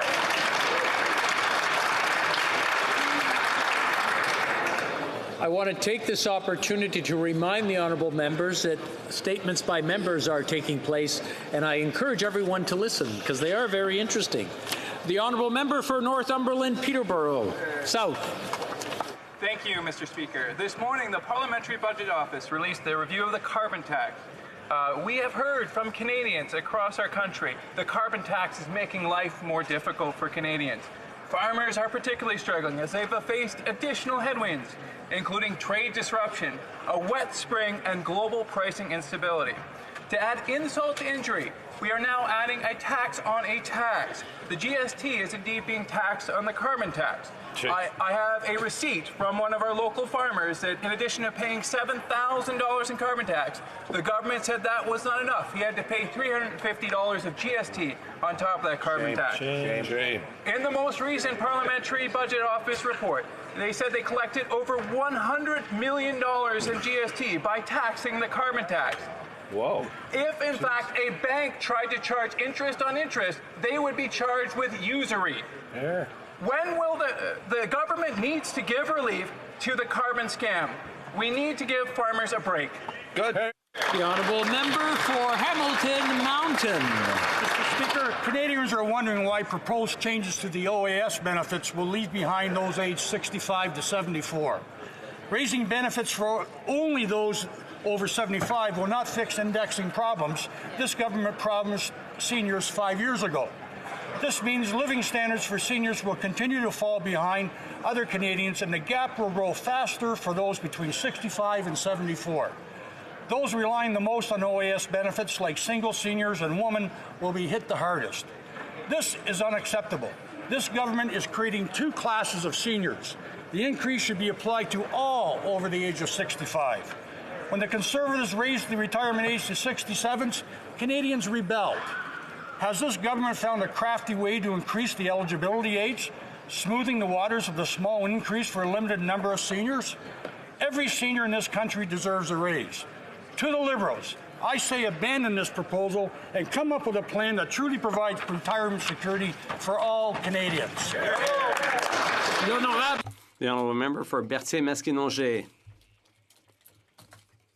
Mr. Speaker, the Bloc Québécois has called attention to the abandonment of aluminum workers under CUSMA, but we haven't forgotten what it's done to Quebec dairy producers either. It's scandalous that the government has made 3 breaches in supply management in 3 consecutive trade deals. We will not rest until producers have been fully compensated for these 3 trade deals.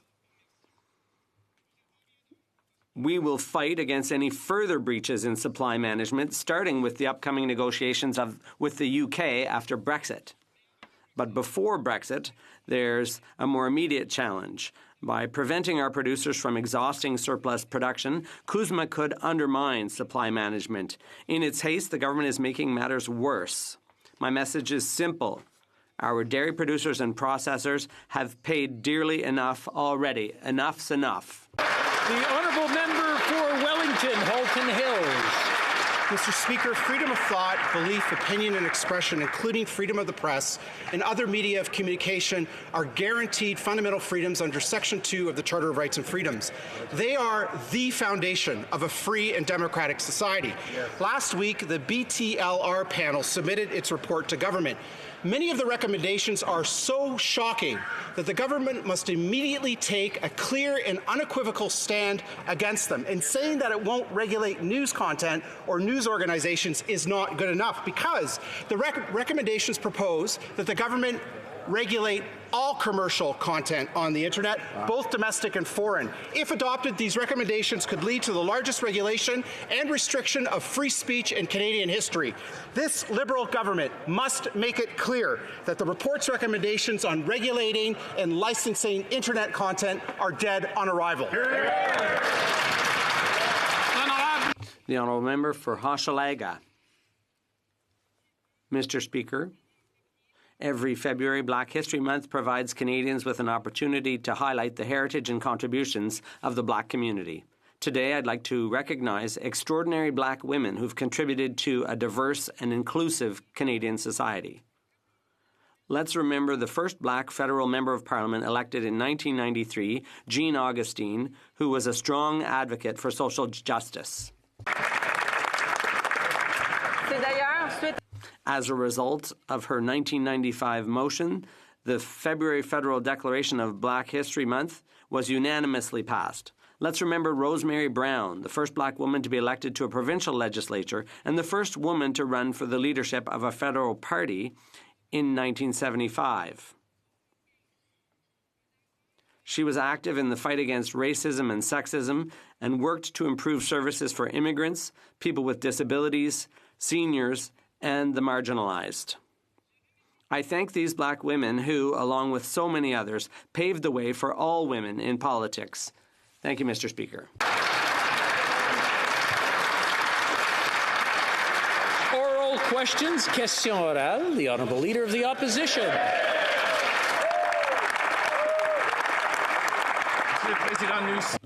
Mr. Speaker, we're all too familiar with the details of Marie-Hélène Lévesque's grisly murder.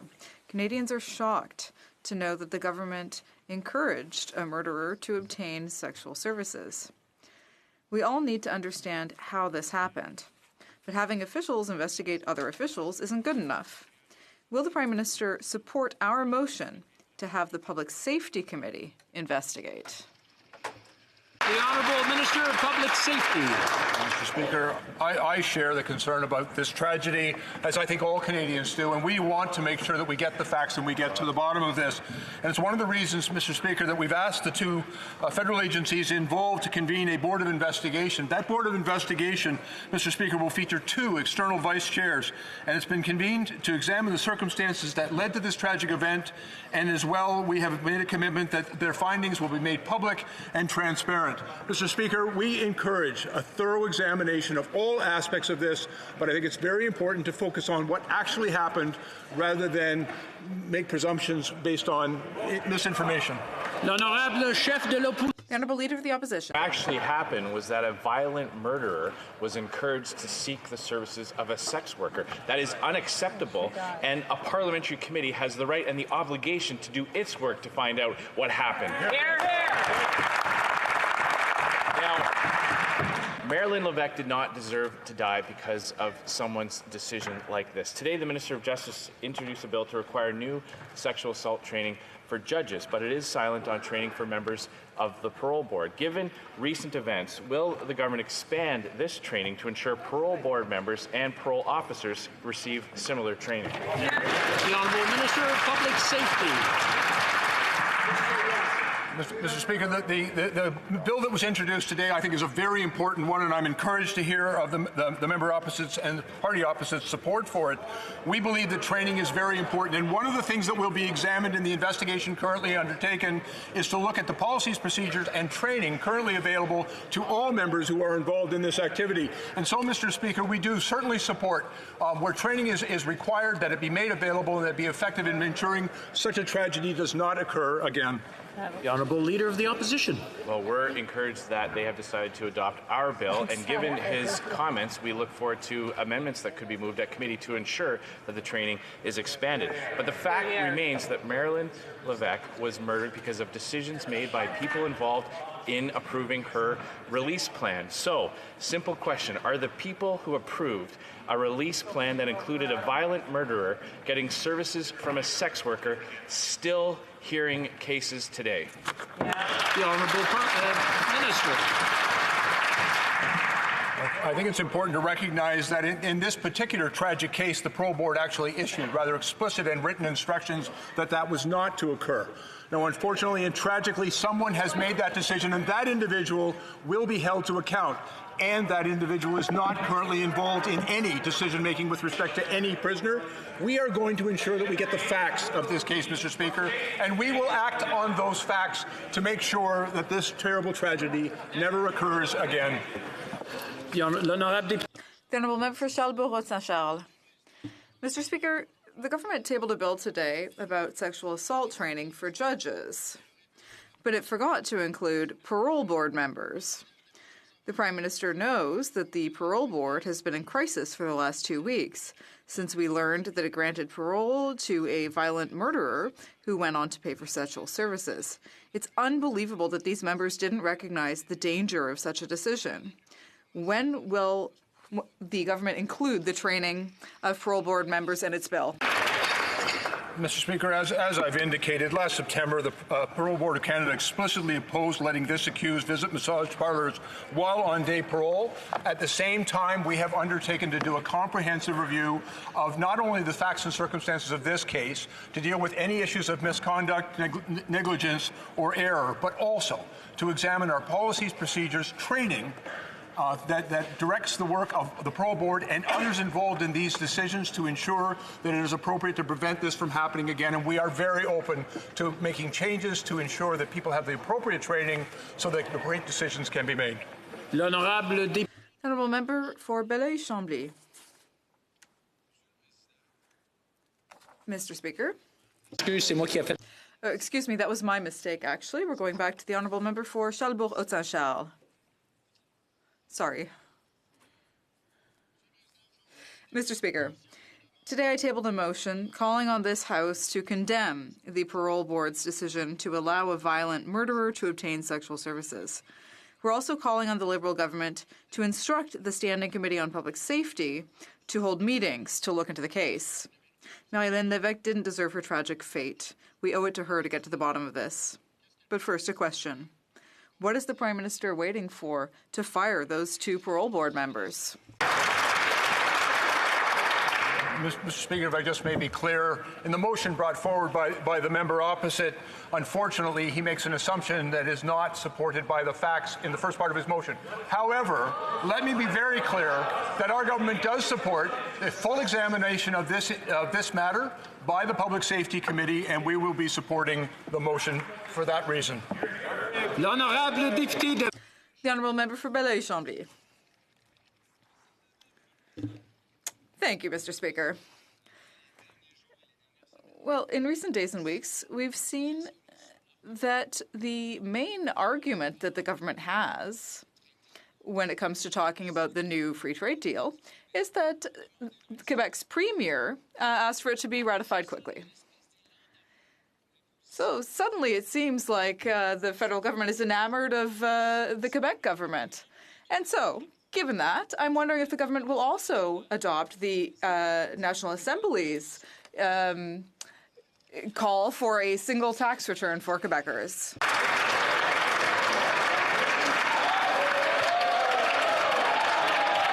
L'honorable ministre. The Honourable Minister. Mr. Speaker,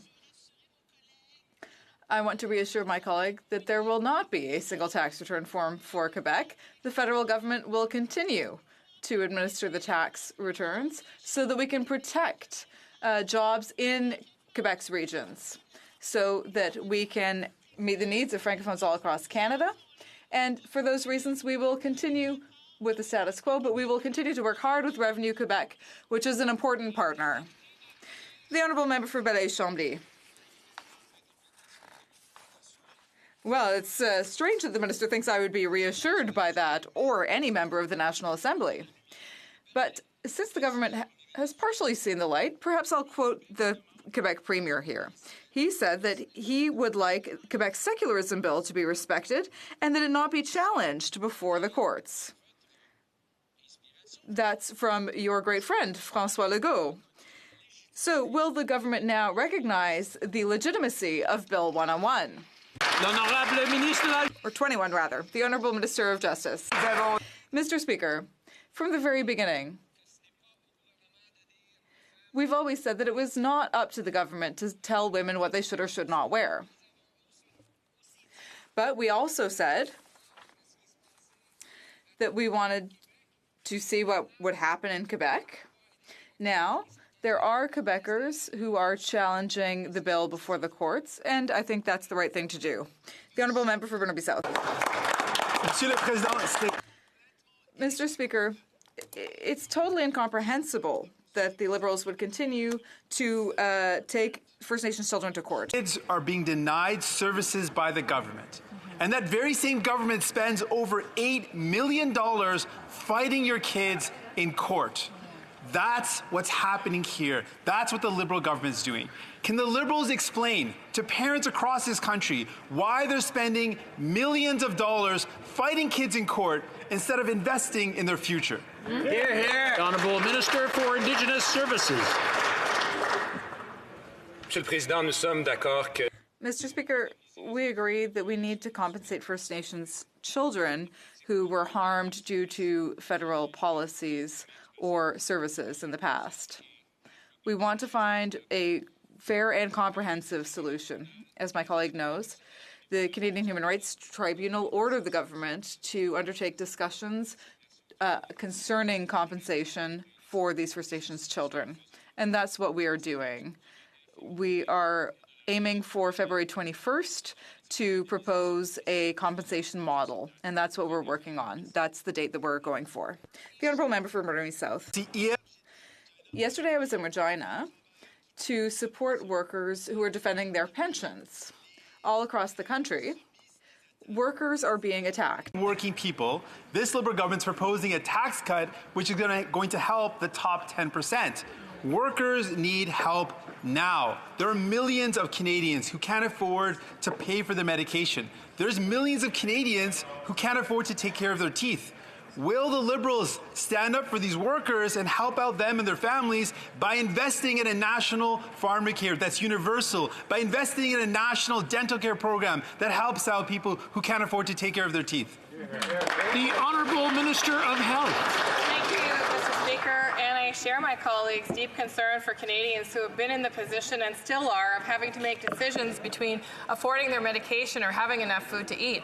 And that's why our government took such strong action in our last mandate to actually move forward on the development of a national universal pharmacare program. We continue to do that work. We've taken incredible steps towards that, and I look forward to his ideas on how to make sure that we reach our goal that Canadians have the medications they need. Thank you.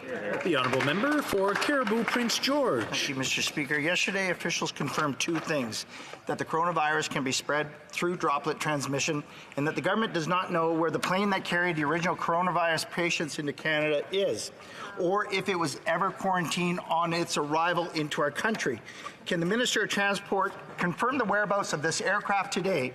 And what measures, if any, were taken to ensure the risks of spread by droplet transmission to future passengers were mitigated? The Honourable Minister of Health. Mr. Speaker, I'm not quite sure about the premise of the conversation, but I would like to assure Canadians that, in fact, that is right. The virus is spread through droplets. The plane will be completely clean upon arrival to transport the Canadians, as well as the Canadians will be screened. I just want to remind the honourable members, one question was asked. We can't keep throwing questions and expect the minister to answer. We just asked one question. We're getting an answer. Let's listen.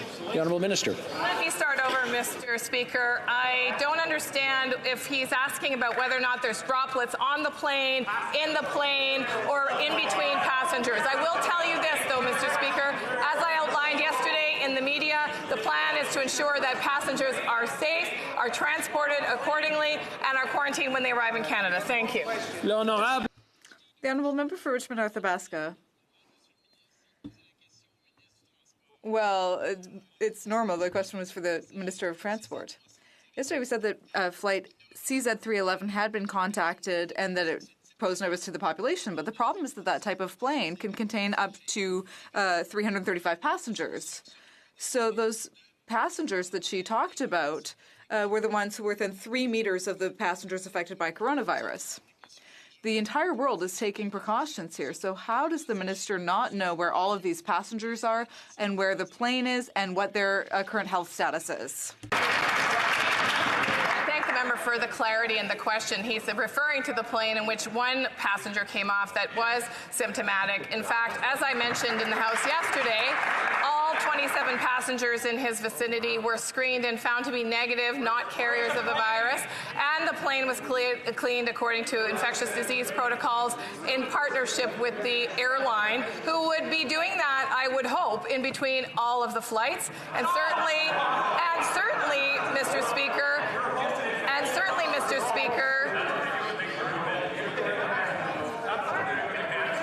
The Honourable Member for Edmonton Riverbend. Thank you, Mr. Speaker. So first of all, she says it will be. Then she says it hopes it will be cleaned. Where is the plane?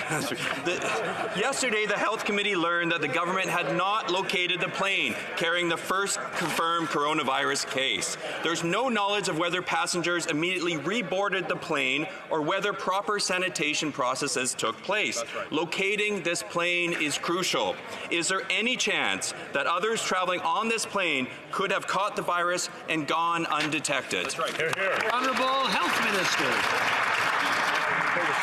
Thank you, Mr. Speaker. You know, one of the interesting elements of the coronavirus outbreak has been the spread of misinformation and fear across Canadian society that was actually noted by an interviewer on the weekend. In fact, she asked me, how can Canadians be assured that they're getting the right information? And I think one way might be that the opposition doesn't sensationalize the risk to Canadians and allows Canadians to understand where they can find effective information. The Honourable Member for Calgary Skyview. Mr. Speaker, the Trans Mountain expansion moving forward is helpful, but these Liberals passed Bill C-69. That means no private sector pipelines will be built or proposed in Canada again. My constituents in Calgary Skyview are out of work, underemployed, and losing hope because these Liberals cancelled Northern Gateway, killed Energy East, and delayed the Trans Mountain pipeline for years. One pipeline to global markets is not enough. Will these Liberals listen to constituents and Canadians and scrap Bill C-69? The Honourable Minister of of the Environment. Thank you, Mr. Speaker. The Impact Assessment Act was developed to ensure that projects would move forward, that good projects would move forward in the right way. We are very proud of the work that was done on the Impact Assessment Act. It will ensure that we are considering all of the environmental effects and ensuring that good projects actually do move ahead. Of course, we were very pleased today to see that the Trans Mountain Pipeline will be going ahead. That is an important project for the energy sector, and it's an important project for all Canadians. The honourable member for l'honorable député de Louis.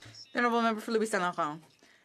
Mr. Speaker, good news for Canada today. The Court of Appeal, in a unanimous decision, gave the green light to the Trans Mountain project. That's a victory for all Canadians, particularly for energy workers. It's also a victory, though, for the current government and future governments. Why?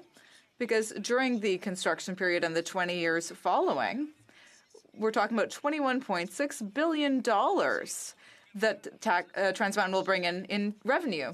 That means that each minister will be able to spend more. So my question to the Minister of Heritage, what will he do with all that money? The Honourable Minister of Natural Resources. Mr. Speaker, I'll take this opportunity to answer the question by addressing the court's ruling today on TMX, because we know that in Canada in the 21st century, good projects can only move forward when we consult and address environmental concerns and the concerns of Indigenous communities and local communities.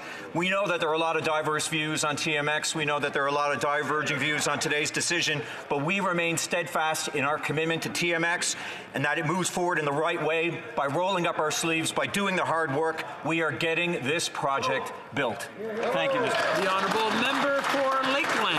Mr. Speaker, today's court decision on TMX is welcome, but it's not enough. It was supposed to be in service 2 months ago, and the Liberals are losing $20,000 a day on it. What's still missing is a concrete plan from them. Legal threats remain, and here's what opponents say. They will be, quote, larger and more disruptive than last year. They're, quote, prepared to do whatever it takes to stop this pipeline, and, quote, no matter who approves it, this pipeline will not be built. So, what will these Liberals actually do against these threats, and when will they guarantee an in-service date for the Trans Mountain expansion?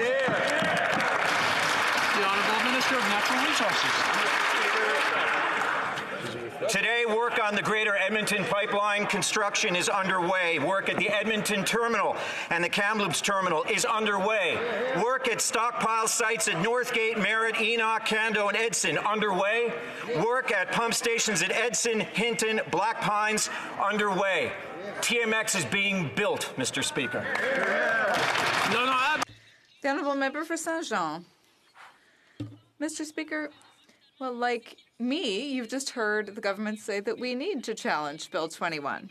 But the Deputy Prime Minister regularly cites François Legault's support for CUSMA in response to our questions about aluminum. So let's seize this opportunity. Mr. Legault is also calling for more provincial control over immigration. He wants Quebec to decide how many immigrants it will welcome, how permanent residency is granted, and how the temporary foreign workers program should be managed in Quebec. Will the government finally accommodate these legitimate requests from Quebec? The Honourable Minister. Mr. Speaker, since we are indirectly talking about the free trade agreement, I would remind my colleagues that this agreement is great for aluminum workers. The sector supports it, chambers of commerce support it, various stakeholders in Quebec support it, and yes, the Quebec government and the Quebec premier support it as well.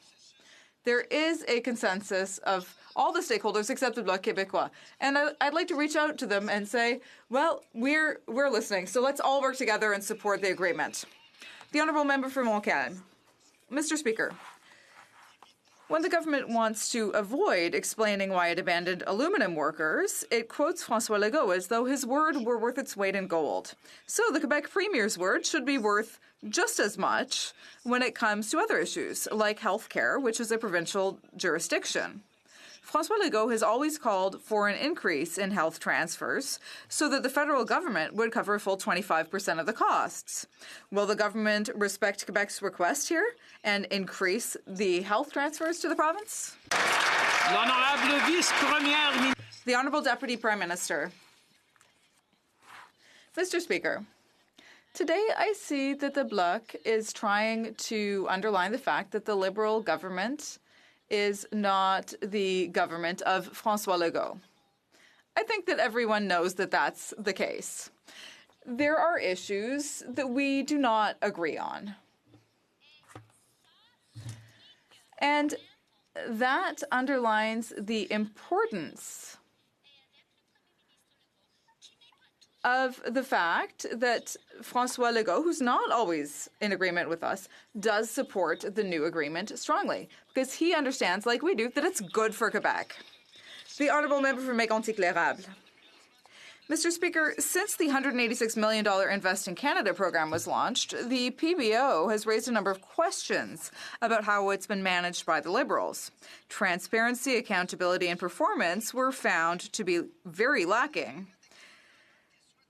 The Prime Minister likes to repeat that he wants to work with opposition parties. So will he commit to working with the Auditor General and supporting him in his investigation, as this House has told him to do? The Honourable Minister. Mr. Speaker, openness and transparency are characteristics of our government, and we support oversight of our infrastructure program. I want to remind everyone, all Canadians, that during the last election, it was the Conservatives who wanted to cut $18 billion from our infrastructure investments. So which projects did the Conservatives want to eliminate? The Blue Line for Montreal, the Montreal Tramway, the Champlain Bridge, investments in affordable housing? What? The Honourable Member for Mégantic-L'Érable. Half of the money she's talking about hasn't even started to be invested, Mr. Speaker. The Liberal government had no problem finding $10 million for Omar Khadr. They helped Loblaws buy refrigerators with $12 million. Since they love cheap credit, they found $50 million to give to MasterCard. This House has spoken. The Auditor General needs to look into the Liberals' infrastructure fiasco. Since the Prime Minister always has money to throw around somehow, will he commit to giving the Auditor General's office the resources it needs to carry out the mandate given to him by parliamentarians? The Honourable Minister. Thank you, Mr. Speaker. I want to thank my colleague for showing how science-based decisions are important, and that's why the Auditor General's work is so important. That's why, during our last Parliament, we invested so much in science, accountability, transparency, and openness to ensure that our infrastructure investments would be better understood and their impact would be better understood by Canadians, including by the Conservative Party. Member for Calgary, Nose Hill. Today, the Liberal-appointed author of a report that recommended to regulate news media in Canada was quoted in a CBC article as follows: the CRTC would be best positioned to decide whether an outlet is practicing journalism, and suggested they could judge which news outlets exhibit journalistic independence and ergo could be exempted from licensing and registration requirements. Will the Prime Minister reject and condemn this assault on free speech? The Honourable Minister of Heritage. Mr. Speaker, our government believes in a strong, free and independent press. The report we received last week from an independent panel specifically excluded news media from licensing requirements.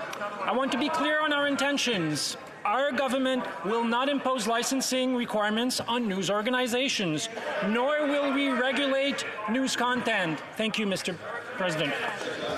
The Honourable Member for Calgary, Nose Hill. That was code for no, Mr. Speaker. So yesterday, in response to a question on how he would define who would be regulated and licensed under their upcoming legislation, the minister spectacularly fumbled and said, media can be confusing. So let me make it clear for him. There was no one in Canada who wants the press to be regulated by his government or the CRTC or any government outfit. Yep. Will they just condemn this flat out and uphold freedom of speech in Canada? The Honourable Minister of Canadian Heritage. Mr. Speaker, there seems to be quite a bit of confusion between members of the Conservative Party. On one side, the member for Durham says that that report would be dead on arrival. On the other side, the member for Calgary Nose Hill said that the report doesn't go far enough and promotes status quo.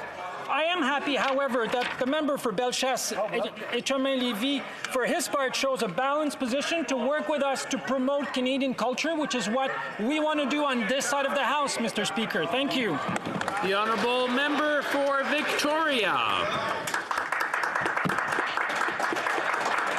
Mr. Speaker, more proof today that the Liberals' choices have left Canada lagging behind on their climate targets.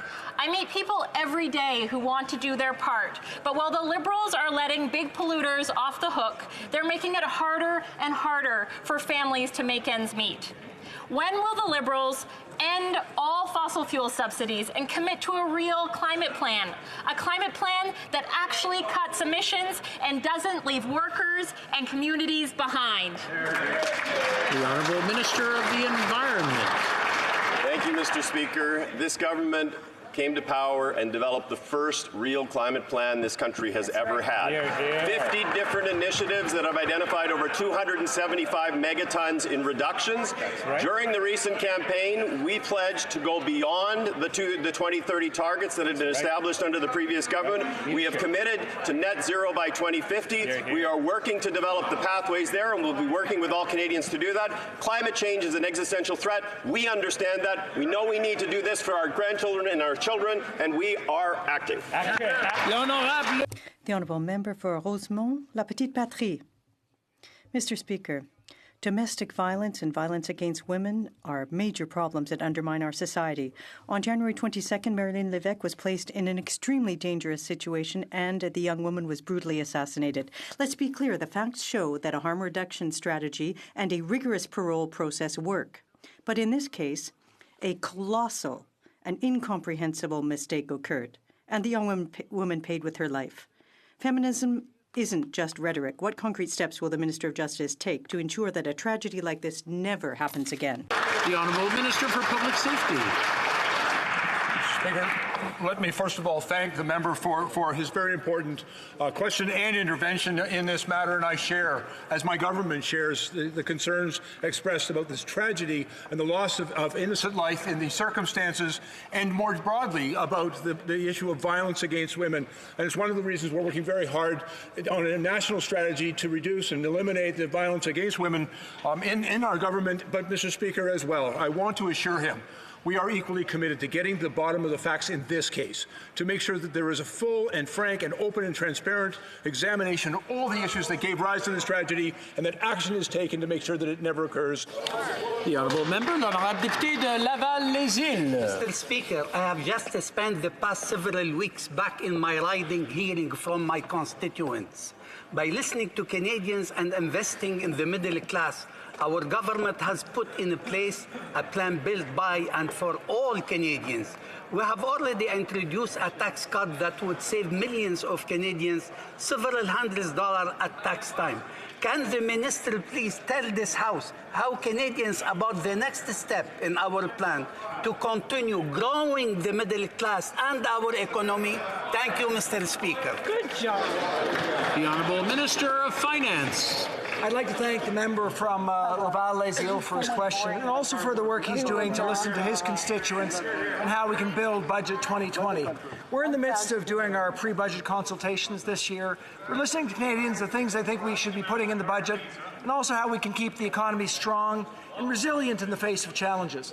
In our budget, we're going to be working to make sure that we keep the middle class strong. We'll be working to ensure that our environment is strong. We'll be looking to make sure that we keep Canadians safe and healthy, and of course that we continue to reconcile with Indigenous peoples. I look forward to working with all members of this House in Budget 2020. L'Honourable Député. The Honourable Member for Beauce. Mr. Speaker, I'm taking advantage of the presence of dairy producers of Canada this week who are on the Hill to remind the government that under previous free trade agreements they had promised to produce some impact assessment studies on concessions made. A new agreement is on the verge of being ratified, but the studies haven't been released yet. We continue to call for them. And we know, in fact, that one of the hardest hit sectors is the dairy sector. Will the government finally give Canadians some answers? L'Honourable Vice-Première Ministre. The Honourable Deputy Prime Minister. Mr. Speaker, the Liberal government created supply management. A Liberal government is preserving supply management. It's important to point out that the objective of the government at the outset, in fact, the objective of the U.S. government was to dismantle it. And we have received guarantees that the future of it will not be called into question. This agreement is very good for producers.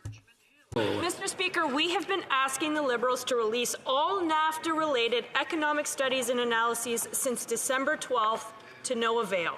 As parliamentarians, Canadians entrust us to make decisions on their behalf, and they expect us to have all the information to do so before we vote. The government's refusal to reveal the upsides and downsides of the new NAFTA are not the actions of an open and transparent government. What exactly are the Liberals trying to hide? The Honourable Deputy Prime Minister. Mr. Speaker, we're not hiding anything. We are very proud of the new NAFTA. Steve Verheuel, the chief negotiator of this agreement, who is respected on all sides of the House, was made available to the Leader of the Opposition immediately after the Protocol of Amendments was signed. When it comes to the economic analysis being prepared by the Chief Economist of Global Affairs, as soon as this analysis is complete, we will publish it and share it with all members of this House. Louvain. Thank you, Mr. Speaker. It's time for the stubborn Liberal government to admit that their damaging carbon tax is crippling our farm families and communities. Our agriculture sector is world-class, and our producers pride themselves on being strong, great environmental stewards of their land. When will the Agriculture Minister and her Liberal Cabinet colleagues admit they have failed farm families and exempt agriculture producers from their income-stealing carbon tax? The Honourable Minister for Agriculture. Mr. Speaker, the agricultural sector is very important to us, and we work closely with the representatives of all sector and with my provincial colleagues as well. Mr. Speaker, we are listening, and we are always ready to make practical solutions, put practical solutions in place and improve our mechanism. You know, there are exemptions for fuel used on farmers, agricultural, by farmers, for agricultural activities, and also rebate on commercial greenhouse gas operation. Mr. Speaker, we're there to support our farmers. The Honourable Member for Carleton Trail, Eagle Creek. Farmers pay an inordinate amount of this Liberal government's carbon tax directly through costs like heating and grain drying, and indirectly through transportation, fertilizer, and more. That's right. A recent analysis by APAS reveals that when the carbon tax hits $50 per ton in 2022, Saskatchewan producers will lose 12% of their net income to this Liberal tax. Will the Prime Minister now admit that his carbon tax unfairly targets Canadian farm families? The Honourable Minister of the Environment. We certainly recognize that the 2019 harvest has been a challenging year for farmers in terms of climate and trade disruption. We are listening, and we are committed to finding practical solutions to the issues that farmers face. We have taken numerous steps to ensure the realities of the agricultural sector are reflected in our pollution pricing policy, including by exempting fuels for on-farm use. I am certainly working closely with my colleague, the Minister of Agriculture, looking at all options. The Honourable Member for Repentigny. The government quotes François Legault's support for CUSMA to excuse its inability to defend Quebec aluminum. Look, Mr. Speaker, I want to take this rare opportunity where the authority of the Quebec Premier is respected in this chamber to quote him once again. Mr. Legault is calling for Quebec to be solely responsible for environmental assessments of projects on its territory. The federal government must respect Quebec law like anyone else. It goes without saying, doesn't it? Will the government respect Quebec's environmental sovereignty, or will the aluminum file the only one where it agrees with the Quebec Premier and government? The Honourable Minister, there are a number of files that we agree upon with the Quebec government where we work together to make progress and advance together. We look at the cultural exemption under the Free Trade Agreement, the new NAFTA. The Prime Minister of Canada stood for it. It's extremely important for the cultural sector in Quebec, for all members in this House, for all. We took a stand on aluminum. We are taking a stand there as well. On Quebec, we are standing for Quebec on many files. The Honourable Member for La Pointe-de-L'Île. Mr. Speaker, the Liberals are using the Quebec Premier's support for CASMA as an authoritative argument. It should undoubtedly then recognize, when it comes to the French language, it's normal to invoke the Quebec government's authority because all Quebec men and women have the right to work in French. Mr. Legault, as a result, has called for Bill 101 to apply to federally regulated companies. Will the government finally accept this demand from Quebec? L'honorable leader. The Honourable Government House Leader. Merci. Thank you, Mr. Speaker. There are 35 Quebec members who have the French language tattooed on their heart, who have always stood behind Quebec. We are proud of it. It is a vehicle for our culture. And when we talk about culture, let's go back to the agreement that we signed. It is protecting our ability to defend our culture. Look also at the fact that 70% of North American content is required for aluminum. These are gains for Quebec, but for all Canadians. Honourable Member for Flamborough-Glenbrook. Mr. Speaker, the boycott, divest and sanctions movement continues its campaign against Israel on Canadian campuses and Canadian cities.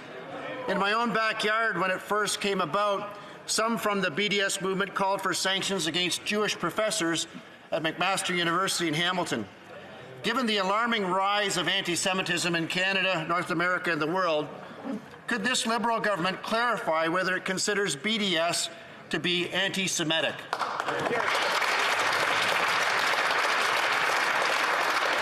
The Honourable Minister for Foreign Affairs.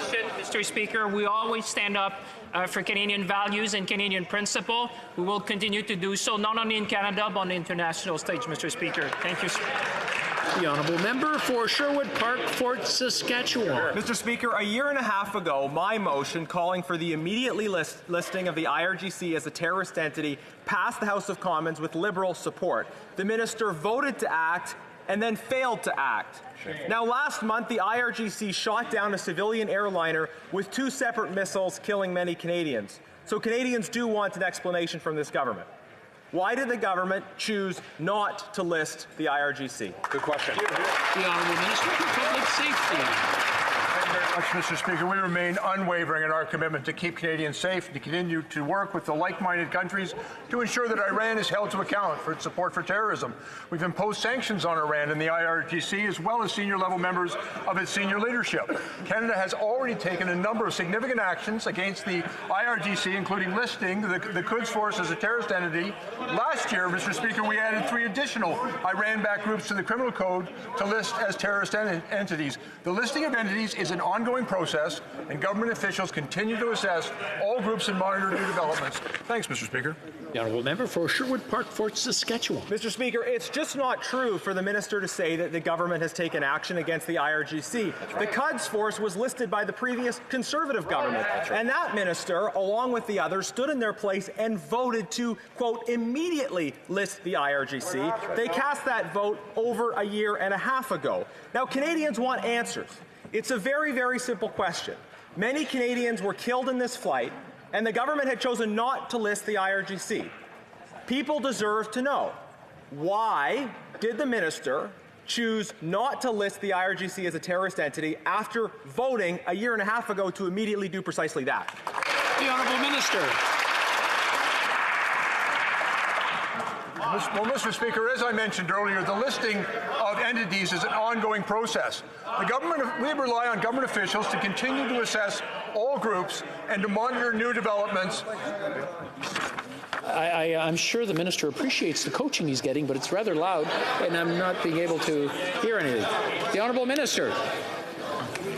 Thank you, Mr. Speaker. As I've already indicated, the Quds Force has already been listed by Canada as a terrorist entity, and last year, Mr. Speaker, we took the additional steps of adding 3 additional Iran-backed groups, which were proxies for terrorist activities, and listed them under the criminal code. Mr. Speaker, we continue to engage in that process and to monitor developments as they become apparent.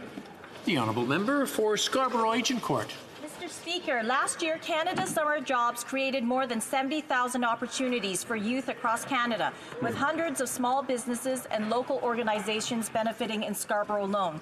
In my riding of Scarborough Agincourt, 242 summer jobs were created. The Canada Summer Jobs Program creates valuable work experiences for youth across Canada while helping them gain the skills and experience they need as they start their careers and successfully join the labour force. Could the Minister please update the House on this year's program and the benefits for both employers and youth? The Honourable Minister. I'd like to thank the member for Scarborough Agincourt for her question and dedication to Canada Summer Jobs. Excellent. Canada's prosperity depends on young Canadians getting the education and experience that they need to succeed. That's why Canada Summer Jobs is such an important part of our youth employment strategy. We're providing young Canadians with paid summer jobs where they can gain valuable experience. Excellent. I'm pleased to share that the application period for employers is open, and I encourage all members to reach out to local organizations and small businesses to make sure that all of your ridings benefit from this excellent program. Thank you. The honourable member for Edmonton West. Thank you. $8 million for a temporary hockey rink, $56,000 more for jet skis and meals for the Prime Minister's billionaire island vacation, $1.5 million for Liberal ministers' office renovations. Now the Liberals have wasted almost $2 million more on their Security Council seat bid, with a third of that going to promotional items. For what? Canada coffee mugs for Kim Jong-un and Assad? Why is this Liberal government so obsessed with wasting taxpayers' dollars? The Minister for Foreign Affairs. Mr. Speaker, Canadians who are watching know that Canada must show leadership in the face of major global challenges. More than ever, Mr. Speaker, Canada is playing a positive role by being a champion of diversity and inclusion, by addressing climate change, by leading peace and security efforts, and by helping the most vulnerable. A seat on the Security Council, Mr. Speaker, will allow Canada to be a stronger voice on the international stage, fight for inclusion, fight for diversity, fight for Canadian values, Mr. Speaker. The honourable member for York Simcoe. Mr. Speaker, Liberal job-killing policies are forcing Canadians to the food bank just to feed their families. But while Canadians struggle, the Prime Minister has been wasting taxpayers' dollars as he jets around the world. New documents show that he spent over $95,000 on food and drinks on just one international trip. He and his friends drank 57 bottles of wine and 35 cans of beer. Heck, I didn't even get an invite. Will the Prime Minister put an end to his wasteful spending habits and show respect to Canadian taxpayers? The Honourable Minister. Mr. Speaker, if the colleagues would like to listen, we are more than happy to invite the member, Mr. Speaker, if he wants to help us in gaining a seat on the UN Security Council, Mr. Speaker. We would like to get his voice, Mr. Speaker, to work with us, to bring Canadian value on the international stage, to talk about climate change, to talk about our feminist foreign policy, Mr. Speaker, to bring positive leadership in the world. That's what Canada is standing around the world, and I would hope the member would stand with us in defending Canadian values around the world. The honourable member for Wellington, Halton Hills. The government says our democracy is threatened by foreign interference, but it looks like the bigger threat could be from this government. They violated the Shawcross Doctrine.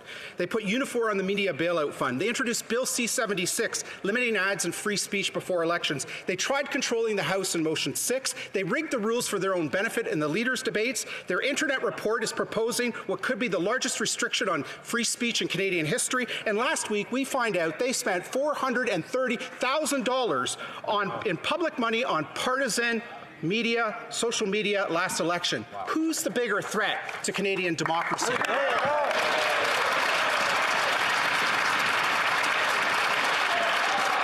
Honourable Minister.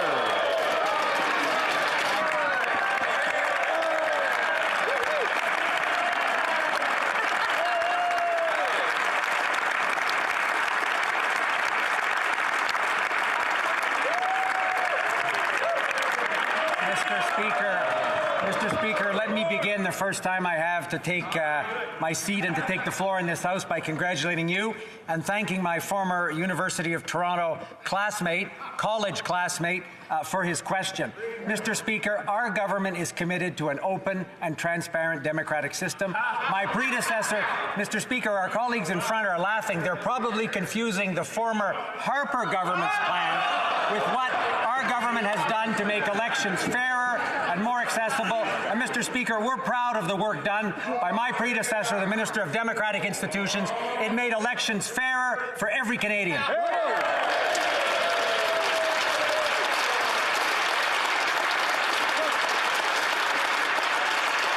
The honourable member for Cape Breton-Canso. Mr. Speaker, too many people in my riding of Cape Breton-Canso have been unable to find a family doctor or a primary care team. That means that many of my constituents have to travel to Halifax or other cities just to get a checkup or a prescription. Can the Minister of Health please tell my constituents what this government is doing to help the provinces improve access to family doctors or primary care teams? The Honourable Minister of Health. Merci, Monsieur le Président. Thank you, Mr. Speaker, and I thank the member for Cape Breton-Canso for his question. Rely on our healthcare system, and yet more than 5 million Canadians don't have access to a family doctor or primary healthcare team. We know there's more to do. We're making significant investments, including more than $40 billion to the provinces and territories this year. And we'll keep working with partners like the province of Nova Scotia and the member for Cape Breton-Canso to make sure that all Canadians get the care they need when they need it. Thank you, Mr. Speaker. Honourable member for Edmonton Strathcona. Mr. Speaker, Canadians take great pride in the peacekeeping and development work we do. But while Canadian aid organizations are drilling for water, international mining companies are flying the Canadian flag and poisoning the wells. The Liberals said their ombudsman would solve this problem, but they gave it no teeth and are still inviting these companies to register here without fear of consequences. When will the Liberals keep their promise to Canadians, to Indigenous peoples, to human rights defenders, to communities around the world, and give the Ombudsman the power to do the job? Hear, hear.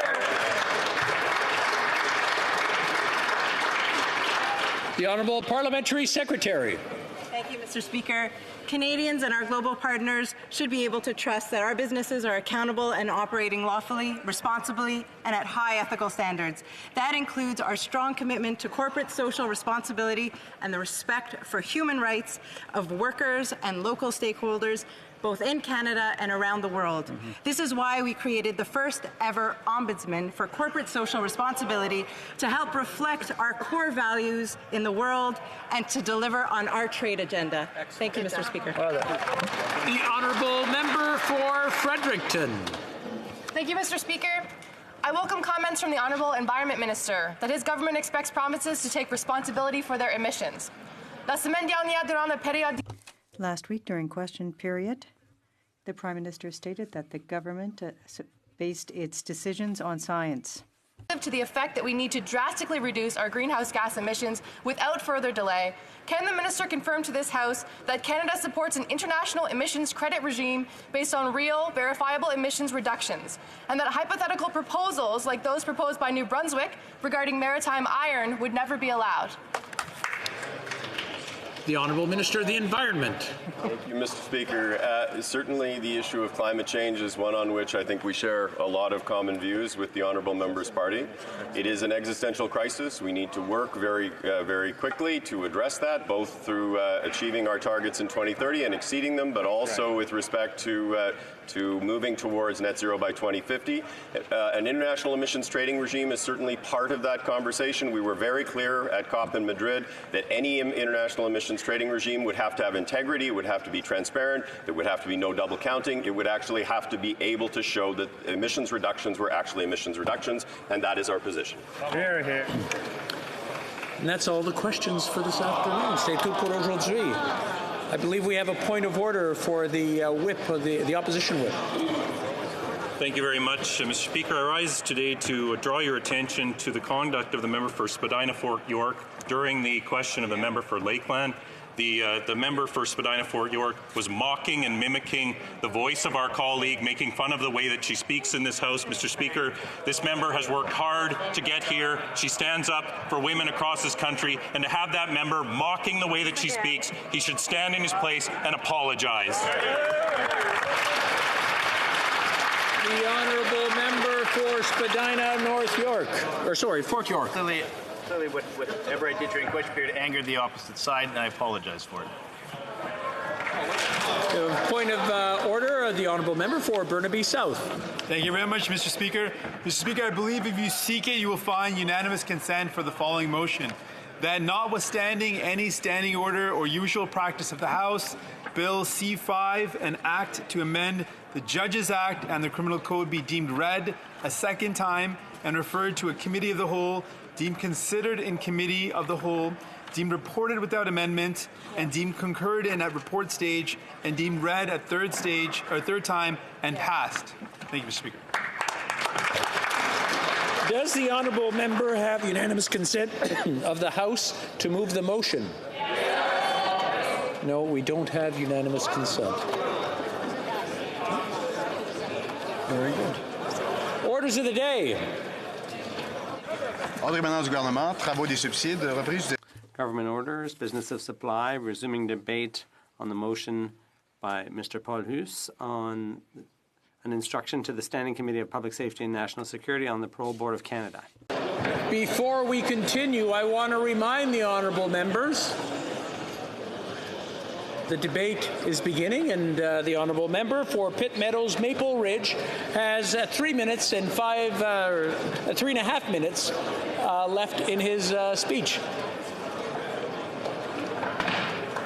Very good. Thank you, Mr. Speaker.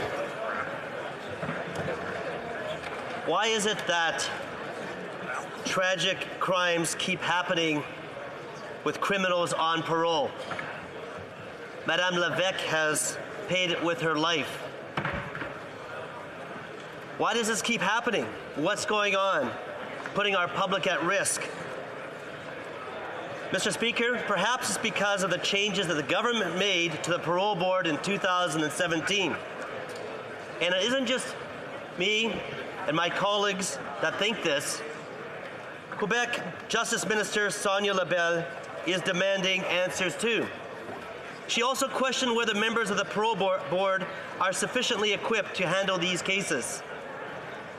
Madame Justice Sonia Lebel has questioned whether members of the parole board are sufficiently equipped to handle these cases.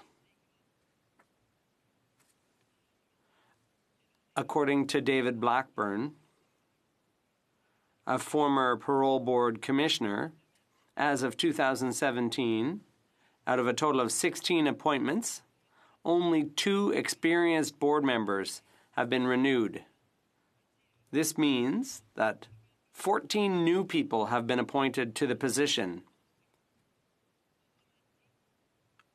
In other words, most board members have no experience in risk assessment and the parole process. Mr. Speaker, this is an appalling situation that must change, and that's the reason for this motion today. Members of the parole board, Liberal appointments, have shown a serious lack of judgment in this matter and must suffer the consequences. Members also say that Liberal changes in 2017 resulted in the majority of board members being replaced with people who have no prior experience. David Blackburn, former board member, told CTV, if you don't have experienced board members and just new people, some mistakes can happen, some issues can happen. And obviously, a very serious issue did happen. Hear, hear. Hear, hear. Questions and comments, questions et commentaires. The honourable member for Winnipeg North. Yes, thank you, Mr. Speaker. And, you know, First and foremost, just a continuation from this morning. There was a great deal of members on all sides of the House expressing condolences to family and friends of the late Ms. Levesque, and I'd like just to re-echo those comments from earlier this morning and this afternoon. Having said that, we have talked a great deal about this board of, it's going to be reviewing the internal board. I believe that it will come up with some tangible items which would, I believe, add to the value of what it is that's being recommended by this particular motion. And I'm wondering if my colleague can provide his thoughts on still the importance of having that internal review and the commitment by the government to ensure that it becomes also public information. For Pitt Meadows, Maple Ridge. Thank you to the Minister. So, one challenge is that we believe it needs to go beyond the parole board examining the parole board, and there needs to be outside examination by the committee, and so we can look at what led to this.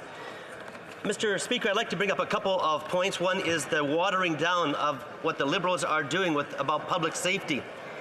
Here's a couple of statistics that they have tabled in the House as their goals. One is their goal is to have the percentage of individuals or victims that are satisfied with the quality of service and timeliness of information provided.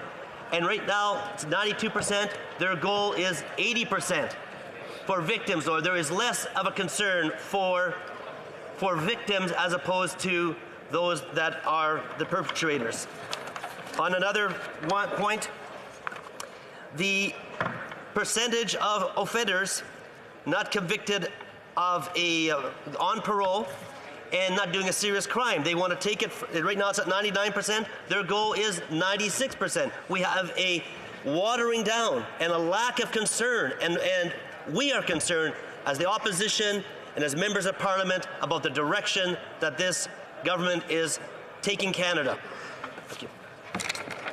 Questions and comments? Questions et commentaires. The Honourable Member for Oshawa. Thank you very much, Mr. Speaker, and I want to thank my colleague for an excellent speech. He mentioned that the appointment process was changed in 2016-2017, and it meant that all the experienced board members were not renewed in Quebec. So basically, 10 board members from Quebec sent a letter to the Prime Minister, Michael Warnick, in November 2017, expressing the serious concerns about these changes. And there was actually a published opinion piece in the Le Devoir. I was wondering if you could comment on how important it is right now to immediately get going with this transparent, open process. The Liberals have voted in the past unanimously that they would do something in order to put, for example, the Iranian terrorist organizations on lists, but they do nothing about it. So could you please explain how important it is that we move ahead with this independent review process as soon as possible? The Honourable Member for Pitt Meadows, Maple Ridge. Thank you to the member for his question. It's important because lives are at stake. Not just lives. We believe that there needs to be a real evaluation of our parole board and how criminals are being released oftentimes way ahead of even what the judges have said is the minimum, not only minimum sentence, but the minimum time before parole. So this needs to be examined and strengthened, not for political reasons, but for the safety of Canadians. Resuming debate, the reprise de débat, the Honourable Member for Sherwood Park, Fort Saskatchewan. Thank you very much, Madam Speaker. It's a pleasure for me to join the debate today on this very important subject, the motion before us. And I want to start by recognizing the excellent work of my colleague from Charlesbourg, Haute Saint Charles. I know he works very hard on a wide range of public safety issues, and he's played a key role in bringing this issue to the attention of Canadians and calling for an effective response to this tragic situation. I'm going to start by going over what we're talking about and then identify what I think the key issues for us as a Parliament in particular are to grapple with coming out of this case. So, Madam Speaker, the case is that Mr. Galiz was serving a sentence for murder. He was considered at risk of reoffending, but he was still released on day parole. In the context of that parole, he was given permission to have contact with women, but only for sex. And he murdered a woman, Marlene Levesque, who herself was a victim of prostitution. She was murdered while Mr. Galiz was on day parole. I think it's fairly obvious to anybody approaching this case that the parole board made a terrible decision and a woman died as a result of that decision. So we're now having a debate in Parliament about what we can do specifically around reviewing and responding to this case, and I think in particular trying to restore public confidence in the parole board process. Now, we expect the parole boards to make difficult, finely tuned decisions in response to the situations that are in front of them. Clearly, if someone is not at risk of reoffending, if someone has been effectively rehabilitated, then it's in the public interest for that person to be released and reintegrated in society. But if a person remains a risk of reoffending, if there is a risk to people in society of that person being out, or if there are specific conditions that need to be imposed on them when they're released in order to ensure that they are not a risk to other people, then the parole board needs to be aware of and be imposing those conditions. So all of us entrust our own safety and the safeties of our families to the hopefully expert people who are part of these parole board hearings. So we need this process. We need to be able to trust and have confidence in this process. We need to know that the people that serve on the parole board are able to consider the evidence, consider the information, and make good decisions. And that means they have the required amount of experience, background, qualification, etc. So when we confront a decision that was made by the parole board that was clearly very, very bad, the implication is that this criminal was being advised to engage in criminal activity, that is the purchasing of sex, that part of his release plan involved a direct admonition to or an implied direction to commit criminal activity, and that as a result of this failure by the parole board, a woman lost her life. And so if we're going to talk about the parole board and how to address these issues, we have to hold the government accountable for the appointment decisions that they make. The government was not directly responsible for this particular decision, but they were responsible for the process and the appointments to the parole board that led to this decision being made. So we need to talk about how they arrived at the appointments decisions that they did. Did they make decisions about parole board appointees that all things considered, anyone would have made under the same circumstances, or did they fail to consider important factors? Did they make decisions that were not in the public interest in the context of appointments that led to this decision? Personnel is policy, as we all know as members of Parliament. So their decision to appoint certain individuals and to have a certain appointments process led to a policy, which was the release of someone who shouldn't have been released, especially with direction and in a context where women were going to be put at risk. So it's been interesting in the context of the debate that's happened so far today, the discussion about the parole board process and the appointments. And certainly on our side of the House, we have suggested that part of the problem is in the changes the government made to appointments. A couple years ago, they made the decision to not reappoint the vast majority of people on Quebec's parole board who were experienced, and instead to appoint 14 out of 16 brand new members to that board. So they established the conditions in which we had a parole board that was lacking in experience. So we've challenged them on that and said, Madam Speaker, you have a boneheaded decision that results in somebody losing their life, and it follows a decision by the government to change the appointment process dramatically, removing experienced people and replacing them with inexperienced people. So maybe we should consider the role the changes in the appointment process played in the tragic outcome. The government's response has been to trumpet the alleged greatness of their appointments process. They've said, oh, well, we brought in an open and transparent process. It's based on merit. It increases diversity. It's great. And it's better than the previous system, which was all about appointing allegedly partisan hacks to these positions. Now, I would say any evaluation of the merit of an appointment should consider the quality of the work and the decisions that are made. In other words, they might profess to have brought in a great appointment system, but we can only evaluate the quality of that appointment system by the outcome of that appointment system. Namely, were people appointed to the parole board who made decisions that were in the public interest? Their decision to replace inexperienced people, replace experienced people with inexperienced people on the parole board, and that being followed by the decision that we had here, suggests that they weren't as effective at identifying merit in appointments as they claimed to be. It suggests that perhaps there were other things going on.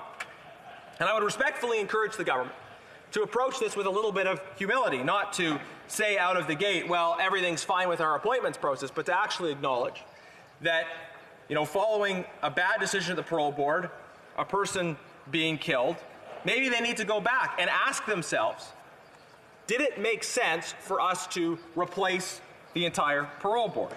The outcome of the appointments should be the basis on which we evaluate the quality of those appointments. Now, the other point that the government's made in the context of their appointment process, well, it's about diversity, right? We want to make these organizations more diverse, and maybe that's a justification for not reappointing people that were there before to try and make these organizations more diverse. But I would say that kind of rhetoric actually does a great disservice to the genuine importance of making our public organizations more diverse. We agree on this side of the House in the importance of having diversity in public appointments.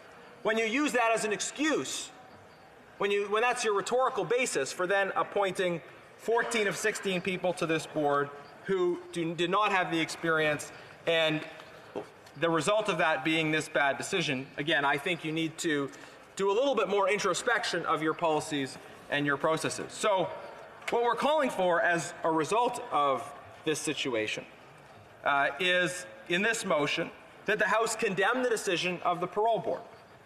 Again, when the parole board is sending the message to somebody that's being released that they should go and commit illegal activity, namely purchasing sex, it should be fairly obvious that there were so many problems in the process of that person being released and the instruction they were given. I think any expert would tell you, anybody who had spent substantial time working on these issues, that telling a person who had a history of violence against women that they should interact with women in this context, that was a kind of advice that really lacked any kind of wisdom or knowledge or experience. It lacked a connection with the kind of evidence-based policymaking that we would expect in this place.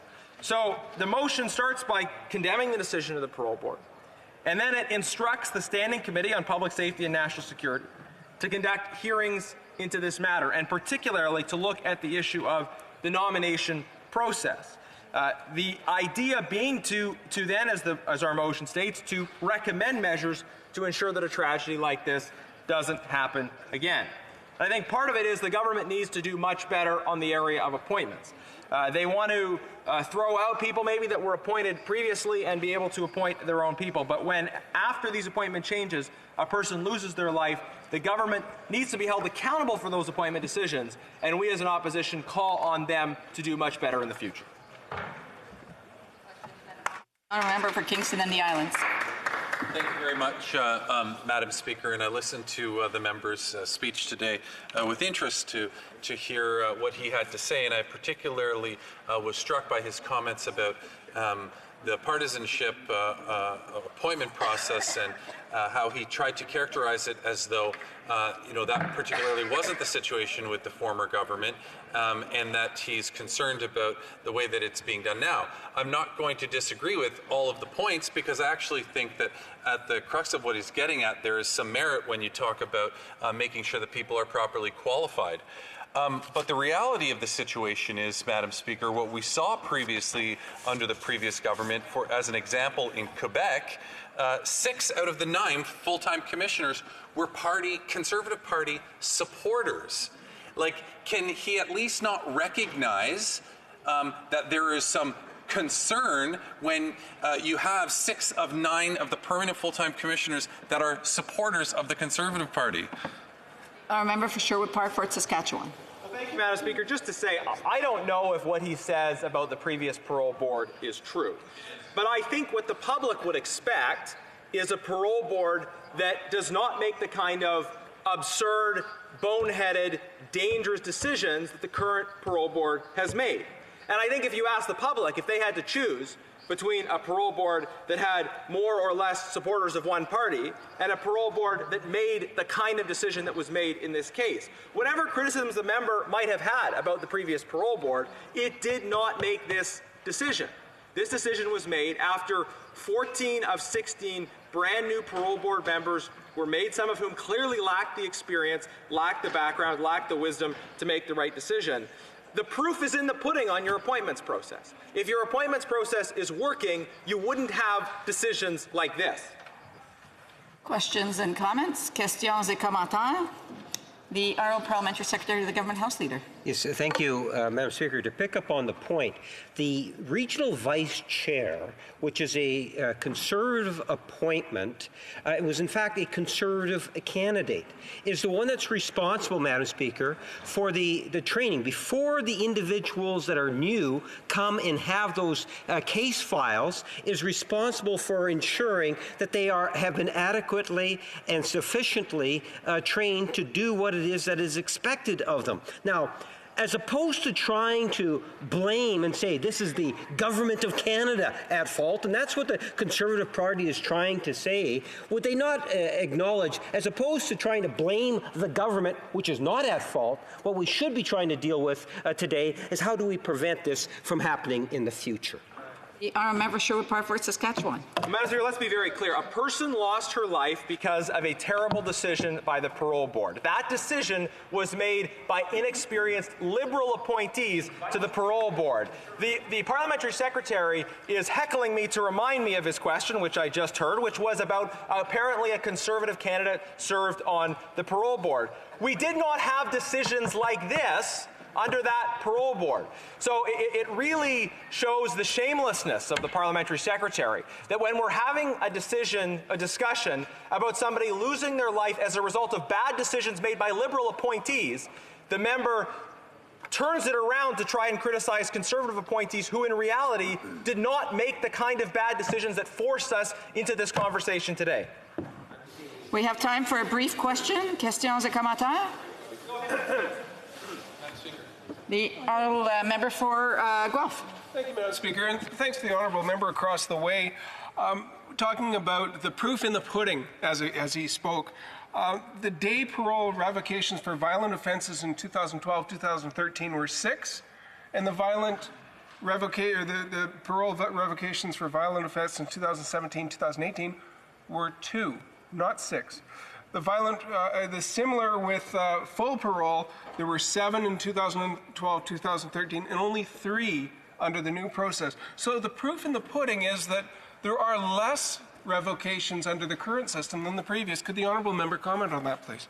The Honourable Member for Sherwood Park, Fort Saskatchewan, a brief answer. Well, Madam Speaker, as the member should know, just because someone's parole is revoked, it doesn't mean that they committed a violent crime against another person. It may be that they violated other conditions of their parole, and what we have in this case is somebody actually losing their life because of a bad decision by the parole board. And so he's using numbers to make a point that those numbers don't actually make at all. I think that should be quite clear. Thank you.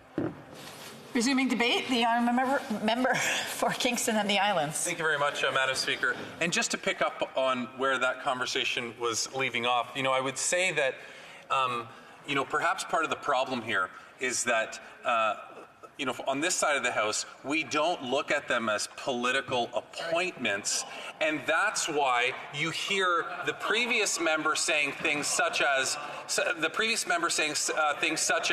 a Liberal appointment, because it would take somebody who's used to being in that kind of system of appointing people from your side, as I will talk about in my speech, to be able to, I guess, look at it through that kind of lens. But The honourable gentleman has the floor, and I would ask members to hold and maybe write down their questions and comments they may have, as opposed to shouting them across the room and as opposed to laughing through the process. That this is a serious matter, and I would just ask the members to provide the respect that the person who has the floor deserves. The honourable member for Kingston and the Islands. Thank you very much, Madam Speaker. And I will pick up on a lot of this in my speech, and I'm happy to answer any questions from those members who will be taking notes during that time. And at the outset, I would like to say that I'll be sharing my time with the member from Mississauga, Erin Mills. I rise today, Madam Speaker, to join my colleagues in expressing my deepest sympathies to the family and friends of Mary Lynn Levesque, who's following this heinous, reprehensible tragedy. In the aftermath of the events such as these, it is imperative that an investigation occurs to provide the public with the trust and knowledge that these errors will be addressed. That way, we can ensure changes are made to better prevent similar occurrences from happening again. As the Minister of Public Safety and Emergency Preparedness has said in this House, there will be an administrative review and investigative committee assembled by the Parole Board of Canada and Correctional Services. To ensure accountability, 2 co-chairs will act as external investigators to oversee the review. In addition, the Quebec City Police Service is currently in the midst of a criminal investigation. On both sides of this House, Madam Speaker, we all want to see the results of these investigations, I have no doubt. The Minister has publicly committed to making the findings public once the administrative process is complete. With the findings, committee members will be able to review what went wrong and make recommendations. Regarding the motion before us today, Madam Speaker, it is important to note that the Parole Board of Canada issued an order that Mr. Gilles not be permitted to visit massage parlors. With this investigation, we will find out whether the orders were followed, and if not, then the reasons for disregarding them. A serious and tragic error was made. But I will caution my Conservative colleagues of trying to declare that there is a wide-ranging and systemic problem. Violent offences such as these are not common in Canada, more so in recent years. In 2013/14, there were 17 convictions for a violent offence committed by a person on day parole. In 2017/18, there were 5. However, 5 is still too many. But I would also inform members opposite that our commissioners are highly qualified with many experts in legal, correctional, and criminology fields. Once appointed, the new commissioners receive rigorous training in risk assessment, hearing management, decision-making, and addressing the specific factors that apply to certain types of offenders. After this initial training, the new commissioners are paired with more experienced commissioners. If necessary, they return for additional training. It is only when the regional vice president is satisfied that they are ready that they are allowed to sit and make decisions. And all commissioners receive annual training on risk assessment so that they can refine their skills and remain in a continuous learning mode. When the Conservatives question, Madam Speaker, the merit of the Parole Board appointees, let's remember that 43 appointments made by the Harper government had ties to the Conservative Party. 43. A number of former Conservative candidates, Conservative donors, assistants to former Conservative ministers, and deputy Conservative ministers are included. This is not intended to question the qualifications of these members. But when Conservatives openly question the appointment process, it is interesting to remind Canadians about how often they refer to people in prominent positions. This was considerably pronounced in Quebec, as I previously mentioned in a question, where at the end of the Conservative government, 6 of the 9 full-time commissioners were Conservative Party supporters. Since forming government, we have placed value on expertise, experience, and diversity. All must have the qualifications for such a demanding position. The main objective of the entire correctional and conditional release system is to promote public safety. It is the primary responsibility of any government, and I'm sure that all in this House would agree. Since forming government, we have also worked tirelessly to address and combat gender-based violence, which is particularly significant in this case, considering the tragic death of this young woman. I therefore invite the members of opposite parties to support our strategy to prevent and counter gender-based violence, which puts in place preventative measures, supports for survivors, and facilities that develop research and the dissemination of knowledge. I invite my colleagues to support the increase in legal aid to help victims of sexual harassment at work. I invite them to support the increased funding for training, ethics, and conduct of judges in the area of gender-based violence, sexual assault, and family violence. And I invite them to support the funding to prevent violence in dating relationships during adolescence, to fight against bullying, and to combat sexual violence in post-secondary institutions. I know that we all want our communities to be safer. We want women like Marilyn Levesque not to find themselves in vulnerable situations and to have the resources and supports that they need. And of course, we want to shed light on what happened in this tragic case to prevent it from happening again. But our analysis and corrective measures should be based on facts. Thank you, Madam Speaker. Questions and comments? The honourable member for Sherwood Park, Fort Saskatchewan. Well, thank you very much, Madam Speaker. And the member spoke at the end about various initiatives to address violence against women and gender-based violence in general. And I think he should know that all colleagues in the House are interested in working together with the government. We had a bill tabled in the House that addresses the issue of training for judges around sexual assault. This was a bill put forward by the Conservatives as a private member's bill in a previous Parliament. And we've highlighted today as well that in light of this specific case, it would be worthwhile to include training for parole officers on these issues as well. We want to work with the government not only to support these types of initiatives, but to improve them to ensure they have a greater impact. But when it comes to the issue of appointments, you could talk about your policy, but personnel is policy as well. And whatever you say about the political background of individuals, it's the government that chooses to appoint people. They made that choice, and we had this decision. So doesn't the member think, there should be some reconsideration of the appointment decisions they made, especially replacing experienced people with inexperienced people, and the result of that decision? The honourable member for Kingston and the Islands. I am so glad that the member brought up that former bill that was introduced into the House by Ms. Ambrose. Let's, be honest about why it didn't make it through in the dying days of Parliament. There was about, if my memory serves me correctly, about 12 to 13 private members' bills that were sitting in the Senate, but unfortunately, for partisan reasons, the Conservative senators decided to hold up those bills, and that's why Ms. Ambrose's bill that the member references did not get through the Senate.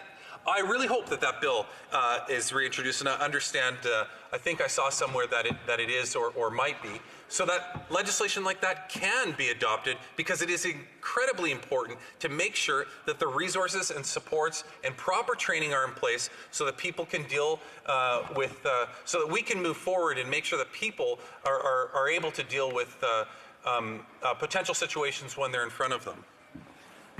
Questions and comments? Questions commençadas? The member for Guelph.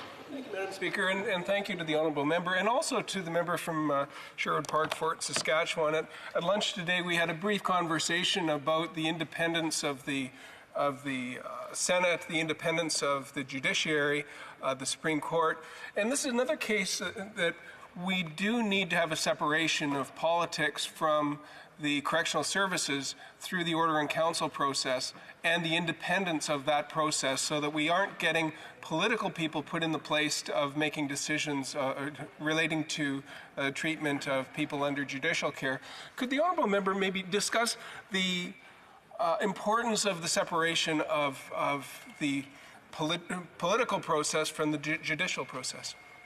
Member for Kingston and the Islands. Well, Madam Speaker, what I'd really like to pick up on is the member from Guelph's comment with respect to the need for the independence as it exists out there. It's not easy to create an independent Senate. It's not easy to not want to pick from political affiliations as the Conservatives did last time. Listen, Madam Speaker, I'm from a riding that has 7, well, used to have 7, now 6 thanks to the Conservatives, the former Conservative government, correctional institutions in the surrounding area.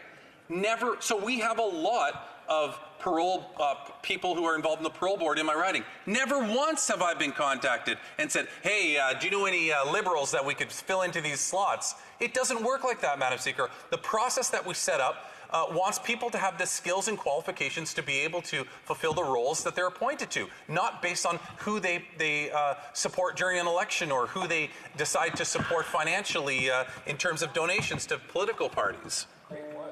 Questions and comments?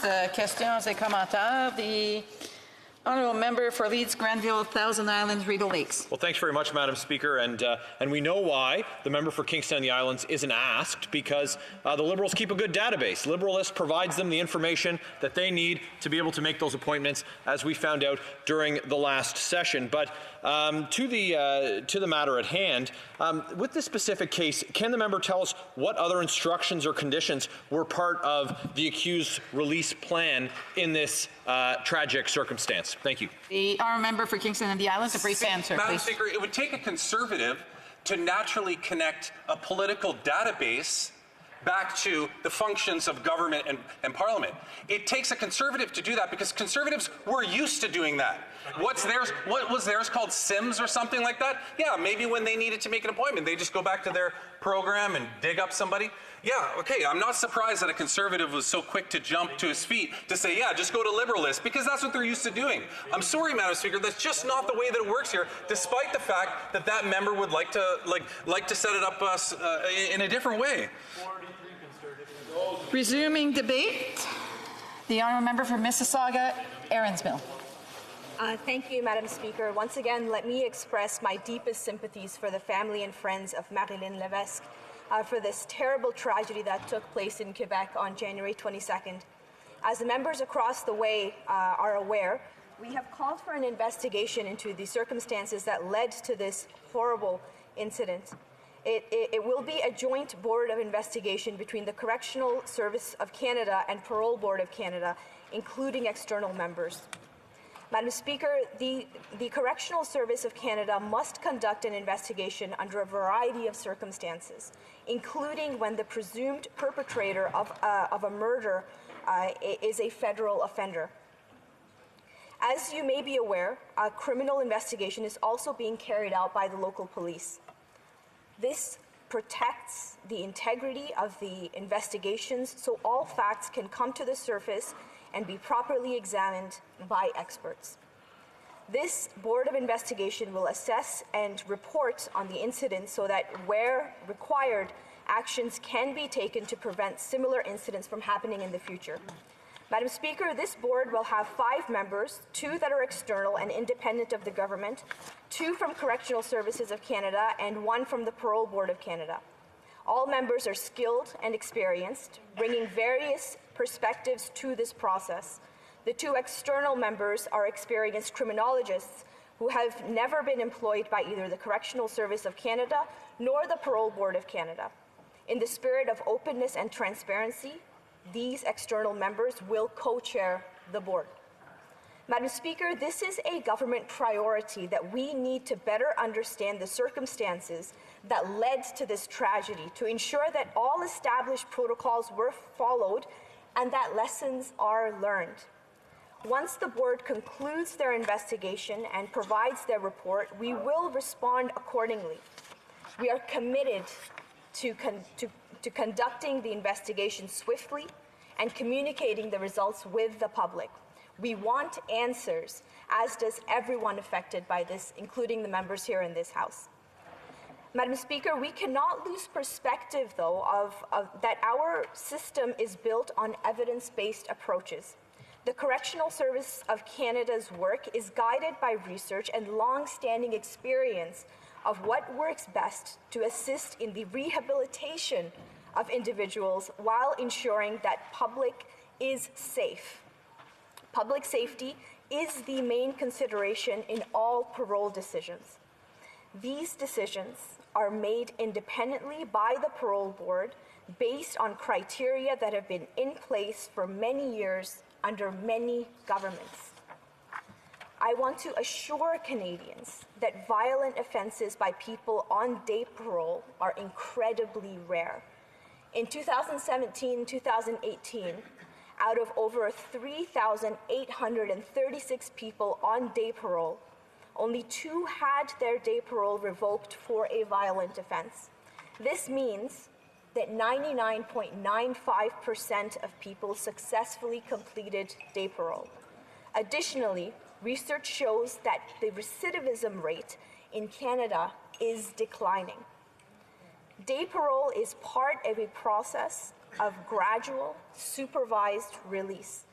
This is a far safer process for Canadians than releasing offenders cold turkey straight from prison without monitoring or supervision of any kind. In fact, research tells us that a gradual, structured, and supervised release is the best way to protect the public. Conditional releases, like day parole, contribute to the protection of society by facilitating the reintegration of the offender into society as a law-abiding citizen. In this specific case that is very tragic, Madam Speaker, every angle around day parole will be examined to determine whether established policies and procedures were followed. In closing, Madam Speaker, I thank the member across the way for raising this important issue and would like to assure the member and the government that the government is committed to getting to the bottom of what caused this to happen. With this investigation, I want to reiterate that the protection and safety of our communities is of paramount consideration in all decisions relating to the management of federal offenders. But we also must talk about what is the systemic nature of violence against women, and we must go above and beyond to ensuring that we are combating those challenges that are gender-based, that women and vulnerable gender communities within our society face on a daily basis. Whether it is through human trafficking, whether it's through gender-based violence in the home, domestic abuse, whether it's workplace discrimination. I think that any way that we continue to develop and to grow our community, to become a more safer community for each and every one of us, we have to take into account all of these different factors. Our approach to combating these challenges must be fulsome and wholesome, taking into account all of the different angles and perspectives that challenge and impact tragedies like these, that cause tragedies like these to occur. Madam Speaker, in the past 4 years, our government has really come above and beyond in how we are combating gender-based violence, in how we are reforming our justice system so that there is more access for vulnerable communities. And that is work that will continue within this government, within our ministries, within the members across the way and the issues that they raise as well. So again, Madam Speaker, I want to express my deepest sympathies to the family of Marilyn Levesque. May she rest in peace. Thank you. Questions and comments, questions et commentaires. The honourable member for Simcoe Grey, is it? No, sorry. Oh, Pitt Meadows, Maple Ridge, sorry. Okay. Thank you, Madam Speaker. Just like to make a point regarding the statement that was just made as far as how rare it is for crimes committed during parole and things are getting better. Well, the Liberals' own records that the minister has provided contradict her statements. For example, the rate in 2015-16 was 0.48 per 1,000 offenders. As far as the convictions resulting in death, 0.48, and then it went to 1% following the following year, and the Liberals have increased the target now to 0.64. So they're actually making it they're making it easier. They're reducing their standards. They're making it just so that there's less control. And one more fact, the rate of convictions on supervision for serious violent offenses per 1,000 offenders in 2017-18 was 20.7. They are now, their target is now currently 35.8. So it's quite different from what the member is saying. I'd like her to respond to that, please. Our member for Mississauga, Erin Mills. Thank you, Madam Speaker, and through you, I thank the member for his question. Now, numbers don't lie, and as I said in my statement just now, that the recidivism has decreased in what the statistics show. 2017, 2018 numbers are significantly lower than what they were, for example, in the Harper era in that government. But as I said also in my remarks, Madam Chair, we have to continue to build those efforts. We have to continue to take that fulsome approach to combating issues like these. We have to make sure that there is enough support that is there for our public to feel safe, that there is enough support for offenders to be able to transition into society so that the public is safe. So if we're talking just about black and white numbers, Madam Speaker, I don't think that is the right approach. I think we have to take those numbers into the context of the whole. We have to make sure that we are using what is evidence over these past years and making sure that we are growing and really establishing our policies and our reforms based on what we see happening in society and what is in the best interest of our communities. Questions and comments? The honourable member for Don Valley East. Thank you, Madam Speaker, and I thank the honourable member for Mississauga, Erin Mills, for her presentation. It's very logical. This is an issue, it's a heinous crime, and it shouldn't be politicized. And I am sad to see so much political bantering from the party that has put forward this motion. We should all show leadership. We should ensure that violence against women is curtailed. And as a chair of the of the Liberal Women's Caucus, I'd like her thoughts on how we can implement some policies that will alleviate these problems. Thank you. Honourable member for Mississauga, Erin Mills. Thank you, Madam Speaker, and thank you to the member for her very well-informed question. She's absolutely right in that we must do so much more to combat violence against women, and that the tragic nature of this crime is very systemic in how we really tackle this issue. And it is very unfortunate that members across the way are politicizing this tragic death of Marilyn Levesque. This is not something to be politicized. This is something that we use as an example for us all to come together and to find ways to move forward, to find ways to make sure that these kind of tragedies do not happen again. And one of those ways in which we can do that is to really focus in on how we combat violence against women, to really focus in how do we rehabilitate offenders and in making them part of our community and of our society. Over the past 4 years, we have made historic investments in combating gender-based violence, whether it's through providing more support for frontline workers so that shelters have more support and are able to take in more women fleeing violence, or whether it's our human trafficking initiative and the National Task Force and the hotline that we've created for human trafficking to ensure that women have the support that they require so that we can work together and combat this issue. Thank you, Madam Speaker. Resuming debate. Reprise de débat. Reprise de débat. The honourable member for l'honorable député de Mégantic. The honourable member for Mégantic-l'Érable. Thank you very much, Madam Speaker. It's a pleasure for me to rise to speak to this motion, although I would have preferred to never had to speak to this motion. And I think everyone here feels the same way.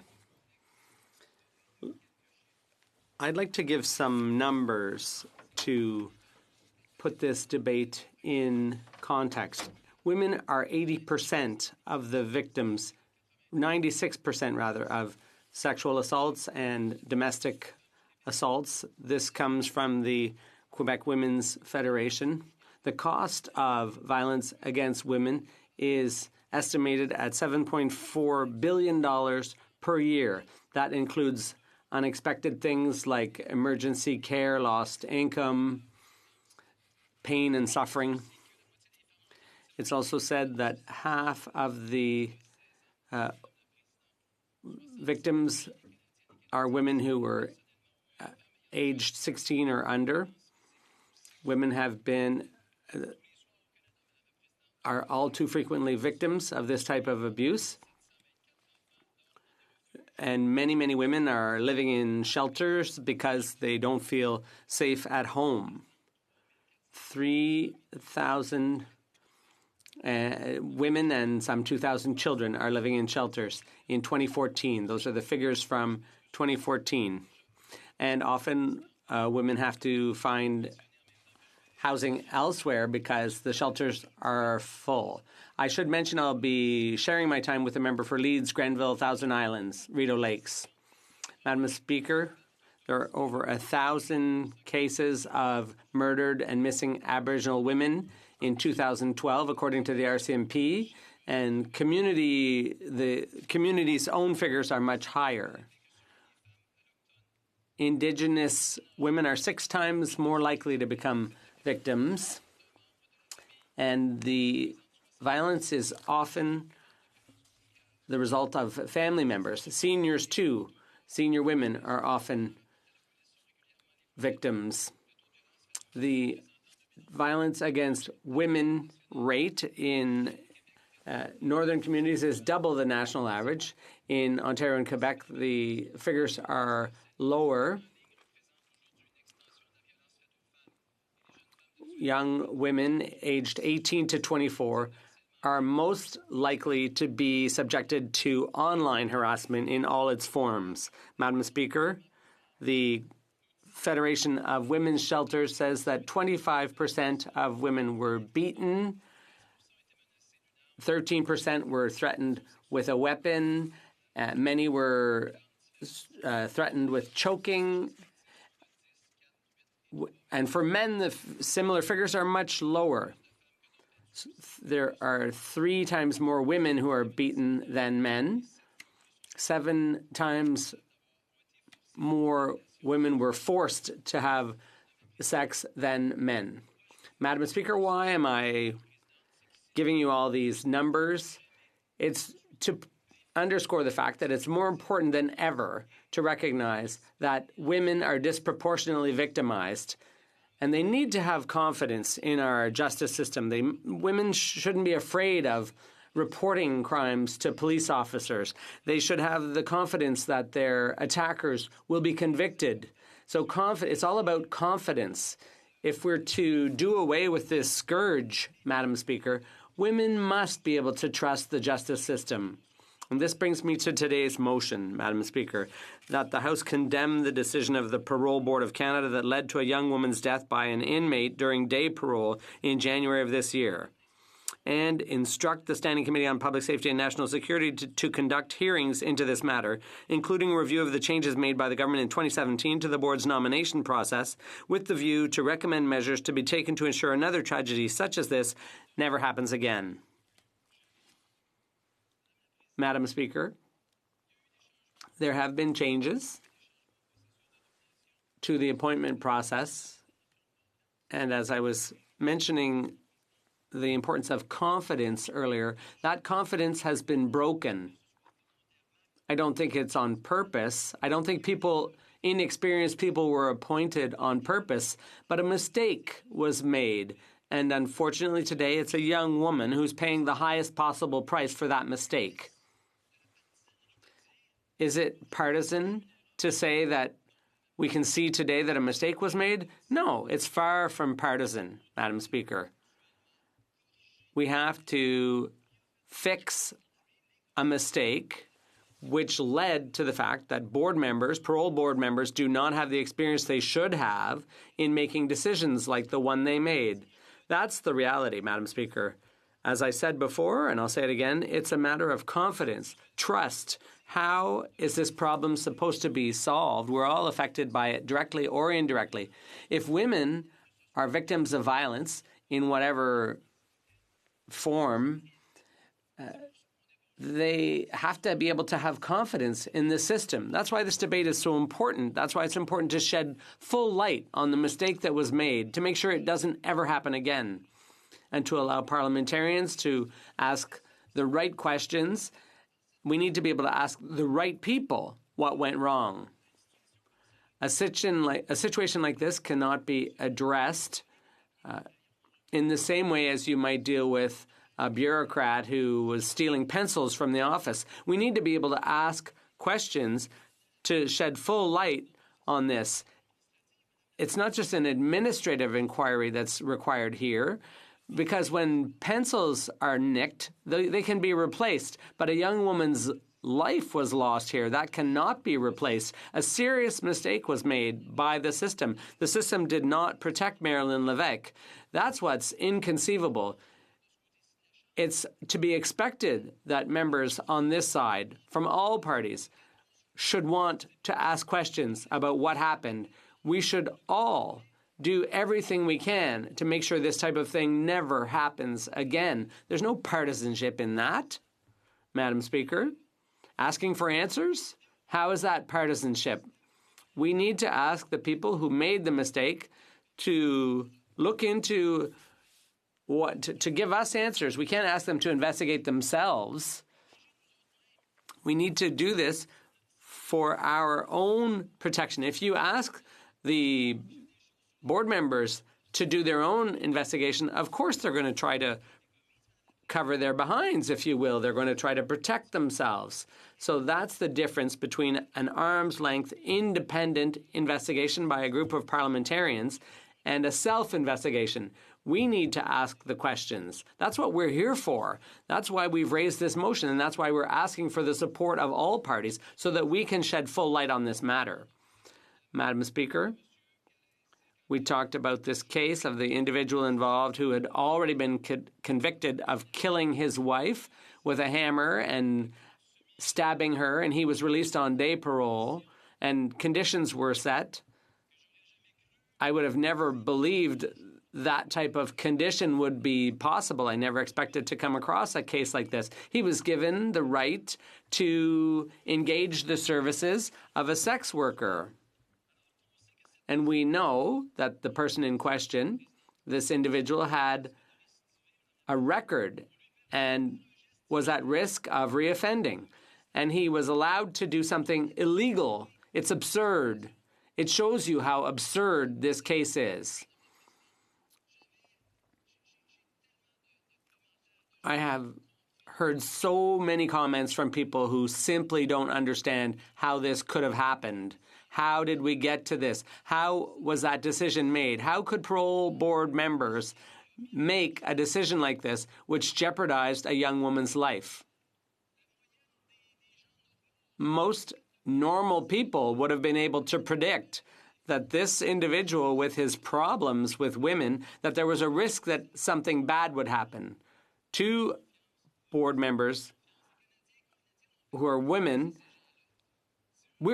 we have to trust these board members, and yet they're the very people who allowed this tragedy to happen. And I'd like to extend my sympathies and my condolences to all the family members, all the friends, and all the sex workers in this country who do work that perhaps none of us would want to do, whether they do it by choice or not. But they deserve our respect and they deserve answers. And the government should pass this motion so that full light can be shed on this case so that it never happens again. Thank you, Madam Speaker.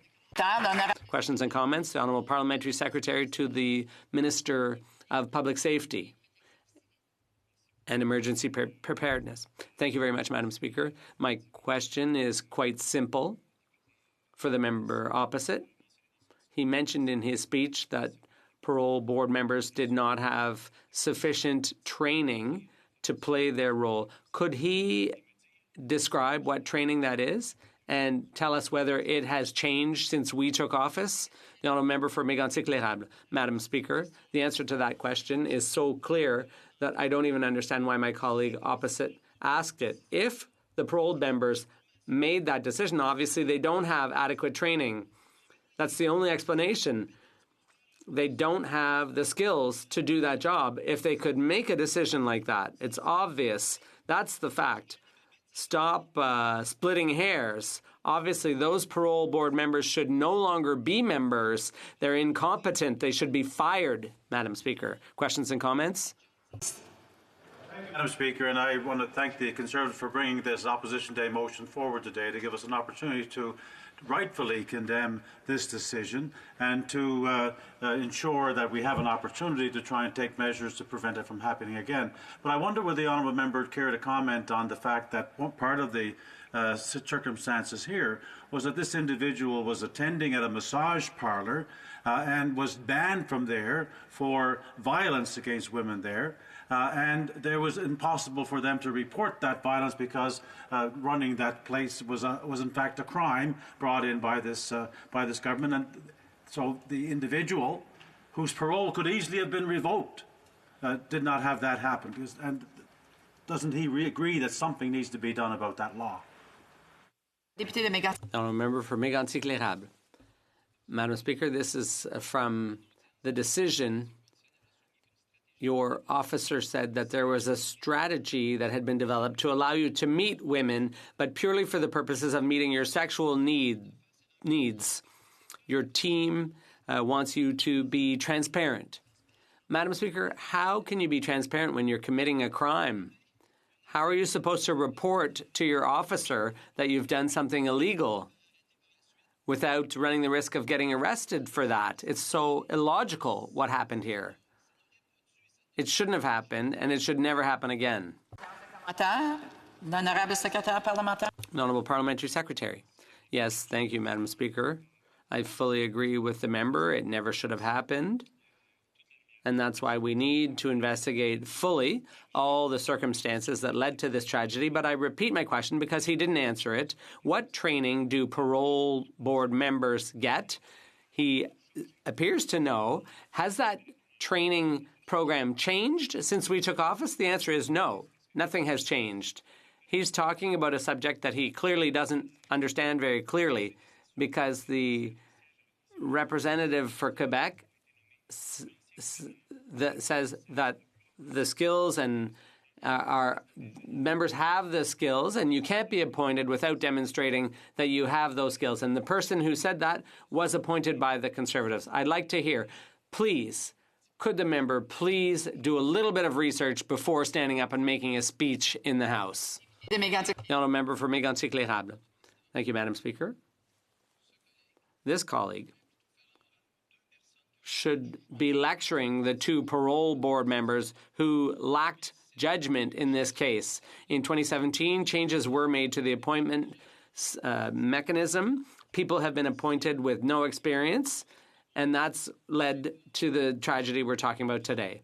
In my entire speech, I did not criticize the Liberals. I did not criticize parliamentarians. I said a situation occurred that should not have happened. And he's now blaming the Conservatives and saying I should have done my homework. Madam Speaker, I don't have to take any lessons from the member opposite about imbeciles and incompetent people who made stupid decisions that led to a tragedy.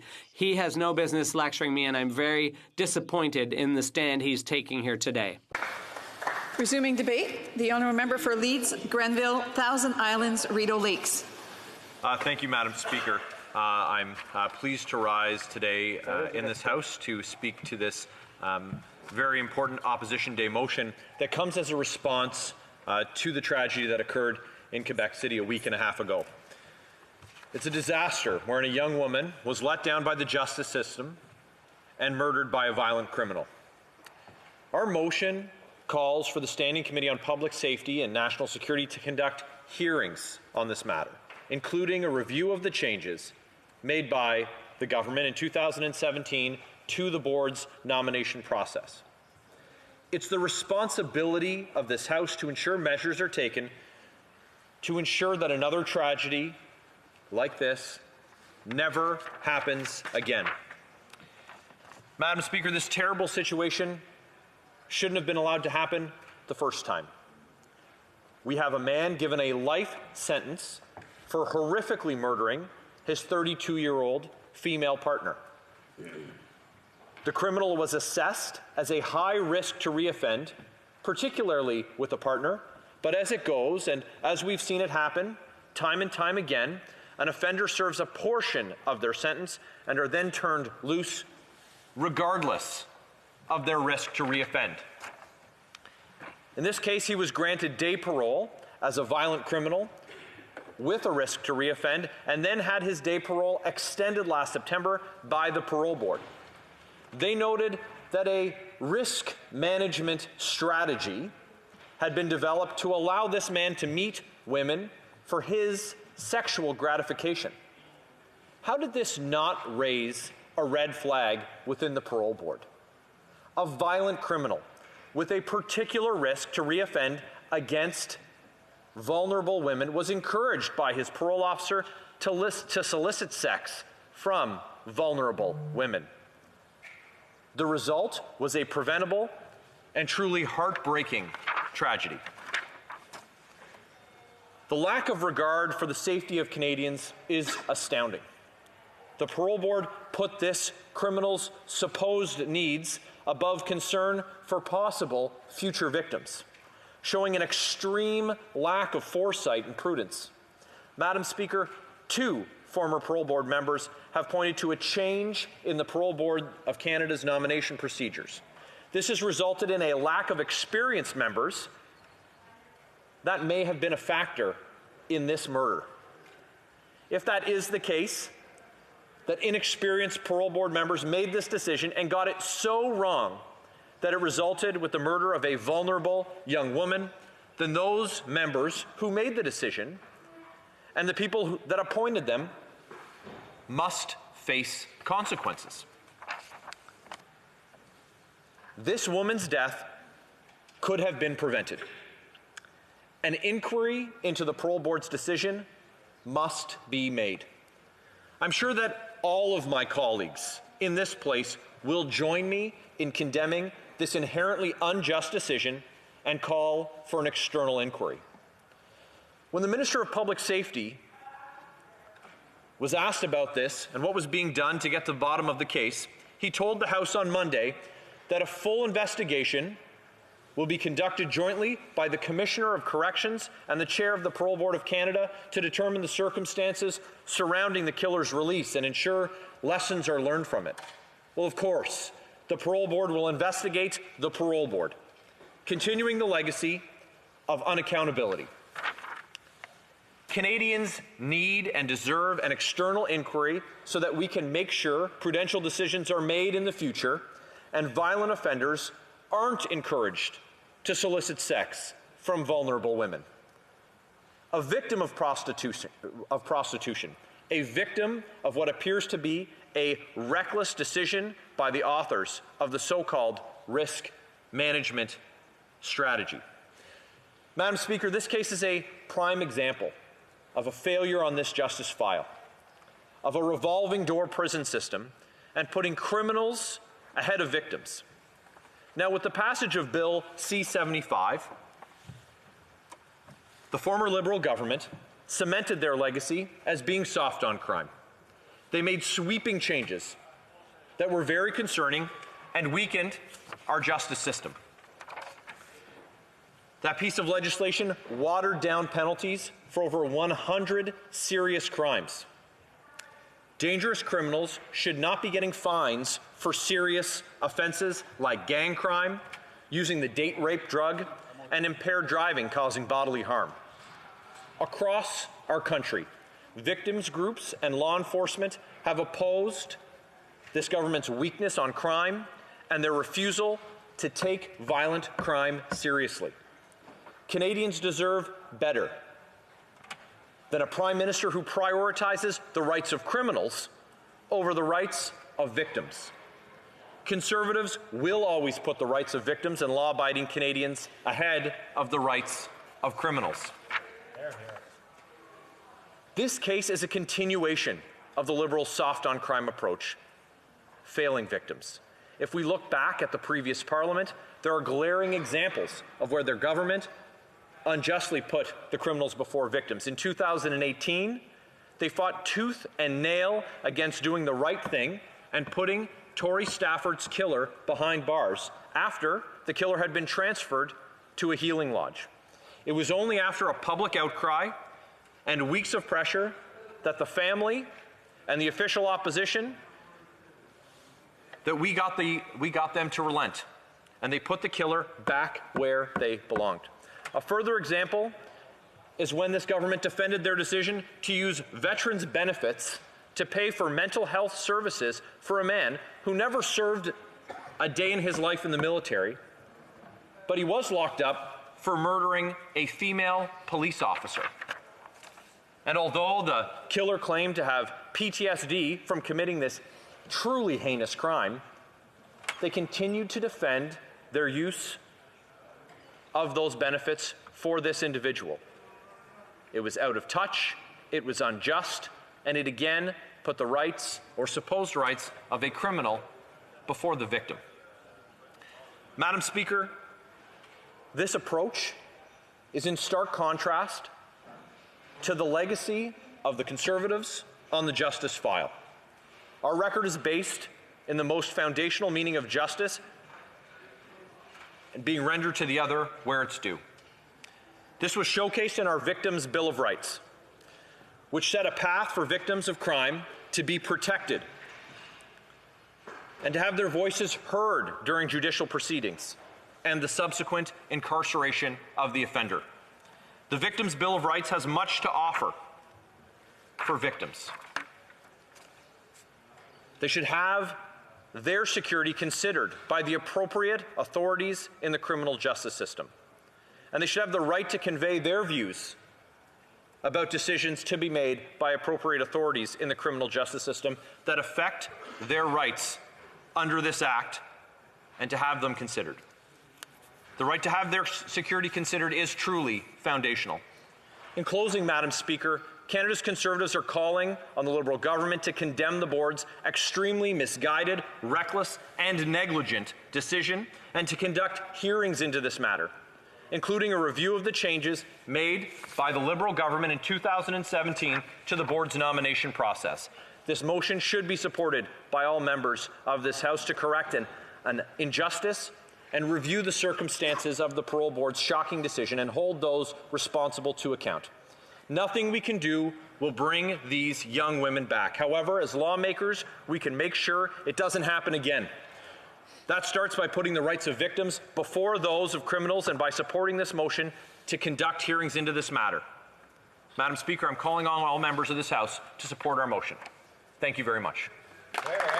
Questions and comments? Questions et commentaires. The Honourable Parliamentary Secretary, the Government House Leader. Yes, so thank you, Madam Speaker. And I think on justice-related issues, and this is not the first time in which the opposition has raised an issue, we have seen a very positive response coming from the government, looking at ways in which we can improve upon the system. And I think that we have to, as much as possible, try to avoid, unless it's well established and substantiated, trying to point to a government or to a member and make an accusation that because of that government or because of that member, there's been a death. I think that we do a disservice. Having said that, wanting to cooperate and look at ways in which we can improve the system, that's one of the reasons why we see this internal review that's going to be taking place. It's going to be a public document, and I understand that there are going to be many members of the government side that will in fact be voting for the resolution. Would the member not agree that we should be looking at ways in which we can depoliticize, get to the core of the issue, and make sure that this does not happen into the future? The Honourable Member for Leeds, Grenville, Thousand Islands, Rideau Lakes. Well, thanks very much, Madam Speaker, and I'll thank the Parliamentary Secretary for the question. The official opposition's role here is to hold the government to account, and that is truly what we're doing in this case. It's not a matter of pointing fingers. It's established that a clear lack of judgment was exercised.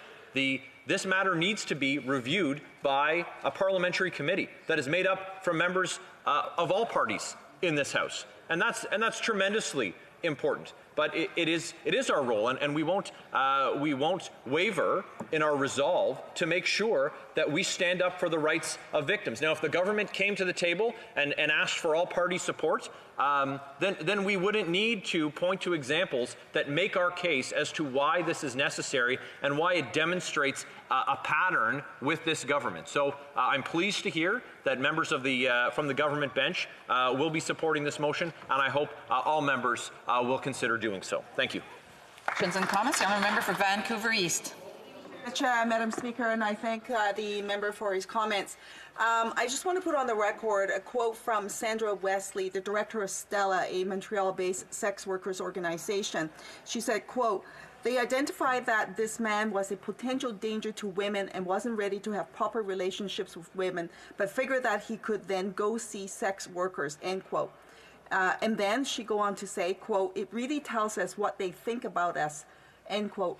So, you know, I mean, this is extremely disturbing. There's no question about it, and it should be looked into. But underlying this question, there's also another issue at hand, and that is the safety of sex workers, sex trade workers that are out there who are at risk, and what measures do we need to take to ensure that they are recognized as human beings, as individuals, and that their safety is equally important than that of everyone else. I would invite the member to provide suggestions as to what approaches would the Conservatives take, other than to say that we don't recognize sex trade at all.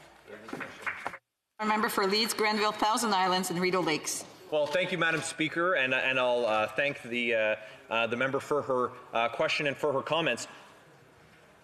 All Canadians, all women deserve the full protection. They deserve the full protection under the law, and irrespective, and especially of women who are in vulnerable circumstances, they rely on legislators to craft laws and to make sure that we are making well-informed and appropriate appointments so that we are protecting them. And in this case, we have a decision by members of the parole board to say that these vulnerable women were less than women who weren't sex workers, and therefore they could be exposed to this violent criminal. And so it's reprehensible that was their decision, and that's a tragic catalyst for the discussion that we're having here today. But to the member's question, all women, but especially vulnerable women, need to be protected under the law, and all government appointees need to have their best interest and truly their safety in mind when they're making decisions. Thank you. Reprise de débat. Resuming debate, the honourable member for Shefford. Thank you, Madam Speaker. First of all, I want to say that I'll be sharing my time with the member for Saint-Jean. As the Bloc Québécois Status of Women critic, I want to start by reminding everyone that last week, the Bloc offered its sincere condolences to the family of Marilyn Lévesque. Her murder demands an explanation and demands action, particularly when it comes to the Parole Board of Canada. A little bit of context. This woman lost her life to a man that the state knew was violent, a man who had already committed violent acts against women. This is the fifth woman to die in Quebec since December. So we need to ask whether violence against women is being taken seriously enough. It's unfortunate that women are still victims of this kind of crime. And I think that protests last week showed how sensitive Quebecers are to this type of crime. How could someone at the parole board allow this man to end up in the presence of Marilyn Lévesque? I'll be talking briefly about my party's position on this issue, some questions that we should be asking the parole board, and my personal desire for a world with less violence toward women, particularly given the violent nature of the crime that we're talking about today. First of all, the Bloc Québécois position. We believe that everyone must be very careful before making any judgment on matters of justice, because generally we don't have all the facts. But in the case of Marie-Hélène Lévesque's murder, the facts speak for themselves. There was clear negligence, possibly even violation of public safety rules. The lack of judgment from the parole board when it allowed this man to do this is totally abnormal. So we want to see this matter looked into so that we can understand what led to this avoidable death. People need to be able to trust the justice system, but currently their trust in the system is shaken. However, we need to be careful because we know that criticizing justice policies is always a sensitive issue, because we have to understand the processes, laws, and the specific facts of different cases. Our goal is to understand why the laws and processes in place were not correctly applied, because the facts show that this situation could have been avoided if the current rules had been followed.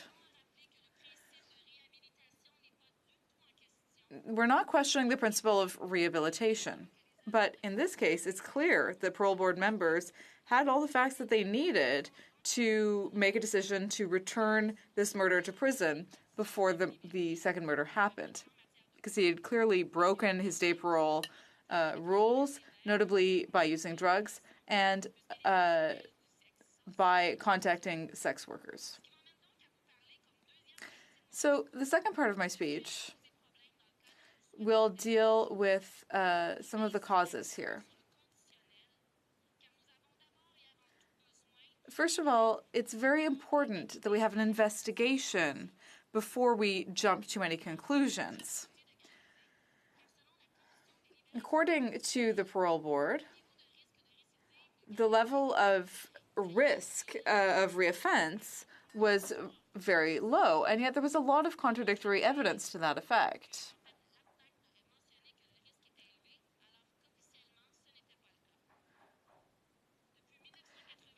Since 1988, this man had been convicted 4 times for unfair presence in a lodging house, and he had also committed assault against the mother of his children. For that, he was incarcerated for a number of days and subjected to a restraining order for 3 years. He had then been condemned to life in prison for having hammered his wife to death, and he had no possibility of parole for 15 years. So how is it possible that he was released on day parole before 2021, given his history? Another question we have has to do with the appointment process for parole board members. According to a May 2019 survey led by the parole board, 70% of their members were not able to carry out their work effectively and were not able to protect the public effectively. In November 2018, the Auditor General of Canada had drawn the same conclusion concerning a lack of monitoring in communities. So we're very happy to see that there are investigations underway, and we're anxious to see the results of those investigations. We know that an offender's sexual history needs to be taken into account. And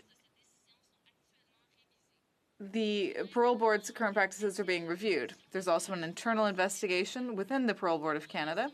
And we want to thank the Federal Minister of Public Safety, Bill Blair, who asked for an internal investigation into this case that will be led by Correctional Services Canada as well as the Parole Board. Even Jean-Claude Boyer, who was a former member, believes that there should be an external and independent investigation. And as I already said, we also learned that the Auditor General had produced a report in 2018 where he said that there was a lack of resources that meant that Correctional Services Canada didn't have enough money to prevent repeat offences. This also revealed that Correctional Services Canada had not adequately monitored former offenders in the community and had not always communicated all necessary information to parole members so that they could take the appropriate decisions. And parole board members also didn't meet with offenders as often as they were supposed to. So that lack of resources had already been raised by the Auditor General.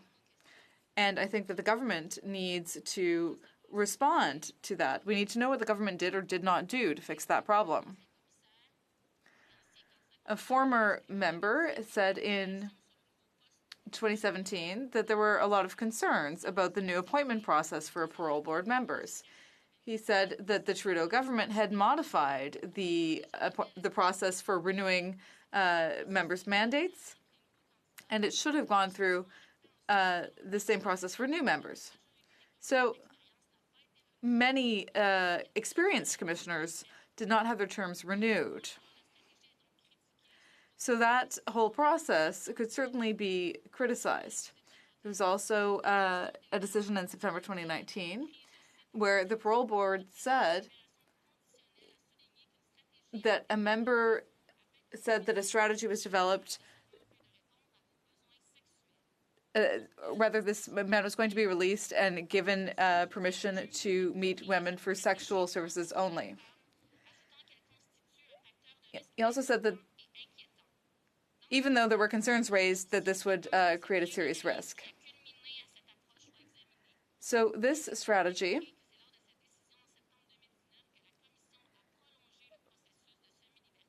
meant that the parole board extended its day parole.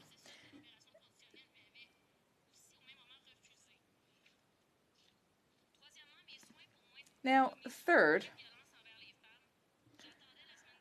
last week I heard a journalist talking about a conversation she had with a security guard for Mr. Galizé. She saw that he had behavioral problems with women, and so she said that the Minister of Justice of Quebec, Sonia Lebel, would have to demand an explanation for the reasons that led to Mr. Galizé's day parole, given his history. Furthermore, his colleague, Véronique Yvon, agreed and also called for an explanation. Ms. Yvon called for a serious analysis of the situation and said that there was probably some sort of failure in the system that needed to be explained. She said that it's particularly important as we become increasingly aware of the problems of violence against women. She said it might be necessary to have a public investigation. According to the Status of Women Minister in Quebec, it's important to have better safety regulations around domestic violence in order to prevent similar crimes. I'm sorry, the member's time is up. I'm sure that the member for Shefford will have the opportunity to either finish her speech or perhaps add to it during the question and comments period. I did try to warn her that her time was running out, but I know that it's a little bit tricky sometimes. Resuming debate. Member for. Thank you, Madam Speaker. I want to thank the member opposite for her speech on this topic today. But there's been a lot of, I guess, bantering back and forth about who should have done what or what should have happened to prevent this. But and tying it to, oh, it's the government's fault or it's somebody else's fault.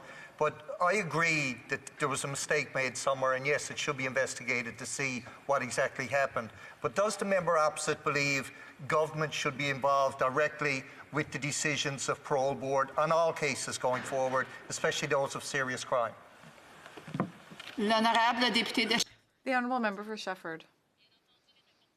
Well, of course, it's important to respect the separation between the executive branch and the judiciary. So, no, I was simply saying that there are a lot of questions about this investigation, and I hope that the investigation will lead to some answers for us. Questions et commentaires? The honourable member for Vancouver East. I thank the member for her speech as well. I think it is good that this is going to be looked into. I think it is important. I think that it is important for us to around the sex trade and the risks to which many of the sex workers are in today. As we know that the Conservative government brought in Bill C-36, and there are huge implications with respect to that, to the safety of sex workers. So I'm inviting the member to provide comments in her capacity to say what the government should be doing to address the issue of safety for sex workers. The honourable member for Shefford. I was going to speak about that at the end of my speech. I was going to say that we need to have a broader debate. We can't only focus on this one case. We need this case to be an example so that that type of thing doesn't happen again. And of course, that includes public awareness campaign, where we need to do a lot of work upstream. We need to look at the case of all violence against women. Questions et commentaires? The honourable member for Calgary Shepherd. Merci, Madame la Présidente. Thank you, Madam Speaker. I want to thank the member for her speech. She addressed a number of different issues that a number of people in our party also mentioned. I think that in this case, it's not just the parole board members and the decisions they made. There were also a number of cases since 2017. And I think that in this case, it's really the lack of judgment that was at issue. So I'd like to hear the member talk a little bit about what a parliamentary committee might help us do to ensure that everyone involved, of course, in this case, an innocent woman was killed, but to ensure that everyone involved in this case would have to come before the committee to explain how this happened. The honourable member for Shefford. Thank you, Madam Speaker, and I'd like to thank my colleague for his question. Now, at this point, I won't be making a judgment. I use the conditional verb tense. I put questions forth in my presentation. I don't want to talk about lack of judgment and training. I hope that the investigation will shed light on that. The honourable member for Guelph. Thank you, Madam Speaker, and thank you to the member for Shefford on a really thoughtful presentation. I want to build on the previous question offered by the Conservative member in terms of the role of a committee in adding value to this process. We as members of Parliament are not the Board of Investigation. There are professionals that are looking at the professional aspects, but as members of Parliament, how can we use the committee structure to broaden the scope or to maybe add some value to the investigation? The honourable member for Shefford. We hope that the committee will have an opportunity to examine various aspects that led to the problem and to provide some answers. But what's important is that the answers can't be shelved. The board needs to be able to take concrete action because to fight violence against women, we need some concrete action. Resuming debate. Before we go to resuming debate, I have some additional business. Pursuant to Standing Order 38, it is my duty to inform the House that the questions to be raised tonight at the time of adjournment are as follows. Pembroke, Veterans Affairs, the honourable member for Cloverdale, Langley City, Health, and the honourable member for Oshawa, International Trade. Reprise de débat. Resuming debate. The honourable member for Saint-Jean. Well, thank you very much, Madam Speaker. I would have liked to hear my colleague, the member for Shefford, continue with her excellent presentation. I'll be slightly briefer than she was. And I'd like to start by reading back into the record the motion.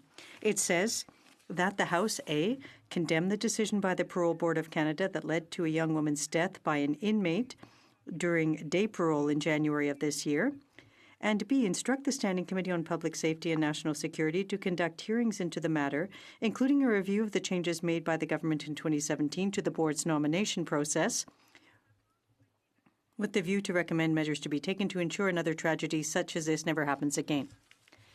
I would humbly submit that this motion could have been a bit shorter, and there would have been more consensus for it. I would have liked, for example, to have read something about instruction to the committee to hold hearings with a view to recommending steps to take to ensure that a tragedy of this type never recurs. I'd like to warn the House about some tendencies that have come forth, even during question period, with respect to the death of Ms. Lévesque. The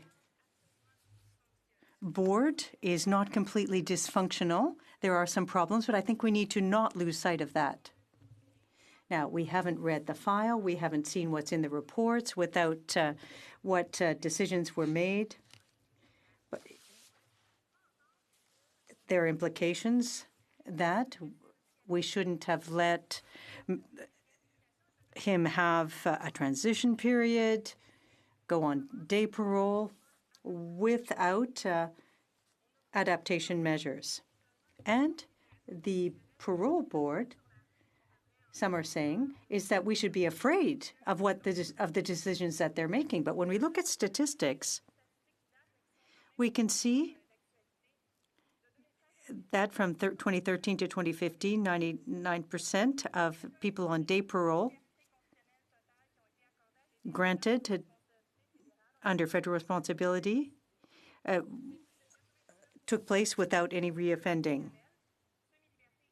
And that included the categories for day parole, and in those cases, there was no additional violence committed or reoffending. So generally speaking, the board works where they are focusing on rehabilitation. Now, there was a lot of talk about qualifications and selection of parole board members. I think we need to hear from them. We can understand some of the conclusions that have been put forth by some members.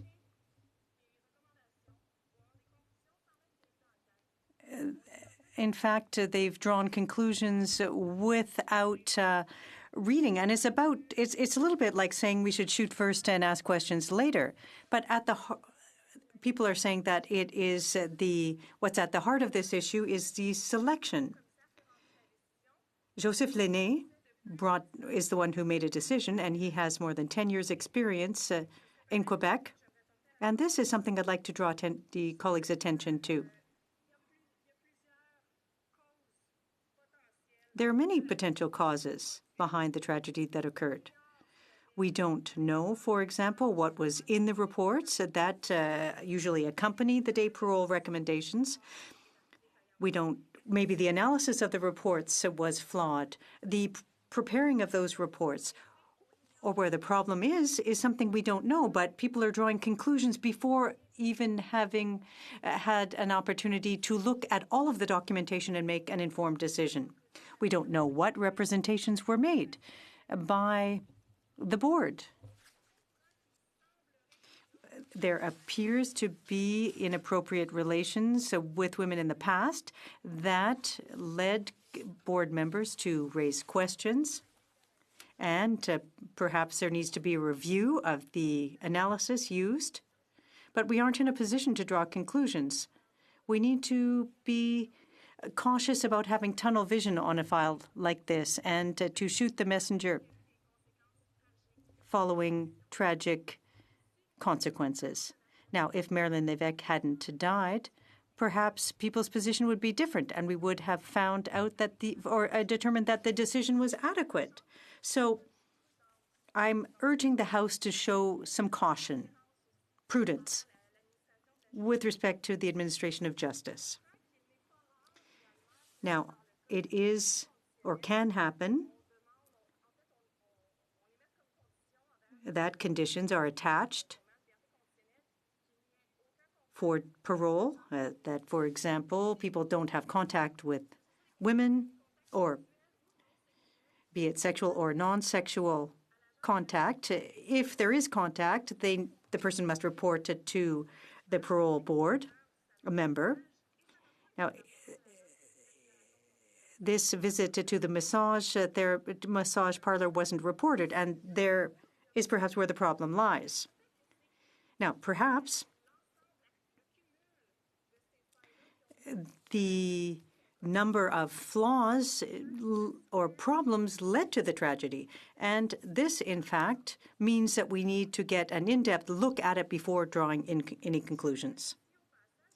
In passing, I'd like to point out that standing committees can determine their own mandates. If we had a clear mandate without tying the hands of the committee could, after hearing from witnesses, perhaps parole board members, some people who prepare the directives and analysis, the committee could take additional steps and then determine whether or not it would be appropriate to review the appointment process. But at this point, this is an attempt to play politics instead of finding a solution. However, I do feel that we must support the motion because it will lead to an investigation. It will lead to a more in-depth study of the situation and hopefully recommendations that will, in fact, ensure that another tragedy like this never recurs. But we need to set partisan politics aside. We need to avoid drawing conclusions before we see the work of the committee under the mandate entrusted to it. Questions and comments? The honourable member for Guelph. Thank you, Madam Speaker, and thanks to the honourable member across the way. The tone of the conversation has changed with the last two presentations that I really appreciate in terms of separating partisanship from really trying to understand what's happened in terms of process breakdown and failure and what we might do as parliamentarians to add to the professional investigation that will also be going on at the same time. So to the honourable member across the way, could she make any recommendations to the committee? And granted, she also did say that committees are their masters of their own destiny, but anything that we should ask the committee to consider in terms of the investigation? The honourable member. Well, I'll reiterate what I said earlier. It seems to me that if we had simply asked the committee to examine the situation to see what led to the murder of Marilyn Lévesque, and we could have had confidence in the committee to find some avenues or solutions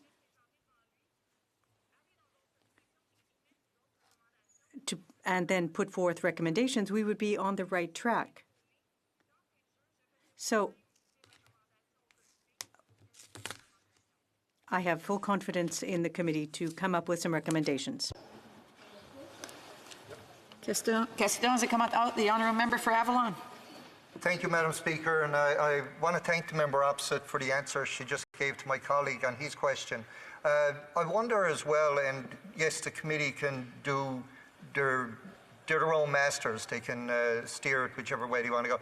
But I wonder, at the end of the day, should there be something come back, not just in what went wrong in this particular situation, but what's going wrong with people involved in the sex work business, if you want to call it that? Should there be some way that protections are given to people involved in that particular job or environment, not just to the person providing the service? Should we be more trying to criminalize more the people seeking those services? The honourable member for Saint-Jean. Once again, I would call on the House to be cautious about adding a number of files to the same subject. It may simply be much broader than criminalization. Now, for example, there are committees that, such as the status of women, that may want to focus on that type of issue. There are issues about prevention that don't have anything to do with criminalization. So it's a much broader context, and I have confidence in the House as well, in the House's will to improve the status of women, to deal with their vulnerability, and it's something that can also be studied by other committees. So I don't think that it is a good idea to try to limit the scope of what the committee may undertake. The honourable member for Vancouver East. Madam Speaker, and I thank the member for her comments as well. I do think that this is going to be an important study, and I do hope that when it gets to committee stage, that aside from looking at the specific incident itself, that there's an opportunity to look beyond that. I think at the core of the issue is the issue around safety as well for sex trade workers. And the measures that we have in place at the moment, are those effective? Or are we putting women at further risk? And if we're putting women at further risk, what laws need to change to effectively ensure that women have the same protection who are in the sex trade as everyone else? L'honorable député de Saint-Jean. The honourable member for Saint-Jean in less than a minute. I'm convinced that the committee, when it examines this file, will need to look at what happened and the murder of Marilyn Lévesque and the circumstances. And I'm convinced that the safety of sex workers will be linked to and part of the recommendations, even if other committees do decide to examine the issue. L'honorable député de Portneuf-Jacques-Cartier. Resuming debate, the honourable member for Portneuf-Jacques-Cartier. Well, thank you, Madam Speaker, and I'd like to start by offering my condolences to the family and friends of Marilyn Lévesque, who was murdered by an inmate on day parole. I'd also like to congratulate the member for Charlesbourg-Haut-Saint-Charles for his remarks today and for having brought forth this motion. But before I read through the motion, I would like to say, Madam Speaker, that I'll be sharing my time with the excellent member for Elgin, Middlesex, London. Madam Speaker, what we need to understand is that here today we are debating a motion, one that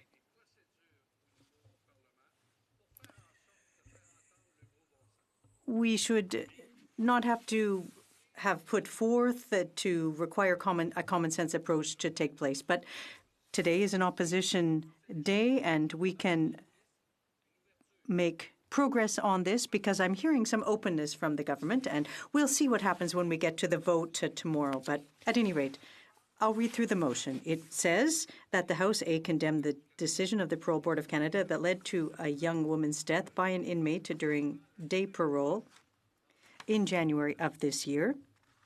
And B, instruct the Standing Committee on Public Safety and National Security to conduct hearings into this matter, including a review of the changes made by the government in 2017 to the board's nomination process, with the view to recommend measures to be taken to ensure another tragedy such as this never happens again. So let's summarize the facts. Eustachio Galez, a 51-year-old man, was found guilty of assassinating his wife with a hammer, of having stabbed her in 2006. He was granted day parole despite the fact that he had a violent past and had been violent towards women. My comments today, Madam Speaker, want to add some common sense to this discussion. Now, it makes no sense that in 2020, a woman or a person, in fact, as a result of a bad decision by parole board members, finds himself in this situation. Now, last September, when day parole was granted, the parole board noted that a risk management strategy was necessary. And I don't know how they used a strategy to manage the situation that occurred, but at any rate, they decided that Mr. Galez could meet women, seek out services to satisfy his sexual needs. Legislation put in place in 2014 by the Conservative government prohibits the purchasing of sexual services. So how could the Parole Board of Canada authorize one of their clients, if I can call him that, so that I don't call him the murderer, how could the Parole Board allow him to take action that is illegal, because it's illegal to buy sexual services. A government institution, a federal government institution, in fact, they're aware of the situation. They know where the man is going. So that's a big question that flows from this situation. The prison system is a revolving door, and this cost the life of an innocent person. The Conservatives of Canada strongly condemn the Parole Board's decision to allow a convicted murderer with a background of domestic violence to be released on day parole with permission to seek out a sex trade worker to satisfy his sexual needs. If you were to ask ordinary Canadians, nobody would disagree with that. It's wholly unacceptable. How did this happen? What's being said through this motion today, put forward by my conscientious colleague from Charlesbourg, Haute-Saint-Charles, we are telling the government, do something. It's illogical, this decision. It's unjustifiable, and it cost the life of a young woman last month. And clearly, this could have been avoided. We need to equip ourselves so that this never happens again. Justice must be done so that Marie-Hélène Lévesque, it has to be done for her sake, and we have to make sure that this type of criminal act never occurs again. We need to protect law-abiding citizens above criminals and recidivists who are behind bars. It's basic. The first order of business is to protect Canadians, to protect our society against people who, unfortunately, are deviants, are delinquents, have mental illnesses. There's all kinds of reasons.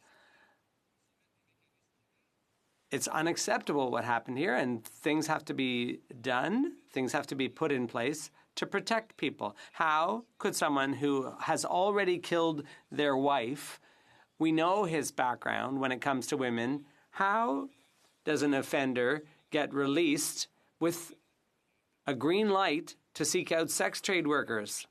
This individual killed his wife and reoffended, and then the parole board gives him permission to satisfy his sexual needs in a hotel with the board's consent. I don't understand how this happened. I don't understand why this was done, and I don't understand why the murderer did what he did, but I certainly don't understand why the parole board endorsed this condition which allowed this individual to seek out a sex worker. Madam Speaker, you have to ask, where is this government bringing us? What kind of society is being built for the future? You have to protect Canadians. You have to protect people. You have to protect the public. You have to protect victims.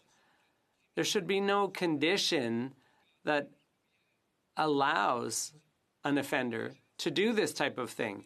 They've done things in the past. They have to pay the price. They have to suffer the consequences. And society should be protecting Canadian men and women from individuals like this.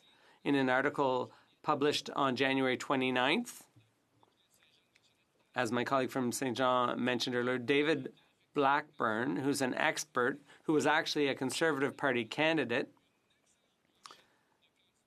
we had an excellent array of candidates, which gave us hopes of taking power, but unfortunately voters decided otherwise. But Mr. Blackburn said that it didn't make any sense for the parole board to allow a person like this to be released and to have access to sex workers and to have done this undoable thing. The government is supposed to act in the interest of Canadians, and without, this decision was clearly not in the interest of the nation. So that's what he had to say. I'm just going to run through some examples that show that the current government is not consistent in protecting law-abiding Canadians. The Stafford case, Bill C-75, the arms registry legislation, which would go after hunters, legalizing marijuana, just to name a few. To wrap up, I'd just like to mention that in their plan, there's been an increased number of offenders who are being managed in the community. They've gone from 7,000 to 9,000 in the space of just 5 years. There's been a huge increase in the number of offenders being released on parole since this government took office in 2015. It's not working. Things are not being properly monitored, and Canadians are not being properly protected. Madam Speaker, I was going to talk about a file where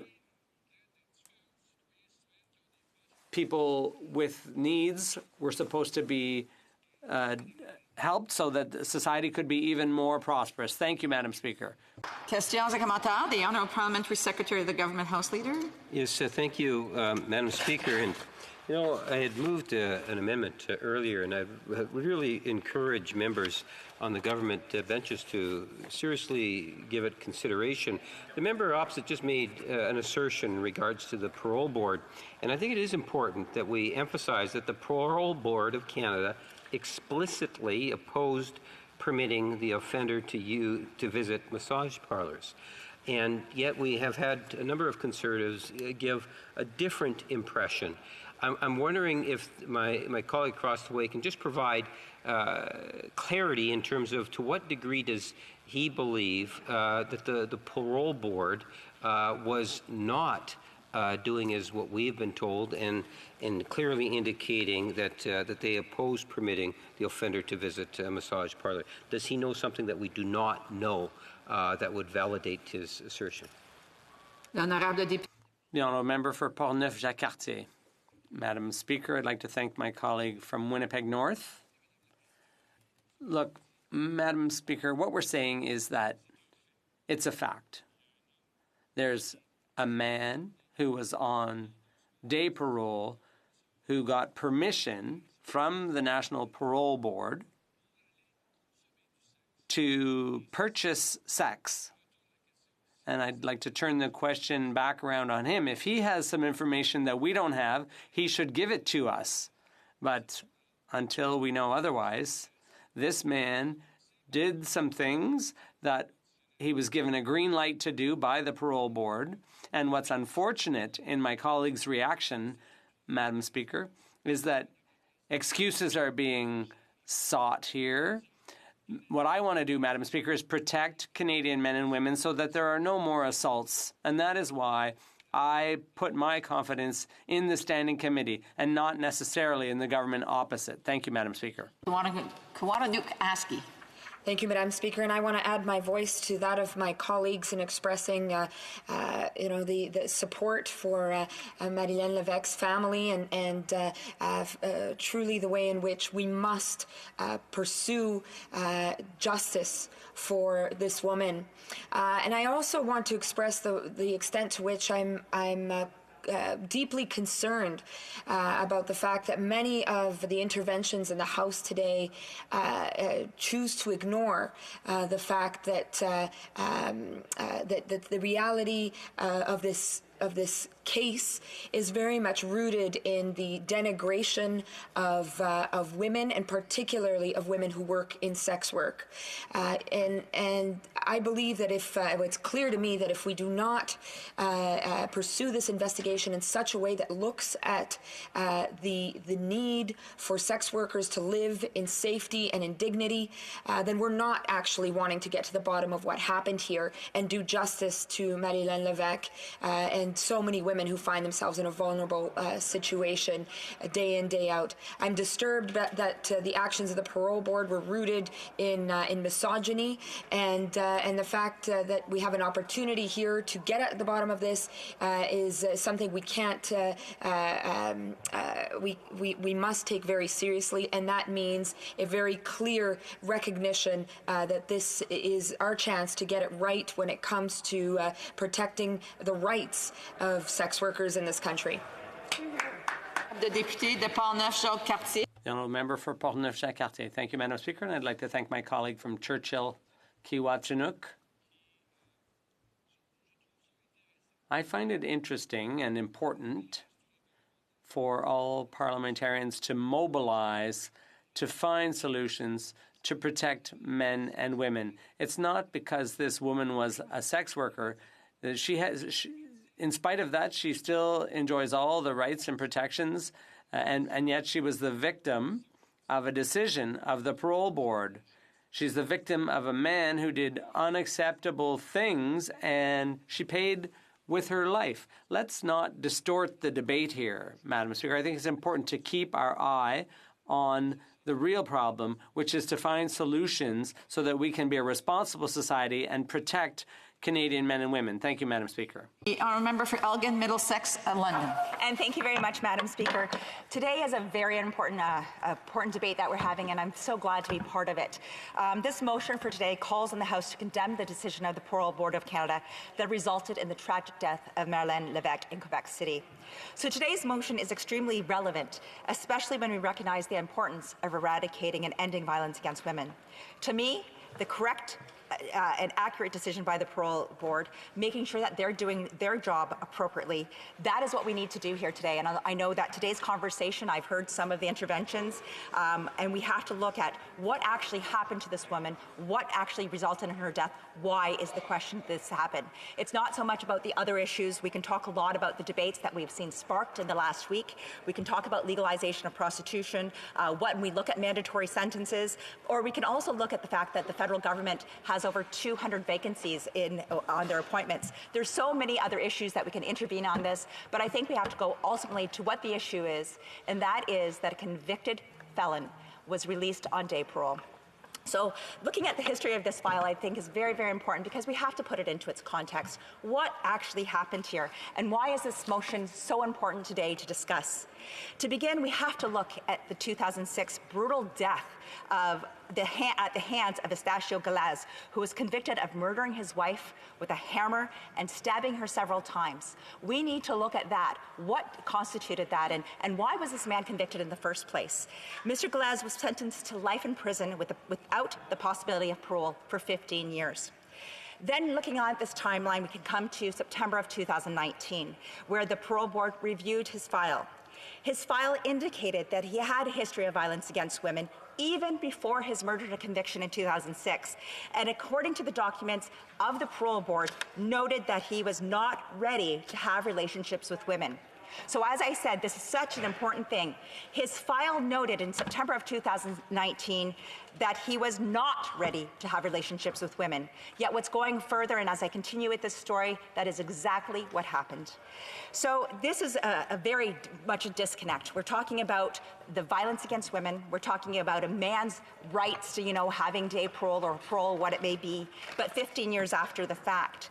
So like any other Canadian who may not be a lawyer or wants to understand the legal background of this, I wanted to put out some clarification, because I think when you look at what are we trying to justify, this is what we need to look at. And we really need to look at the Parole Board of Canada and what is day parole and how do they come up to this decision. So taking directly from the text of the Parole Board of Canada, I would like to read into the answer this.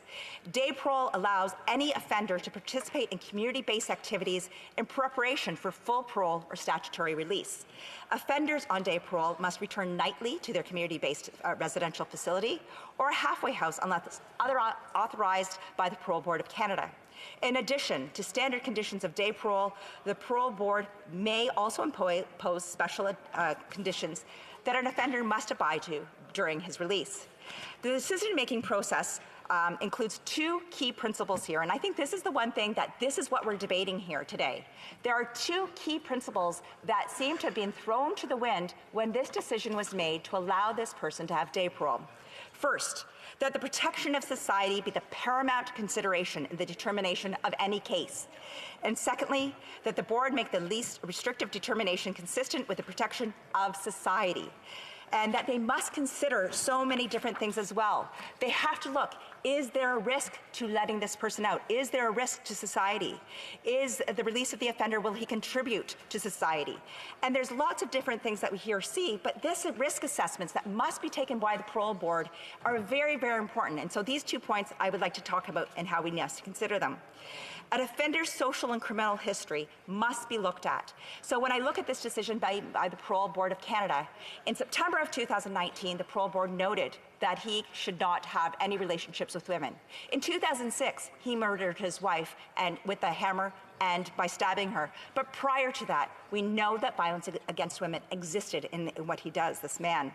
And we have to look at progression. Was there any progression with this man at all? Is he going to be released to the community, and is the community going to be safe? So looking back at this file, I think where we sit there and say, check, check, check, we'll see question marks all over this place. We know that Mr. Galez was sentenced to life without parole for 15 years. So in 2006 up to 2015, 15 years without parole. He had murdered his wife. It's a history of violence. And according to the decision made, the protection of society and the offender will not present any undue risk to society. These are check boxes that were absolutely not checked. And for somebody to make the decision to let him out on day parole after all of the information that was given is extremely risky for the safety of our society. So although the parole board file seems cut and dry, it seems cut and dry to most Canadians, somehow it got lost in translation when we're dealing with the Parole Board of Canada. To me, this question is absolutely crazy.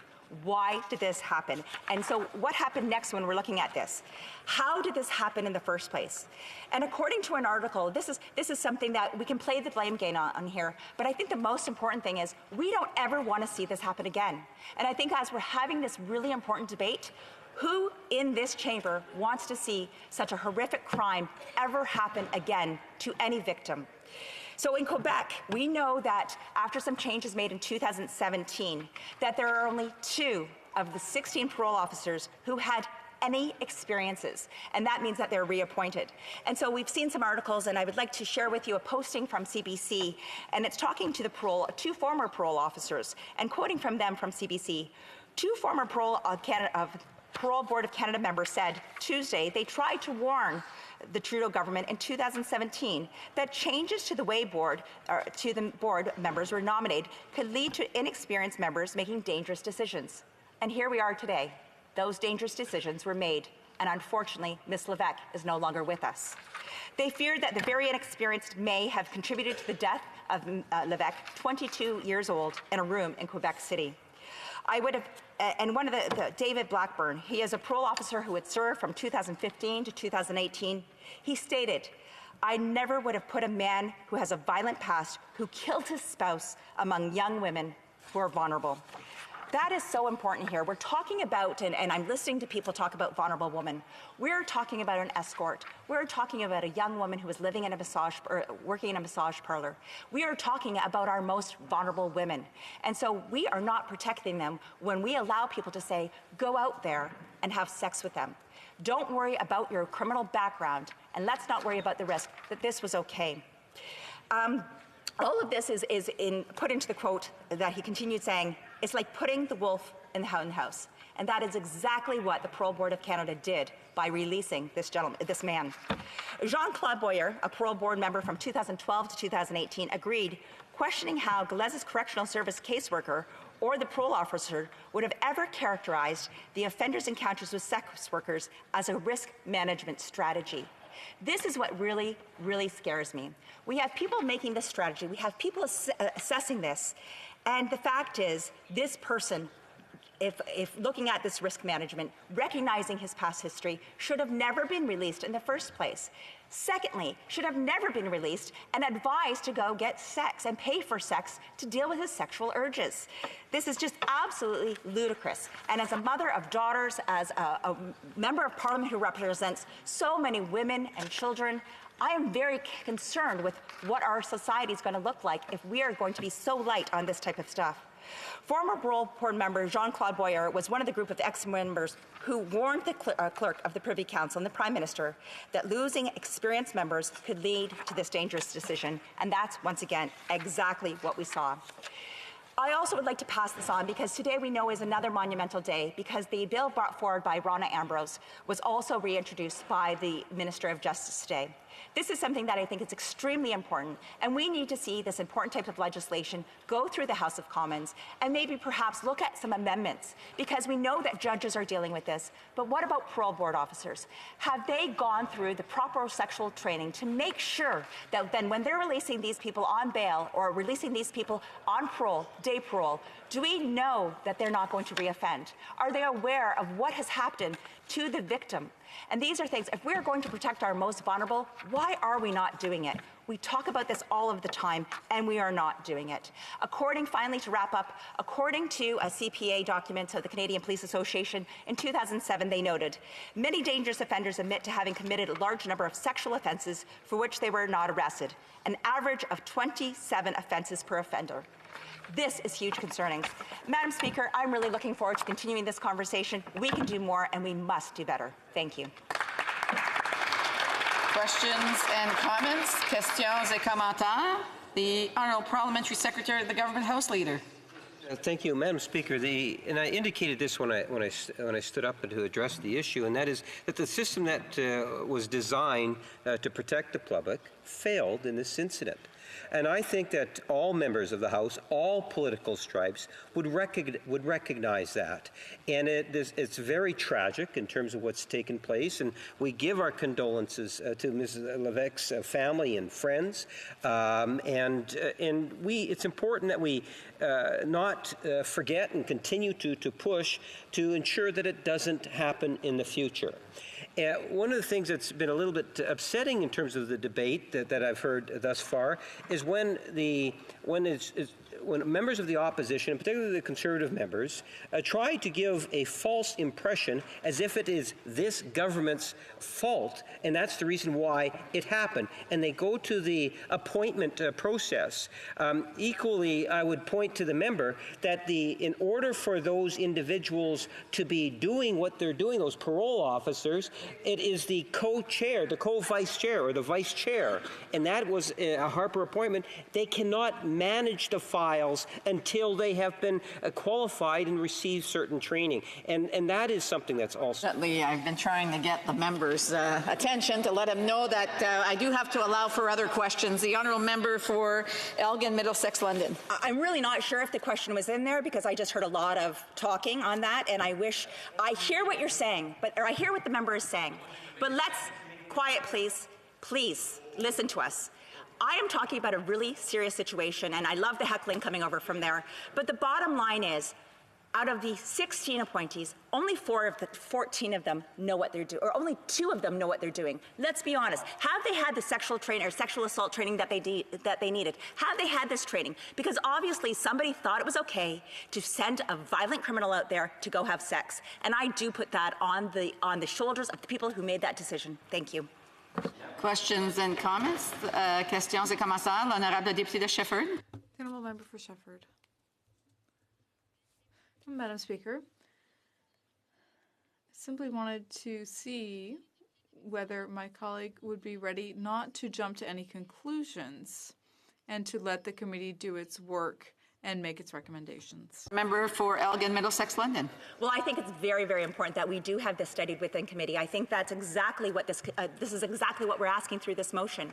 We need to have a group of members representing all of our country at that table today. So at the committee where this will be studied, this gives us an opportunity to look at all sides and not just something that's internal, which we've seen in the past from this government at the 42nd Parliament, the amount of times that things have been taken out and blackened. So I prefer that anything that we do is actually transparent and not just to save the government's reputation. Thank you. The Honourable Member for Vancouver East. Madam Speaker, and I thank the member for her comments.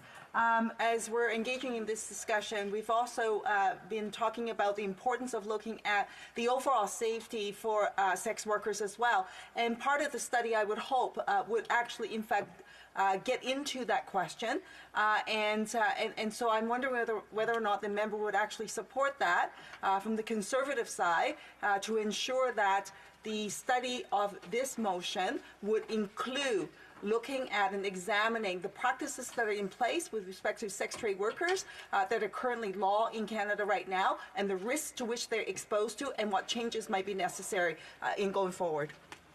Frelga, Middlesex, London. Thanks for that question. This goes in two parts. First of all, we have to look at the parole board, and that's exactly what this is asking for. I know that the conversation has been taken over regarding sex work. I've read many of these articles. I guess it depends where you sit on this. I cannot support prostitution, and I realize that many members would like to do that, and I recognize that's part of the NDP. The Liberal Youth Caucus has that as well. That's lovely. It's just not the way I was raised, and perhaps I think part of the problem is I know that there's approximately 95% of women who are part of the sex trades that are not there by choice. Thank you. Resuming debate. Reprise de débat. The honourable member for Coquitlam, Port Coquitlam. Thank you, Madam Speaker. I'll be sharing my time with the member for Markham Stouffville. Madam Speaker, in response to questions from the honourable member from Charlebourg-Haute-Saint-Charles, I would like to start by again extending our deepest condolences to the family and friends of Marilyn Levesque. This young woman's death was tragic, and I hope that we can learn from the Board of Investigation that is currently underway how this kind of tragedy can be avoided in future. I believe that we need to have solid facts in front of us, and I have full confidence that the Board of Investigation will shed light on the circumstances that led to this tragic incident. The Parole Board of Canada is guided by the Corrections and Conditional Release Act in all its decisions. Under the Corrections and Conditional Release Act, the Board is responsible for making decisions to grant, deny, terminate, and revoke day and full parole for federal offenders serving sentences of 2 years or more. Under the CCRA, all offenders in federal custody, including those serving indeterminate sentences or life sentences, become eligible for parole at a time set by a judge during sentencing.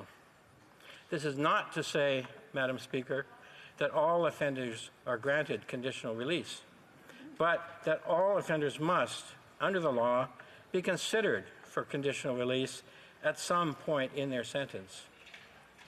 Before granting any form of conditional release, parole board members must be satisfied that the offender will not pose an undue risk to the community and that the release of the offender will contribute to the protection of society.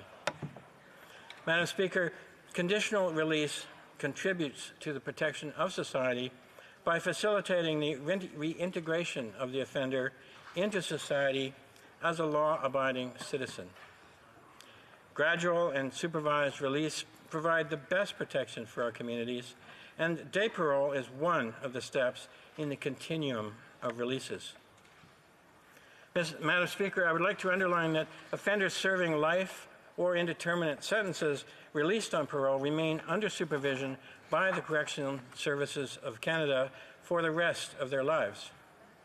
This is an important point, as even if an offender is in the community, they continue to serve their sentence and are subject both to standard conditions as well as to any special conditions that the Parole Board of Canada deems necessary for CSC to manage the offender's risk to the community. Offenders on day parole must return nightly to a community-based residential facility or halfway house unless otherwise authorized by the Parole Board of Canada. An offender can be returned to prison at any time if they violate their parole conditions, commit a new offense, or if the offender is deemed to pose an increased risk to the community. As you can see, Mr. Speaker, offenders on day parole are not free. They are supervised by the Correctional Service of Canada and subject to a number of special conditions. Mr. Speaker, board members render decisions that are crucial to public safety. That is why this government worked to ensure that the process of appointing board members was merit-based and free from political interference. Upon appointment, Parole Board of Canada board members complete an intensive 5-week board member orientation program. During that time, they receive training on relevant law, policy, and risk assessment by the Parole Board of Canada in partnership with key academics and practitioners in the field of criminal justice. This is followed by ongoing mentoring and coaching by the regional vice chair, experienced board members, and by the regional trainer. No board member is assigned any decision-making responsibility until they have fully completed their training and have the full confidence of their regional vice chair. Board members also participate in continuous learning and development opportunities throughout their mandate. The primary emphasis in board member training is to ensure that they understand the board's legal authorities.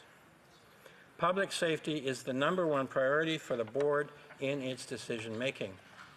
It is important to note that in the vast majority of cases, day parole is completed successfully without violent reoffending. In fact, in 2018-19, 99.9% of offenders on day parole were not convicted of violent offense during their supervision period. This demonstrates that, in almost all cases, day parole helps to gradually reintegrate offenders back into Canadian society and contributes to public safety. I would like to assure the member that the government shares the concerns of Canadians around this case. That is why the Correctional Service of Canada and the Parole Board of Canada are convening a joint board of investigation into the circumstances that led to this incident, to ensure that all established protocols were followed and that lessons are learned. Mr. Speaker, let me reiterate that Parole Board of Canada members are selected by a rigorous, open, transparent, and merit-based process. Once selected, they are given exhaustive training on relevant law, policy, and risk assessment. They are committed to continuous learning and development, and they take very seriously their duty to protect the safety of Canadians. And this commitment is demonstrated through the PBC's parole outcomes. As the Board of Investigation moves forward, I hope that we can determine what exactly happened in this instance so that we can learn from this tragedy and take steps to ensure that this kind of situation does not repeat itself. Mr. Speaker, I would like to assure the member that the investigation will be conducted swiftly and effectively, as none of us want to see this type of tragedy repeat itself in the future. Marilyn Levesque, her family and friends deserve no less than our utmost efforts in this regard. Thank you, Mr. Speaker. Questions and comments? Questions et commentaires? Questions et commentaires? Honorable Secretary Parliament.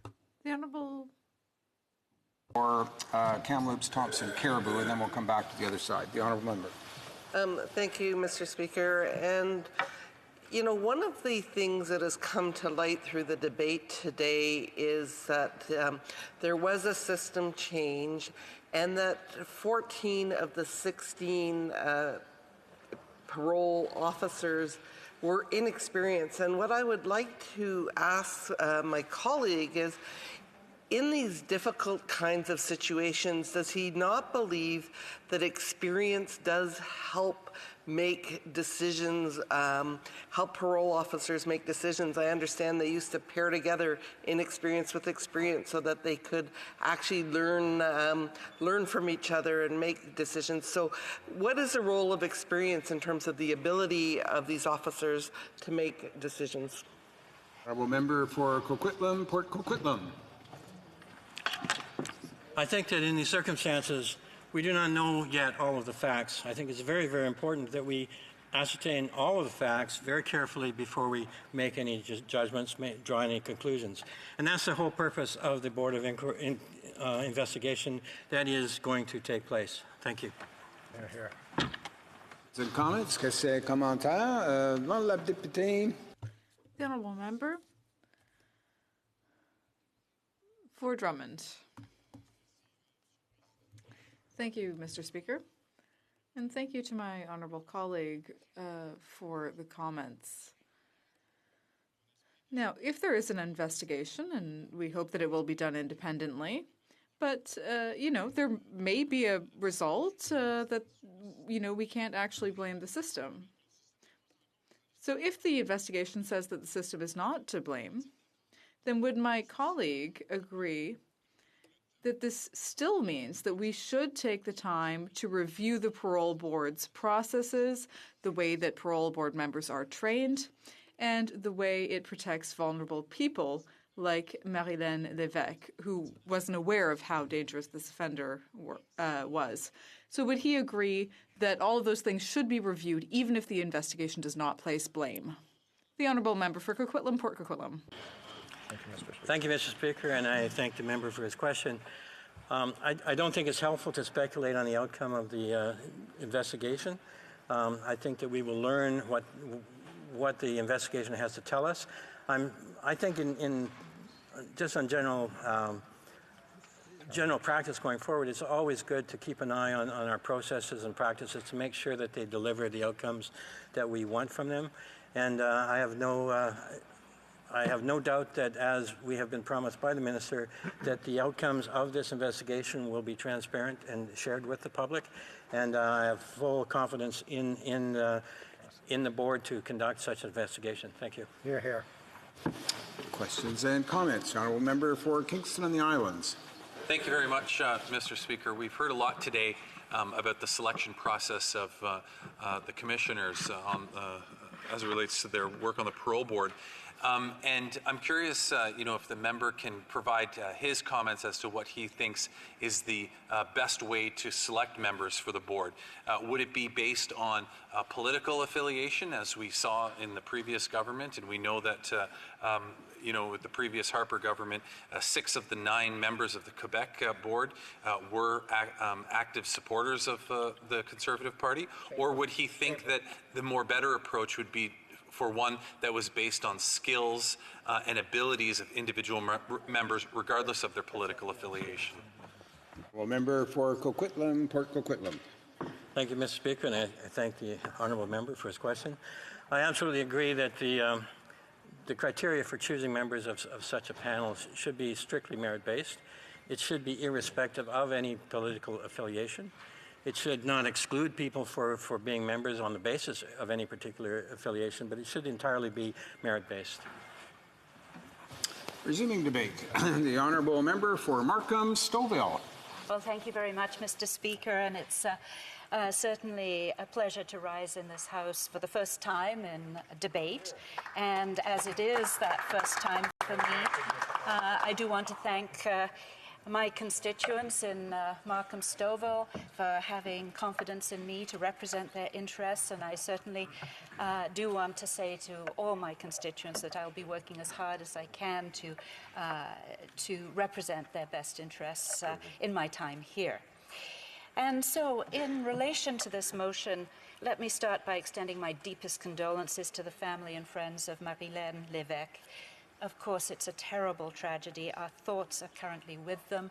It's been said many times in this House today, and I just simply want to add my deepest condolences. So, Mr. Speaker, this is a case that has understandably brought a very emotional response from the public, as well as important questions about the corrections and conditional release systems in Canada. And I'm going to spend most of the time for my remarks on the selection process as it relates to governor in council appointments. So I want to clarify how that appointment process is today. In February 2016, our government announced a new approach to appointments that applies to the majority of full-time and part-time positions on commissions, boards, Crown corporations, agencies and tribunals across the country. This new approach was introduced to ensure the process of appointments is open to all Canadians, providing them with an opportunity, should they be interested and have the required qualifications, to participate in government organizations and make a contribution to Canada's democratic institutions by serving as governor-in-council appointees. The selection process is based on merit. It is designed to identify highly qualified candidates who meet the needs of the organization and are able to perform the duties of the position to which they would be appointed. It seeks individuals who have the qualifications, education, experience, knowledge, skills, abilities, and personal suitability to fill the position. We also ensure that they meet any statutory or other conditions. And finally, we look for diversity. Our recruitment strategy seeks to attract qualified candidates who will help achieve gender parity and reflect Canada's diversity in terms of linguistic, regional, and employment equity groups. And by that, of course, I mean Indigenous peoples, women, persons with disabilities, and members of visible minority communities, as well as members of ethnic and cultural groups. Based on individual self-identification, representation of employment equity groups has increased for all appointees since the new open, transparent, and merit-based approach to GIC appointments was announced in February 2016. This process includes officers and agencies and agents of Parliament and the Parole Board, among many others. A notice of appointment opportunity is developed, outlining the selection criteria for and requirements of the position. As noted in the notice, members appointed to the board must be sufficiently diverse in their backgrounds to be able to collectively represent community values and views in the work of the board, and to inform the community with respect to unescorted, temporary absence, parole, and statutory release. The Notice of Opportunity is posted on the GIC Appointments website and the website of the organization which is filling the position. A link to the notice is also published in the Canada Gazette while the application period is open. At the same time, a recruitment strategy is developed for selection processes where there is a need to conduct outreach regardless of the position type. This may also include targeted outreach to communities of interest, such as professional associations. So all interested Canadians can submit their applications for the positions posted on the government's appointment website. This government is very mindful that we want the best and most qualified people possible for these important roles. To this end, the Selection Committee undertakes a rigorous assessment process. A number of factors determine the composition of a selection committee, including the type of position and the mandate and type of organization.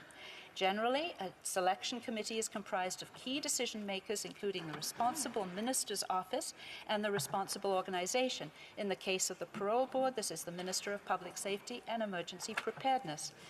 So turning back to the selection process for all GIC positions, this includes screening candidates' applications against the education and experience criteria in the Notice of Appointment Opportunity. For administrative tribunals such as the Parole Board, written exams are administered. The exam tests key criteria such as analytical and decision-making skills. It also measures the ability of applicants to interpret the provisions of various statutes, regulations, policies, and other documents in a quasi-judicial context, and to assess the relevance of precedents in order to render decisions. It is also recommended that applicants visit the Parole Board website for additional information on a day in the life of a board member, the role and responsibilities of a board member, and information on contributing to public safety. A short list of qualified candidates is then established, and the candidates are interviewed by the selection committee. Third-party reference checks are also undertaken.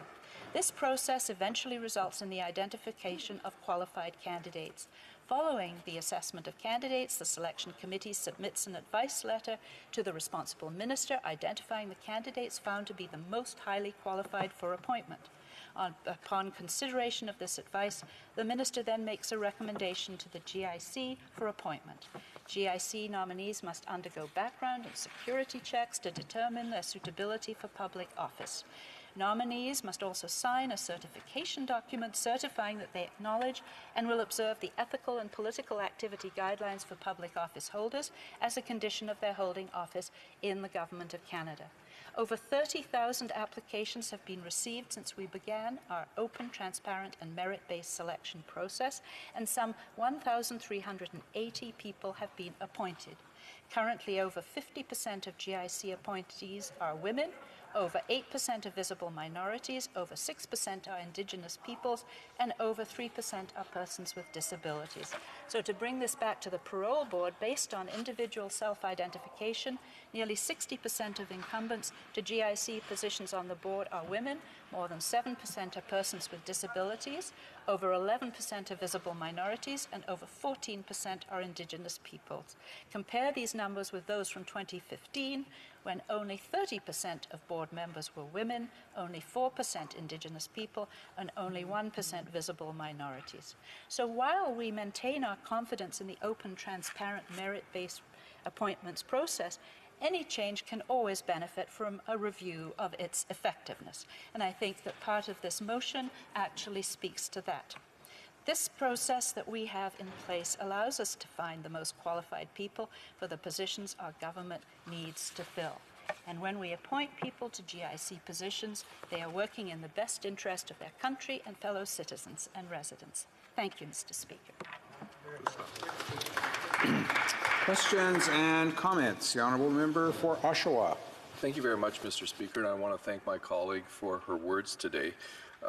I think we're all here because of a horrible, outrageous thing happened, and we would like to see if there's anything we can do to make sure it doesn't happen again. So I was wondering if the member could clarify the position, her position, but also the position of the Liberal Party on the motion.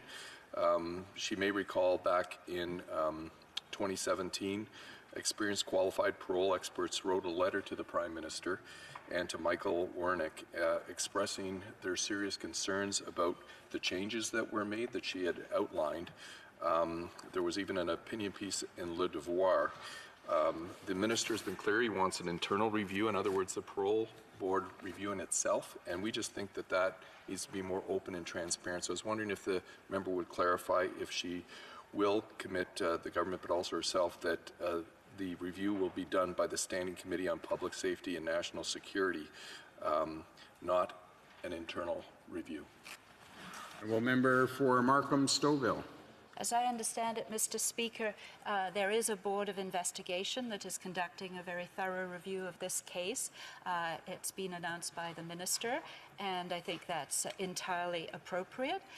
In addition, the motion does speak to the Standing Committee on Public Safety and National Security to conduct hearings into the matter. I'm sure that standing committee will decide for itself what exactly they want to study going forward, and I have every confidence that this matter will be fully investigated. Questions et commentaires? La députée de Beauport. The Honourable Member for Beauport-Limoilou. Thank you, Mr. Speaker. Today, the House agrees on some points, in fact, that it's important to ask questions and come up with some answers. Well, I have one. Despite the openness for the debate, there are some points that keep coming back. Colleagues have mentioned them. And it's the point about opening the possibility of using sex workers' services. I have questions about this because you could say, well, you can't have contact with women, but yes, with sex workers. It's almost as if through their job, their work, they aren't women. And that's not what people, or I would hope at least, that's not what was intended. But that question could be asked of the community. Could the member answer my question? And perhaps she doesn't know the answer to my question. I'm asking an open question, but how important is it in ongoing training for workers with respect to the sex work profession, and because they are affected here? Very much, Mr. Speaker, and I appreciate the question from the member opposite. I think it will presumably very well be addressed by the Board of Investigation that is looking into this particular area in terms of what are the training requirements in relation to those caseworkers that look at the conditions of parole and day parole and so on. From my own point of view, of course, the safety of women is absolutely paramount, whether they be sex workers. We know in our communities the incidence of domestic violence is one that troubles many of us. I've obviously personally been very involved in some of the shelters in my riding, and so we certainly take safety of women extremely seriously, and I have every confidence that this will be part of the investigation. The time for just a short question and response. Honourable Member for Vancouver East. Thank you very much, Mr. Speaker, and I thank the member for her comments. I'm wondering, as we're engaging in this discussion, with the study that's going to take place at committee, with the Liberal members' support, looking into the issues around safety for sex workers, including what the laws are today and what needs to be changed in order to ensure their safety. Markham Stouffville. Mr. Speaker, I'm not a member of that standing committee, so I cannot commit to my colleagues what they are going to decide. I'm hopeful that there will be good debate at the committee and a successful path forward be established by all members. Resuming debate, the Honourable Member for Kamloops Thompson Caribou. Thank you, Mr. Speaker, and I would like to note that I will be sharing my time with the member for Renfrew, Nipissing, Pembroke. So today, of course, we're discussing what I consider to be a very reasonable motion in response to a horrific, but of course preventable murder. But I think before I sort of start into that particular area, I think it would be good to put some context around the discussion that we're having today. And of course, the public having confidence in our criminal justice system, in public safety, and in the decisions of the parole board are extremely important. And so I think, over the last number of years, I would suggest, we have a government that's been here over 4 years now, that there's been some flags, and there's been some flags that they have not been paying attention to, and they should have been paying attention to these flags that have been there. I know they love to suggest that, the previous government did this, the previous government did that, but there's a stale date on that, and that stale date has come, and they've had over 4 years in order to put their stamp and be responsible for the decisions and what is happening in government. So, what we have is we have the current government, they had an Auditor General report, and it was a 2018 report. And in that 2018 report, there was concerns including gaps in the monitoring of inmates and not following the standards. So this was the Auditor General's report 2018, identified some problems. The government indicated that it accepted the concerns of the Auditor General, and they were going to make changes. The changes they make, if you look at the public accounts and the department plans, is actually a reduction in the budget for those departments. So whereas the Auditor General was identifying concerns, you look at their plans for departments and see reductions that are ahead. So it's tough to sort of balance those two factors. In December of 2019, we had the Union of Safety Justice Employees, and they said that things were at a crisis, and they made a whole host of recommendations in terms of what they believe the government needed to do to respond to a critical situation. As I understand, to date, they have not had the courtesy of a response to some very clearly laid out situations. And of course, we have a number of former parole board members. Mr. Boyer, he was on the parole board from 2012 to 2018. He talked about the changes made by the Liberal government in 2017 led to an experience of shortage of members. And of course, in Quebec, we now know that there was 14 out of 16 were inexperienced. They had had less than a year or two on the job and were inexperienced. So I come from a healthcare background, and I know that as a nurse, when we had new nurses that came to work for us, they needed mentoring, because there was something that you gained from years of experience that when you are dealing with difficult situations involving health, involving people, those years of experience made a difference.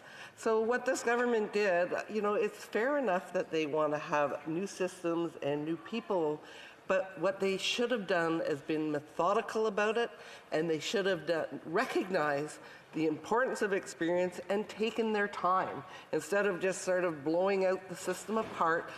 You can do that with some sorts of appointments, but you can't do that with something as critical that requires a seasoned and experienced eye. You can't just blow the system apart, put a bunch of new people in place, and expect that everything will be okay and that the decisions will have the benefit of those eyes of the experienced people. So I would suggest that that is something that this government needs to look very, very seriously at. Yes, they have every right to make the appointments as the government, to make those GIC appointments, to have a system, but when they take a system, blow it apart, and put inexperienced people in place, they have a responsibility and they need to reflect on that issue. And, you know, typically throughout our history, you know, there are times when, you know, the public has looked at decisions of the parole board and really been quite concerned. You know, I think the National Post in 2018 published a list of freed serial killers, child murderers, cop killers, cannibals, and terrorists, and who were all freed against pleas of the family. And I think we, as a parliament, have failed these families when justice is not seen to be done, and you have people that have committed horrific, horrific crimes, and they are out, and the families are pleading and know that, you know, justice has not been done, and that these people are at high risk to reoffend. This is an example from a long time ago, but you know, Dennis Lordy in 1984, he wounded 13 in the Quebec National Assembly. He killed 3. And there he was on full parole only 12 years later. Like, how does that happen? I think any reasonable Canadian sort of says, 12 years later, he went in and he shot and killed 3 people, injured so many more. So there are decisions over time, and we need to do everything we can to make sure that the decisions, yes, things are going to happen, but when you have people that are appointed like they've done that don't have the experience, you are going to create more situations where there's really problems. So it's in this sort of background of dysfunction that I've talked about, Auditor General's report, the union flagging concerns, a number of things, that we had a series of decisions that directly contributed to this tragic death of a 22-year-old innocent young lady, Marlene Levesque. And I think everyone in this House has agreed that it's appalling that, you know, a convicted murderer with a history of violence against women. So it's been related, there was, I believe in 1990s, there was an assault, the murder of his wife in 2004, which included stabbing, it included hitting with her with a hammer, and then him being sentenced in 2006. You know, and I think what sort of brought this clearly to my mind was there was an article in the Vancouver Sun, and it clearly articulated some assumptions made, and it was either made by individuals without experience, or it was made by a system that allowed these decisions to be made, and we need to find out the answer. And they said, here is the questions that we have to ask about this situation. First is, men, even violent criminals, they're saying, have the right to satiate their sexual appetite with another person. So that, I think, you know, that clearly is what was said. Is it one person? Is it systemic? Second is the perverse idea that if a violent man is really incapable of not ready to form a healthy relationship with another person, it is okay for him to engage in healthy relationships where, as a buyer, he has power over the seller. And finally, putting the sexual needs of a violent criminal ahead of the safety of other Canadians, including those who work in the sex trade, suggests a grotesque hierarchy that is an affront to the constitutional and moral ideas of equality. And so, I think those are the three questions, because this is what happened in this case. This is why everyone finds it so offensive. And I thought those 3 points clearly got to the very root of the issue. And we need to, and I think it's important that everyone in this House agrees that a parliamentary committee has some important work to do there to look at the system and actually to do our jobs. Thank you, Mr. Speaker. Questions and comments? Question commentaire. The Honourable Parliament Secretary to the Government House Leader. Yes, thank you, Mr. Speaker. And I know in the last couple of hours here, more so coming from the Conservative bench, is talking about experience, and that experience does matter, and they raise a lot of concern. I'm wondering if the member could just kind of reflect on the types of individuals that are receiving these appointments. More often than not, it's individuals such as correctional officers, law enforcement officers, that bring a great deal of real life experience to it. And prior to them actually hearing a case, it is the vice chair that has the programming, and that programming has not changed in terms of training. And before they can deal with it, they have to be approved to do so. Is my colleague trying to imply that individual is not doing his job? Member for Kamloops, Thompson, Caribou. I go back to my analogy about healthcare. People come to, everyone has the nursing training, but it is the experience in a very specialized area of a job where you're making decisions, where the experience matters. But, certainly I don't, if it's not a factor, then the committee is going to find out that answer. But the Liberals seem very, very reluctant to actually even dig into this as an issue. They're defending their new system, but they're not willing to put it to a parliamentary process in terms of, is the system defensible, and did it contribute to what happened? That's what we're asking here, is that we look and we understand and we try and make things better. Questions and comments? Question commentaire. The Honourable Member for Avalon. Thank you, Mr. Speaker, and I thank the member for her intervention on this horrific event that's up for debate here today in the motion. But one thing I wonder, and there's a lot of finger pointing, I guess, as to who's responsible for this person making this decision or another person making another decision. And whether it's a nurse being integrated into a new role in a hospital, maybe in a ICU unit or something to know how things work. Yes, there's certain training provided beforehand and ongoing at all times. But is it the member's intent? And I believe we've said it loud and clear that we support the intent of this motion as government members. But is it the intent that it keeps saying the government has to do this, the government has to do that? Is it her intent as a member that the government itself be involved with the parole decision when it comes to people who commit these horrific crimes that put them in that position to start with? When they're up for parole, should the government have a say in what the parole board does or doesn't do? For Kamloops, Thompson, Caribou. Mr. Speaker, from my speech, I talked about the context, and the government does have a responsibility to listen to the red flags, to listen to the red flags from the Auditor General, to listen to the flags from the unions, to listen to the flags from people that have been in that role, who have experience, who express concerns about their new system. So they are responsible for the system. They obviously are not responsible for the individual decisions that get made, but they have created a system that had a lot of flags that they didn't respond to, and that is their responsibility.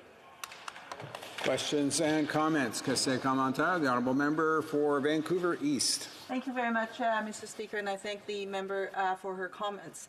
I think that we're all in agreement, at least I hope that we're all in agreement in this House, that the situation that has occurred is not acceptable. And the fact that a woman's life has been lost is not acceptable. People in the sex trade should be valued just like anyone else in our community. And in this instance, it clearly There's been issues related to that, and so the committee is going to get to, I hope, to the bottom of this.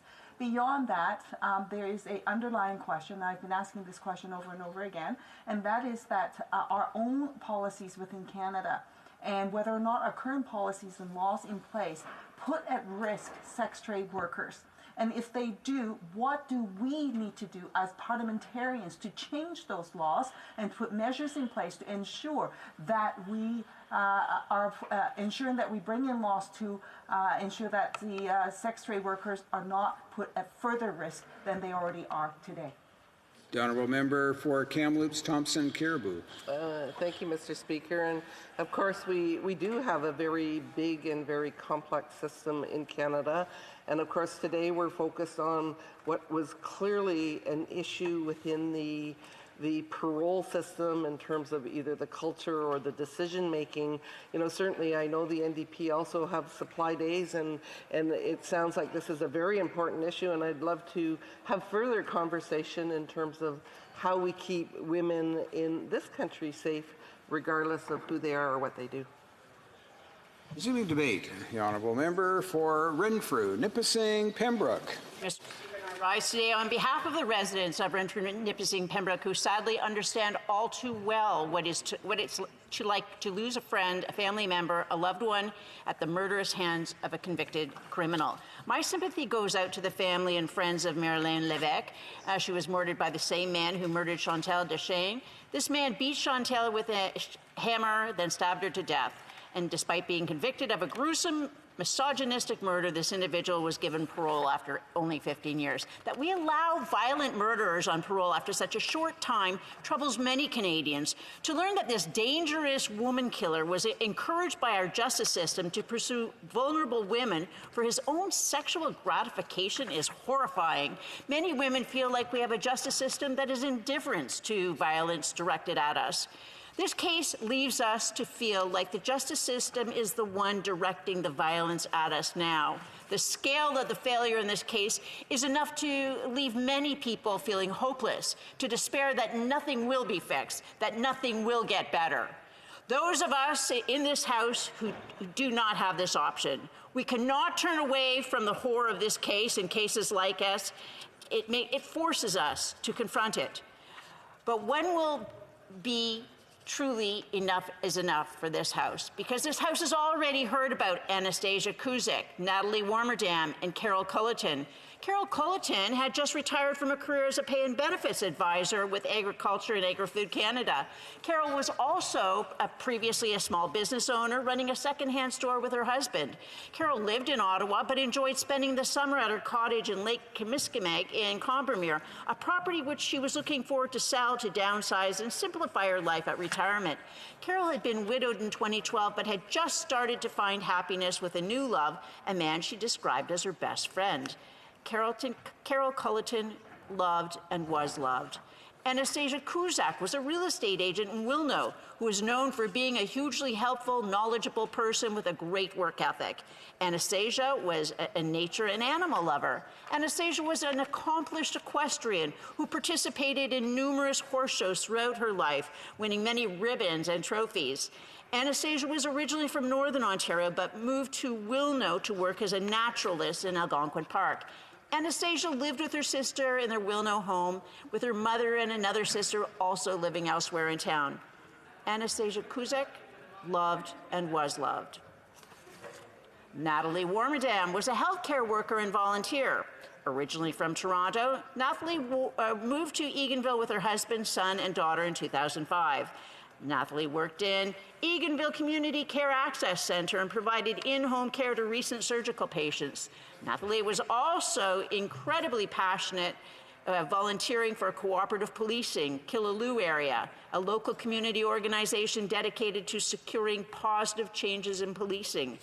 Natalie's 18-year-old daughter had just graduated from Opiongo High School earlier in 2015, and her 20-year-old son, Adrian, lived with her in Eganville. Natalie was described as a beautiful person who cared about the well-being of her community. Natalie Warmerdam loved and was loved. On September 22nd, 2015, Anastasia, Natalie, and Carol were murdered by a man with a lengthy record of violence assaulting women. It's a day that will forever be burned into the memories of Ottawa Valley communities. As horrific as that day was, it was all the days leading up to it when this irredeemable woman beater could have been stopped. The justice system and the different boards should have recognized the inherent danger his repeated history of violence against women posed. Instead, he was repeatedly set free as part of a series of events which show how these women lived in a slow-motion horror film. In 2010, the police arrested him for criminally harassing a woman for over a month. On the day his trial was to begin, the Crown stayed the charges. In June 2011, he was charged with threatening to kill his soon-to-be ex-wife. Those charges would be stayed in 2012. In July, he was arrested for assaulting another woman. Those charges were stayed in October. On July 27, 2012, he was charged with assaulting Natalie, threatening her son, threatening to kill the family dog, threatening to kill his ex-wife, again causing mischief to property and breaching probation orders. When he was finally arrested on September 5th, he assaulted a police officer and urinated on his jail cell walls. The assault and uttering threats charges were stayed after Brutsky pled guilty to assaulting an officer and urinating. So at this point, a prison rug has received more justice than multiple women. His guilty plea earned him 33 days in jail, and on January 8th, 2013, he was released. December 30th, 2013, he's charged with assault after attacking and choking Anastasia. Having committed his latest attack on a woman while on probation, the Crown and judge expressed their concerns about Barutsky's ignoring probation orders and the increasing seriousness of his crimes. Their concerns amounted to 393 days in jail, including time served. On December 27, 2014, he was released from jail. 269 days later, he would begin a killing spree, which would shatter 3 families and devastate entire communities. On the morning of September 22nd, he drove to Carol's remote cottage. By his own admission, he chased her inside. She tried to lock the doors, but he broke through a window. He attacked her, grabbing a cable TV coil, began to choke her to death while she begged for her life. Rather than flee the scene, he lit a cigarette, smoked it, and left it and his DNA in Carol's sink. Finishing his smoke break, he resumed his murder spree. Stealing Carol's money and car, he drove to the home of his next victim, Anastasia Kuzek. Anastasia's sister Eva was upstairs when she heard her sister scream. He had attacked Anastasia in her kitchen, but when confronted by the sister, he went to his car and returned with a shotgun. Eva was able to run away. Anastasia was not. While Eva was calling the police, he was on his way to his last victim's home. Natalie was at home with her son when Barutsky arrived. Natalie had known the type of man he was over the years and had taken steps to protect herself. She kept a shotgun under her bed. She carried a panic alarm.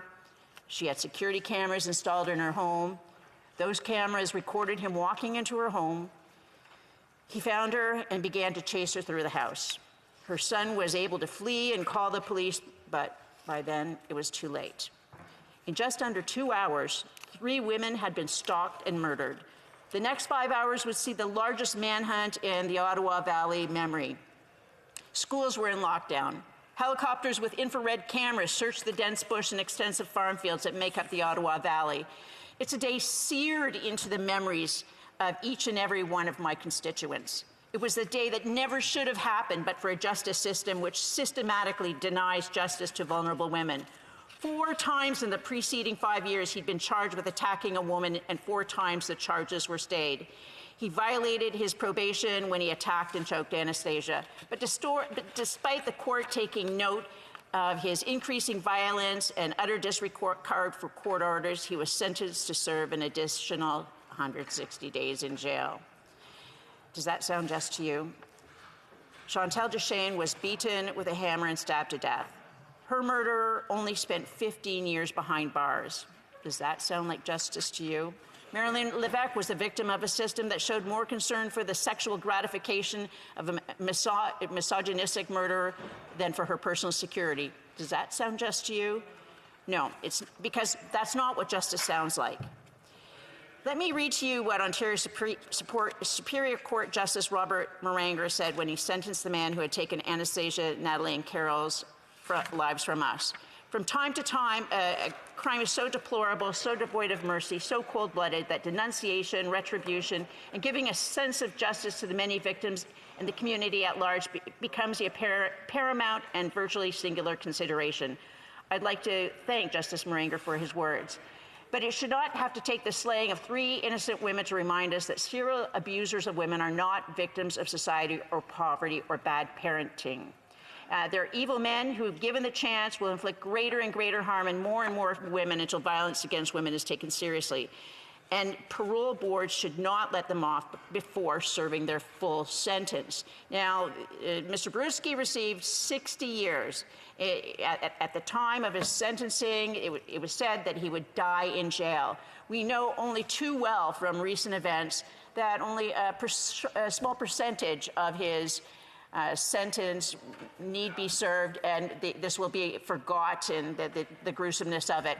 So again, we could see this person on parole, and unless that parole board is fixed, and more serial murders. Thank you, Mr. Speaker. We probably have time just for one question and response. Questions and comments. Essai commentaire. The Honourable Parliamentary Secretary, Government House Leader. The member clearly demonstrated is that the issues that we're talking about today are not necessarily party-based or specifically even government decisions. Often what we're talking about is things that take place, and when it comes to be so abhorrent that there's a need for us to take a look at it, and I can tell the member that the government is doing just that. We're looking into it, and there will be a vote on this particular motion. There's a high level of public interest, and I see that as a positive thing that has come out of this most tragic event that we've witnessed back on January earlier. The Honourable Member for Renfrew, Nipissing, Pembroke. Okay, and thank you, Mr. Speaker. And I do wish to retract something I said earlier in the day. I think the proper word would have been disrespect as opposed to the verb that was used. And I use the term because of the continued appearance of disrespect for women, not only the women who suffer at the hands of people who are let out on parole too soon by a parole board that is inexperienced, and the member says that we will be attacking that. But we see it here in this chamber with the Prime Minister. Remember Elbowgate, elbowing a member of the NDP. And then we had the Groper incident where he said she remembered it differently, and something about, oh, well, he didn't know that she was national media. So all in all, I do wish to retract that statement and hope to go forward in a more collegial manner, Mr. Speaker.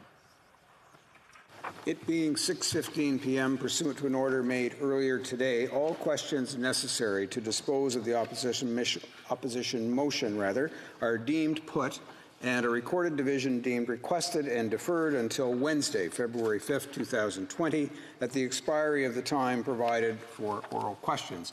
I see the Honourable Parliamentary Secretary to the Government House Leader on his feet, perhaps on a matter of interest to the House. Yes, Mr. Speaker, I suspect if you were to canvass the House, you would find unanimous consent at this time to call it 6:30.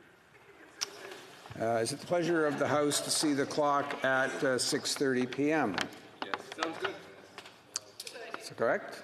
Okay. Agreed and so ordered. Pursuant to Standing Order 38, a motion to adjourn the House is now deemed to have been put and supported. Accordingly, the question is the following one, that this House do now adjourn. The Honourable Member for Renfrew, Nipissing, Pembroke. Speaker, recently I asked the Prime Minister why the Liberal Party favours the treatment of convicted terrorists over the treatment of Canadian veterans. And the example I used is the decision by this government to disrespect Canadian soldiers, veterans, and their families with the controversial $10.5 million payoff to convicted terrorist Omar Khadr. At the same time, this government refuses to settle a slander case with Canadian veteran Sean Brouillet, and so far has spent 7 times in legal fees what is being asked by the veteran to settle. I correctly pointed out, for the benefit of Canadians, the hypocrisy in the Liberal Party policy. The excuses PM used to justify that $10.5 million payoff was even more lame than the ones he used during the SNC-Lavalin corruption scandal. He claimed he wanted to save on legal fees. This is the Prime Minister that promised not to take veterans to court. It appears by his actions he misspoke. He actually meant to say, take terrorists to court. We know how the current leader of the Liberal Party feels about veterans when he told a veteran in Edmonton that veterans are asking for too much. That comment is two-faced, coming from a Liberal Party that gave $10.5 million to a convicted terrorist, Omar Khadr. Not only did the Liberal Party break that promise, it has spent $180,000 taxpayers' dollars fighting Canadian veteran Sean Brouillet. That amount in legal fees is over 7 times more than what veteran Sean Brouillet is seeking in damages for being slandered by this government. And it gets worse. Rather than respecting Canadians with a proper response to my question, the Chief Liberal Party spokesperson gave a rambling, incoherent response that had nothing to do with the question. So why was the federal government going to such extraordinary lengths to attack Canadian veteran Sean Brouillet? To intimidate him into silence. To Sean's credit, he refused to be abused by the government attacking him. In an article written for CBC News, he had this to say: many veterans and their families are not happy about the Khadr settlement. That much is obvious. But in the climate of vicious and partisan name-calling that seems to accompany all things Khadr, veterans' reactions are being unfairly dismissed. At the core of the issue is benefits, specifically the grueling adventure race veterans have to endure to plead for their parsimonious assistance. Veterans, likewise, often have to fight years and often decades to receive their benefits. Veterans are barred from suing government for mistreatment when seeking benefits. What's more, veterans are limited to using the military's rotten veteran tribunal system, one that provides free lawyers employed by the very department from which veterans are trying to seek benefits. Legal settlements in Canada do not fall under taxable income. Therefore, Omar Khadr will pay no tax on his $10.5 million. 95% of the benefits received by severely injured veterans and their survivors is now taxable. The court case to return to lifelong pension continues, even though the Prime Minister promised to end court cases against veterans and return to lifelong pensions. To prove permanent disability, Canadian veterans must make humiliating annual declarations that they're still missing their legs or that their minds and spirits continue to be devoured by the lingering trauma of war. Should the most injured attempt some part-time employment for a more meaningful life, the government deducts every dollar earned. Indeed, the government already deducts pension, CPP, disability, OAS, and GAS from veterans' benefits. Khadr, on the other hand, gets to keep every cent of his settlement. But for those who have devoted their lives to defending Canada and now fight to receive their deserved compensation, watching the Canadian government simply hand over $10.5 million to someone who allegedly fought against our ally is unsettling, to say the least. Among the Prime Minister's justifications for paying Khadr was the idea that it would have cost the government more to fight than to pay. But justice, fairness, and openness and transparency about a government's action should not be dependent on how much it costs to avoid paying a debt. When they see such a comprehensive government action, veterans and their fellow Canadians simply can't understand gross discrepancy. The Honourable Parliament Secretary to the Minister of Veterans Affairs. Thank you very much, Mr. Speaker. I'm proud to rise this evening and tell the House just how much our government values the important contributions that veterans have made to Canada and to the world. Their well-being and their families' well-being is something we have supported and will continue to support as we move forward. We continue working hard to restore critical access to services and support to veterans and their families resulting from the Conservative cuts to services, the closure of Veteran Affairs offices across the country, and firing nearly 1,000 employees from Veterans Affairs Canada. Au cours des 4 dernières années, over the last 4 years, we invested over $10 million in improving services and support to veterans and their families.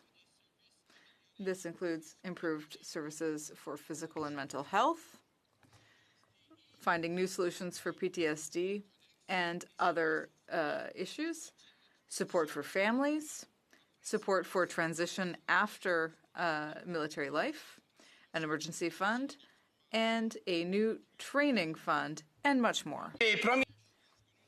One of the first things that we did was to reopen regional veterans offices across the country, which had been closed by the previous government. And we opened a new one in Surrey, in BC. For life, for our ill and injured veterans, improving their access to care and the choices available to them. Perhaps most importantly, we listened to veterans. The minister, myself, and our caucus colleagues regularly engage with veterans face-to-face from coast to coast to coast. We hear them. One of the biggest hurdles they face is that they don't know what benefits they may be eligible for. They can't apply for benefits that they don't know about. We have responded. Veteran Affairs takes the initiative to inform veterans and releasing members about the services and benefits they're eligible to receive. We improved our website to make it easier for veterans to apply for benefits. Nous avons également rationné. We also rationalized our decision-making methods so that less complex cases will take less time. This means that we can process, or rather allocate more time to more complex cases. We are accelerating processing of high-risk requests. These these changes have made a real difference because veterans are now better informed and know more about the benefits and services they can have. Requests for services have increased over 60%.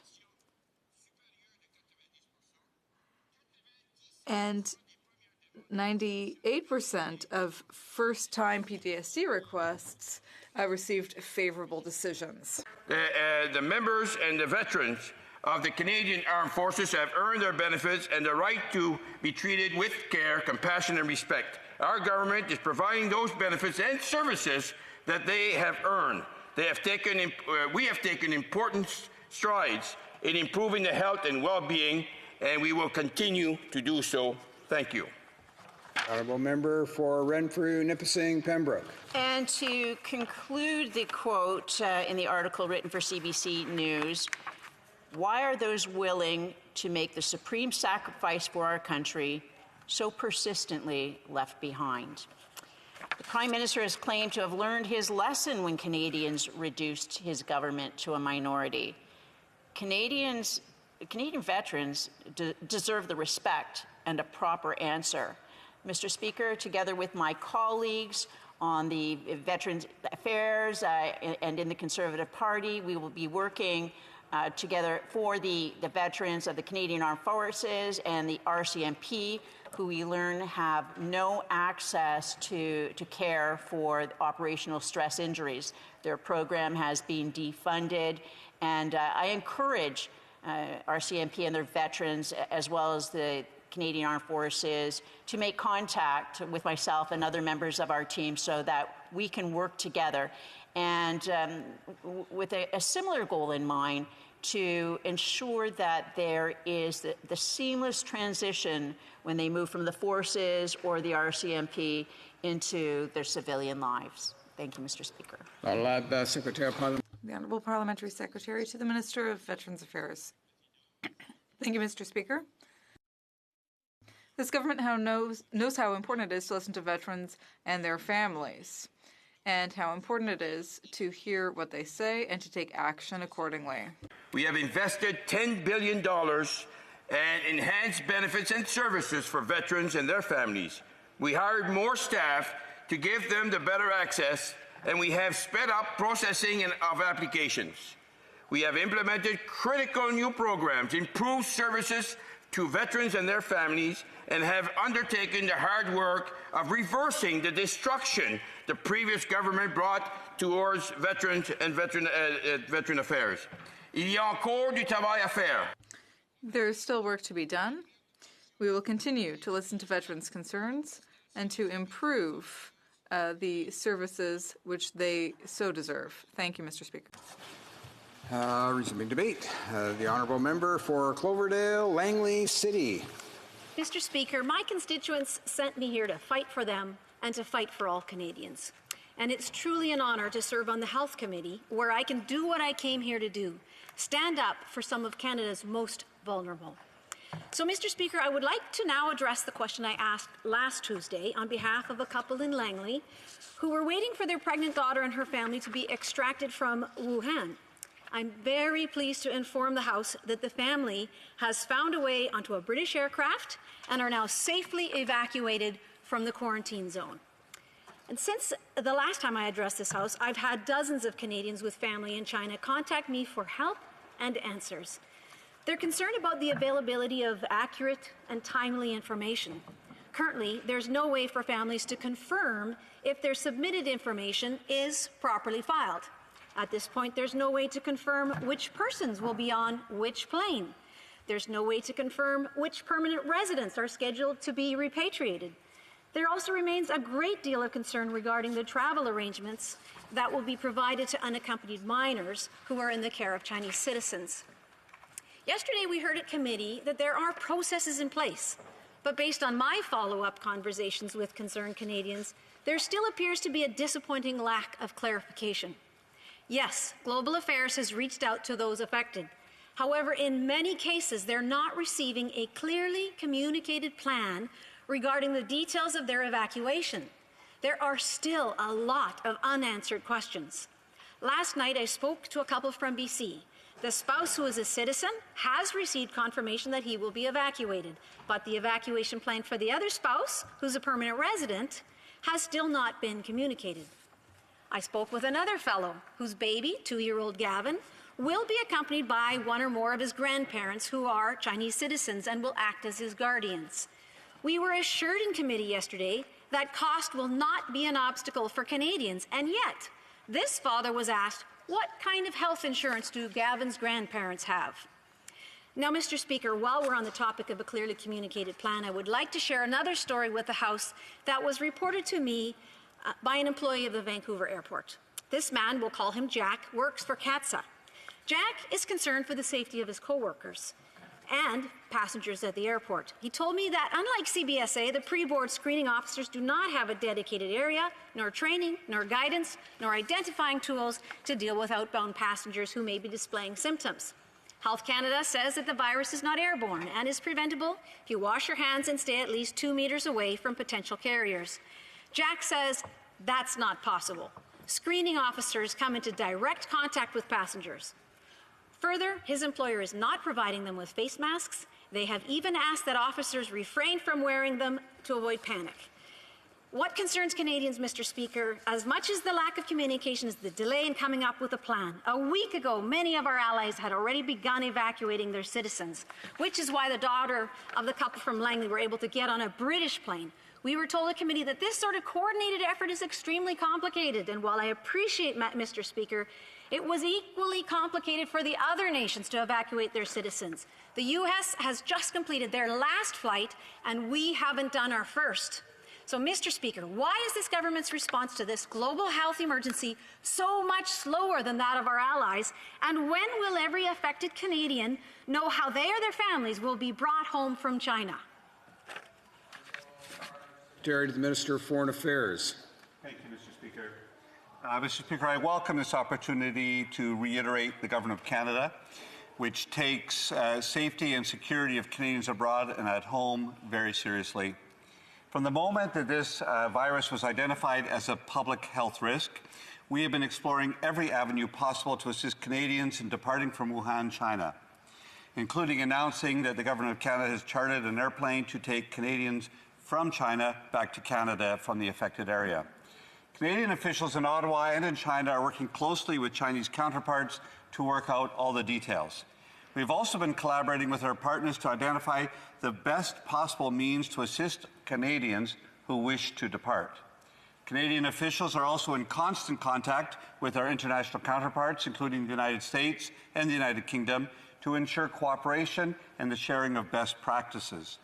We've deployed the Standing Rapid Deployment Team members and other government officials to Hubei province to coordinate logistics surrounding the arrival and departure of the evacuation flight. This is a unit of specialized officials deployed during emergencies to provide critical services to Canadians who are in distress. The situation has been evolving rapidly, and the number of Canadians asking for assistance is quickly changing. 8 days ago, we had 2 requests. As of today, we're around 325 requests for departure assistance from Hubei, and that number may have even changed since I got these notes. Mr. Speaker, we will do everything in our power to keep families together whenever possible. This means providing consular advice and assistance to permanent residents as well as citizens to the extent possible in the local context. To protect the health of all Canadians, Chinese authorities will perform health screening and immigration controls before Canadians can board this special flight. Health screening will also be conducted by Canadian medical personnel before boarding, during the flight, and at the final destination. Canadians appearing with symptoms will not be able to board the aircraft, and we will ensure all appropriate protocols for Canadians once they arrive in Canada to protect their health and the health and safety of all Canadians. The Government of Canada's priority is always the safety and security of Canadian citizens at home and abroad. I'd like to take a moment to thank consular officials who have been working night and day on this situation. Canadians should be proud of their public servants and give them thanks for everything they've been doing all year in really extraordinary circumstances. They provide credible and timely information through our travel advice to enable Canadians to make well-informed decisions regarding any travel abroad. Travel advisories are updated quickly to respond to events that may affect the safety of Canadians abroad, and as such, on January 29th, we increased our risk level to avoid non-essential travel to China due to the outbreak of the novel coronavirus. I want to thank the member for Cloverdale-Langley City for raising this concern. It's a concern which is shared by the government. It's a concern we are hearing equally, and we are responding, and Canadians will be safe and kept healthy. Thank you, Mr. Speaker. Member for Cloverdale-Langley City.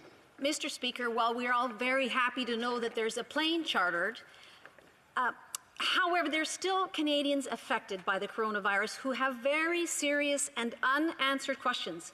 Canadians should be able to rest assured that their government has their back and can solve these types of problems quickly.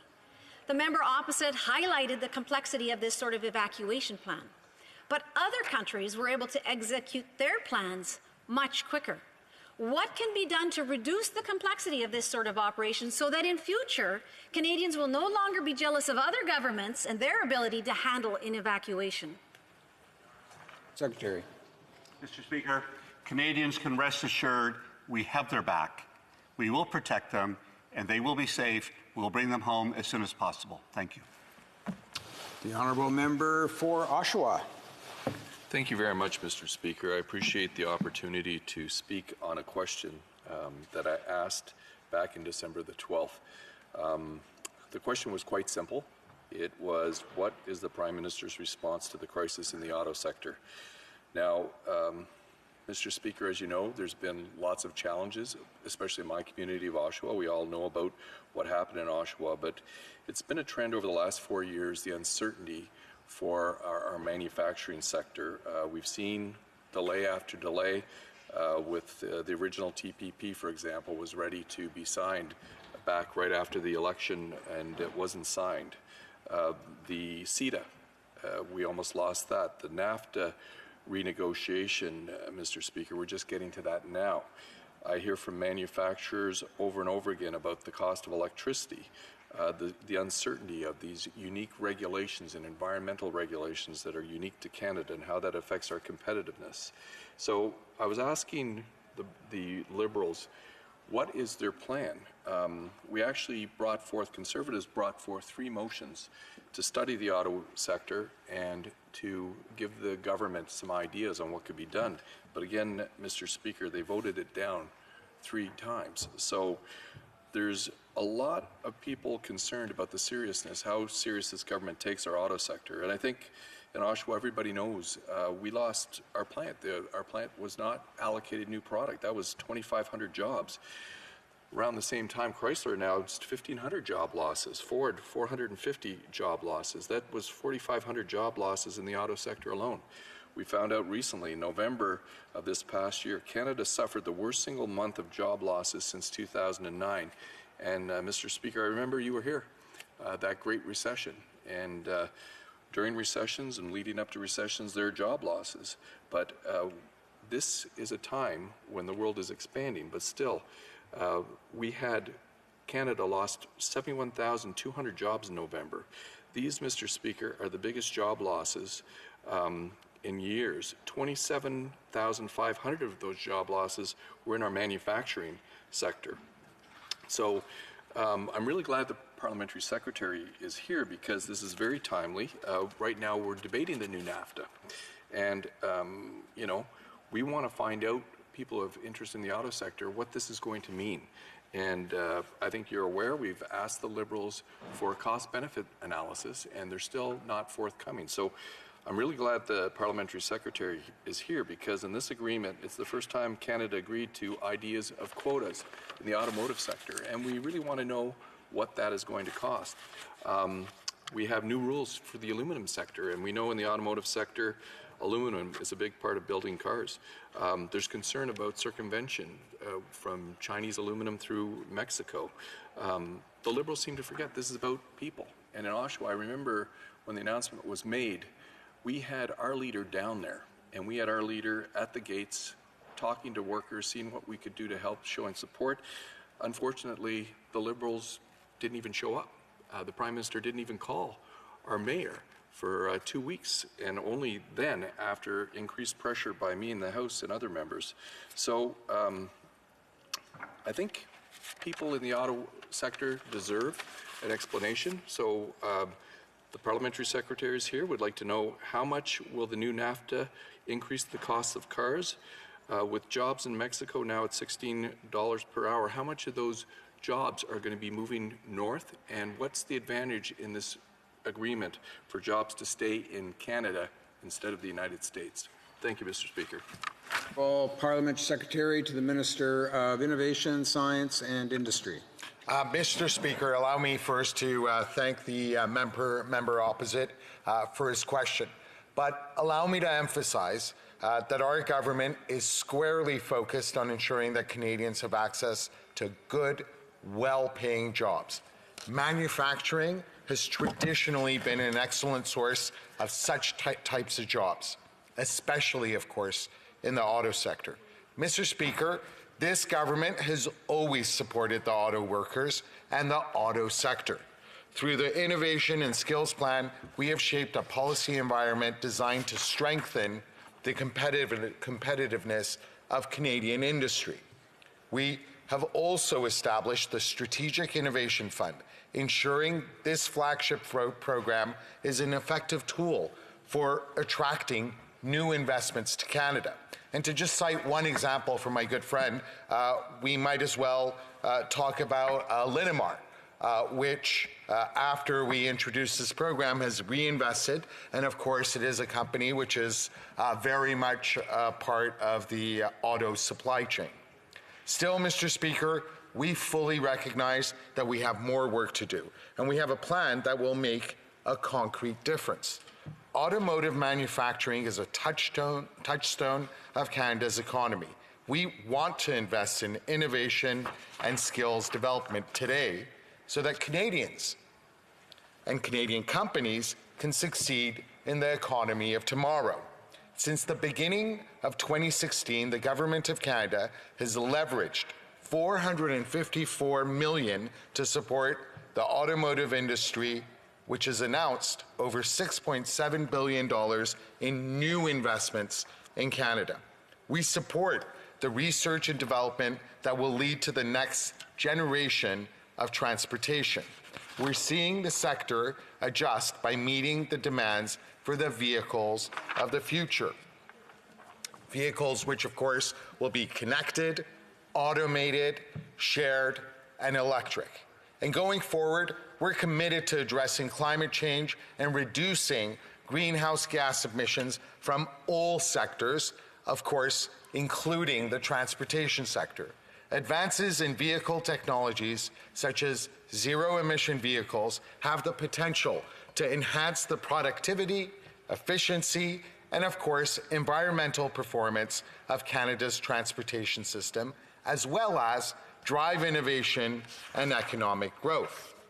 Canada retains a mature automotive sector, and we are building expertise in advanced technologies, a highly skilled workforce, and, of course, strong R&D capacity.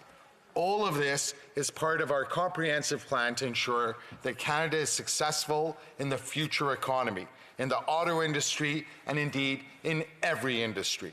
Mr. Speaker, we believe passionately in Canada's automotive manufacturers and the quality of the vehicles produced by Canadian workers. Thank you, Mr. Speaker. The honourable member for Oshawa. Mr. Speaker, you'll get no argument from me on that.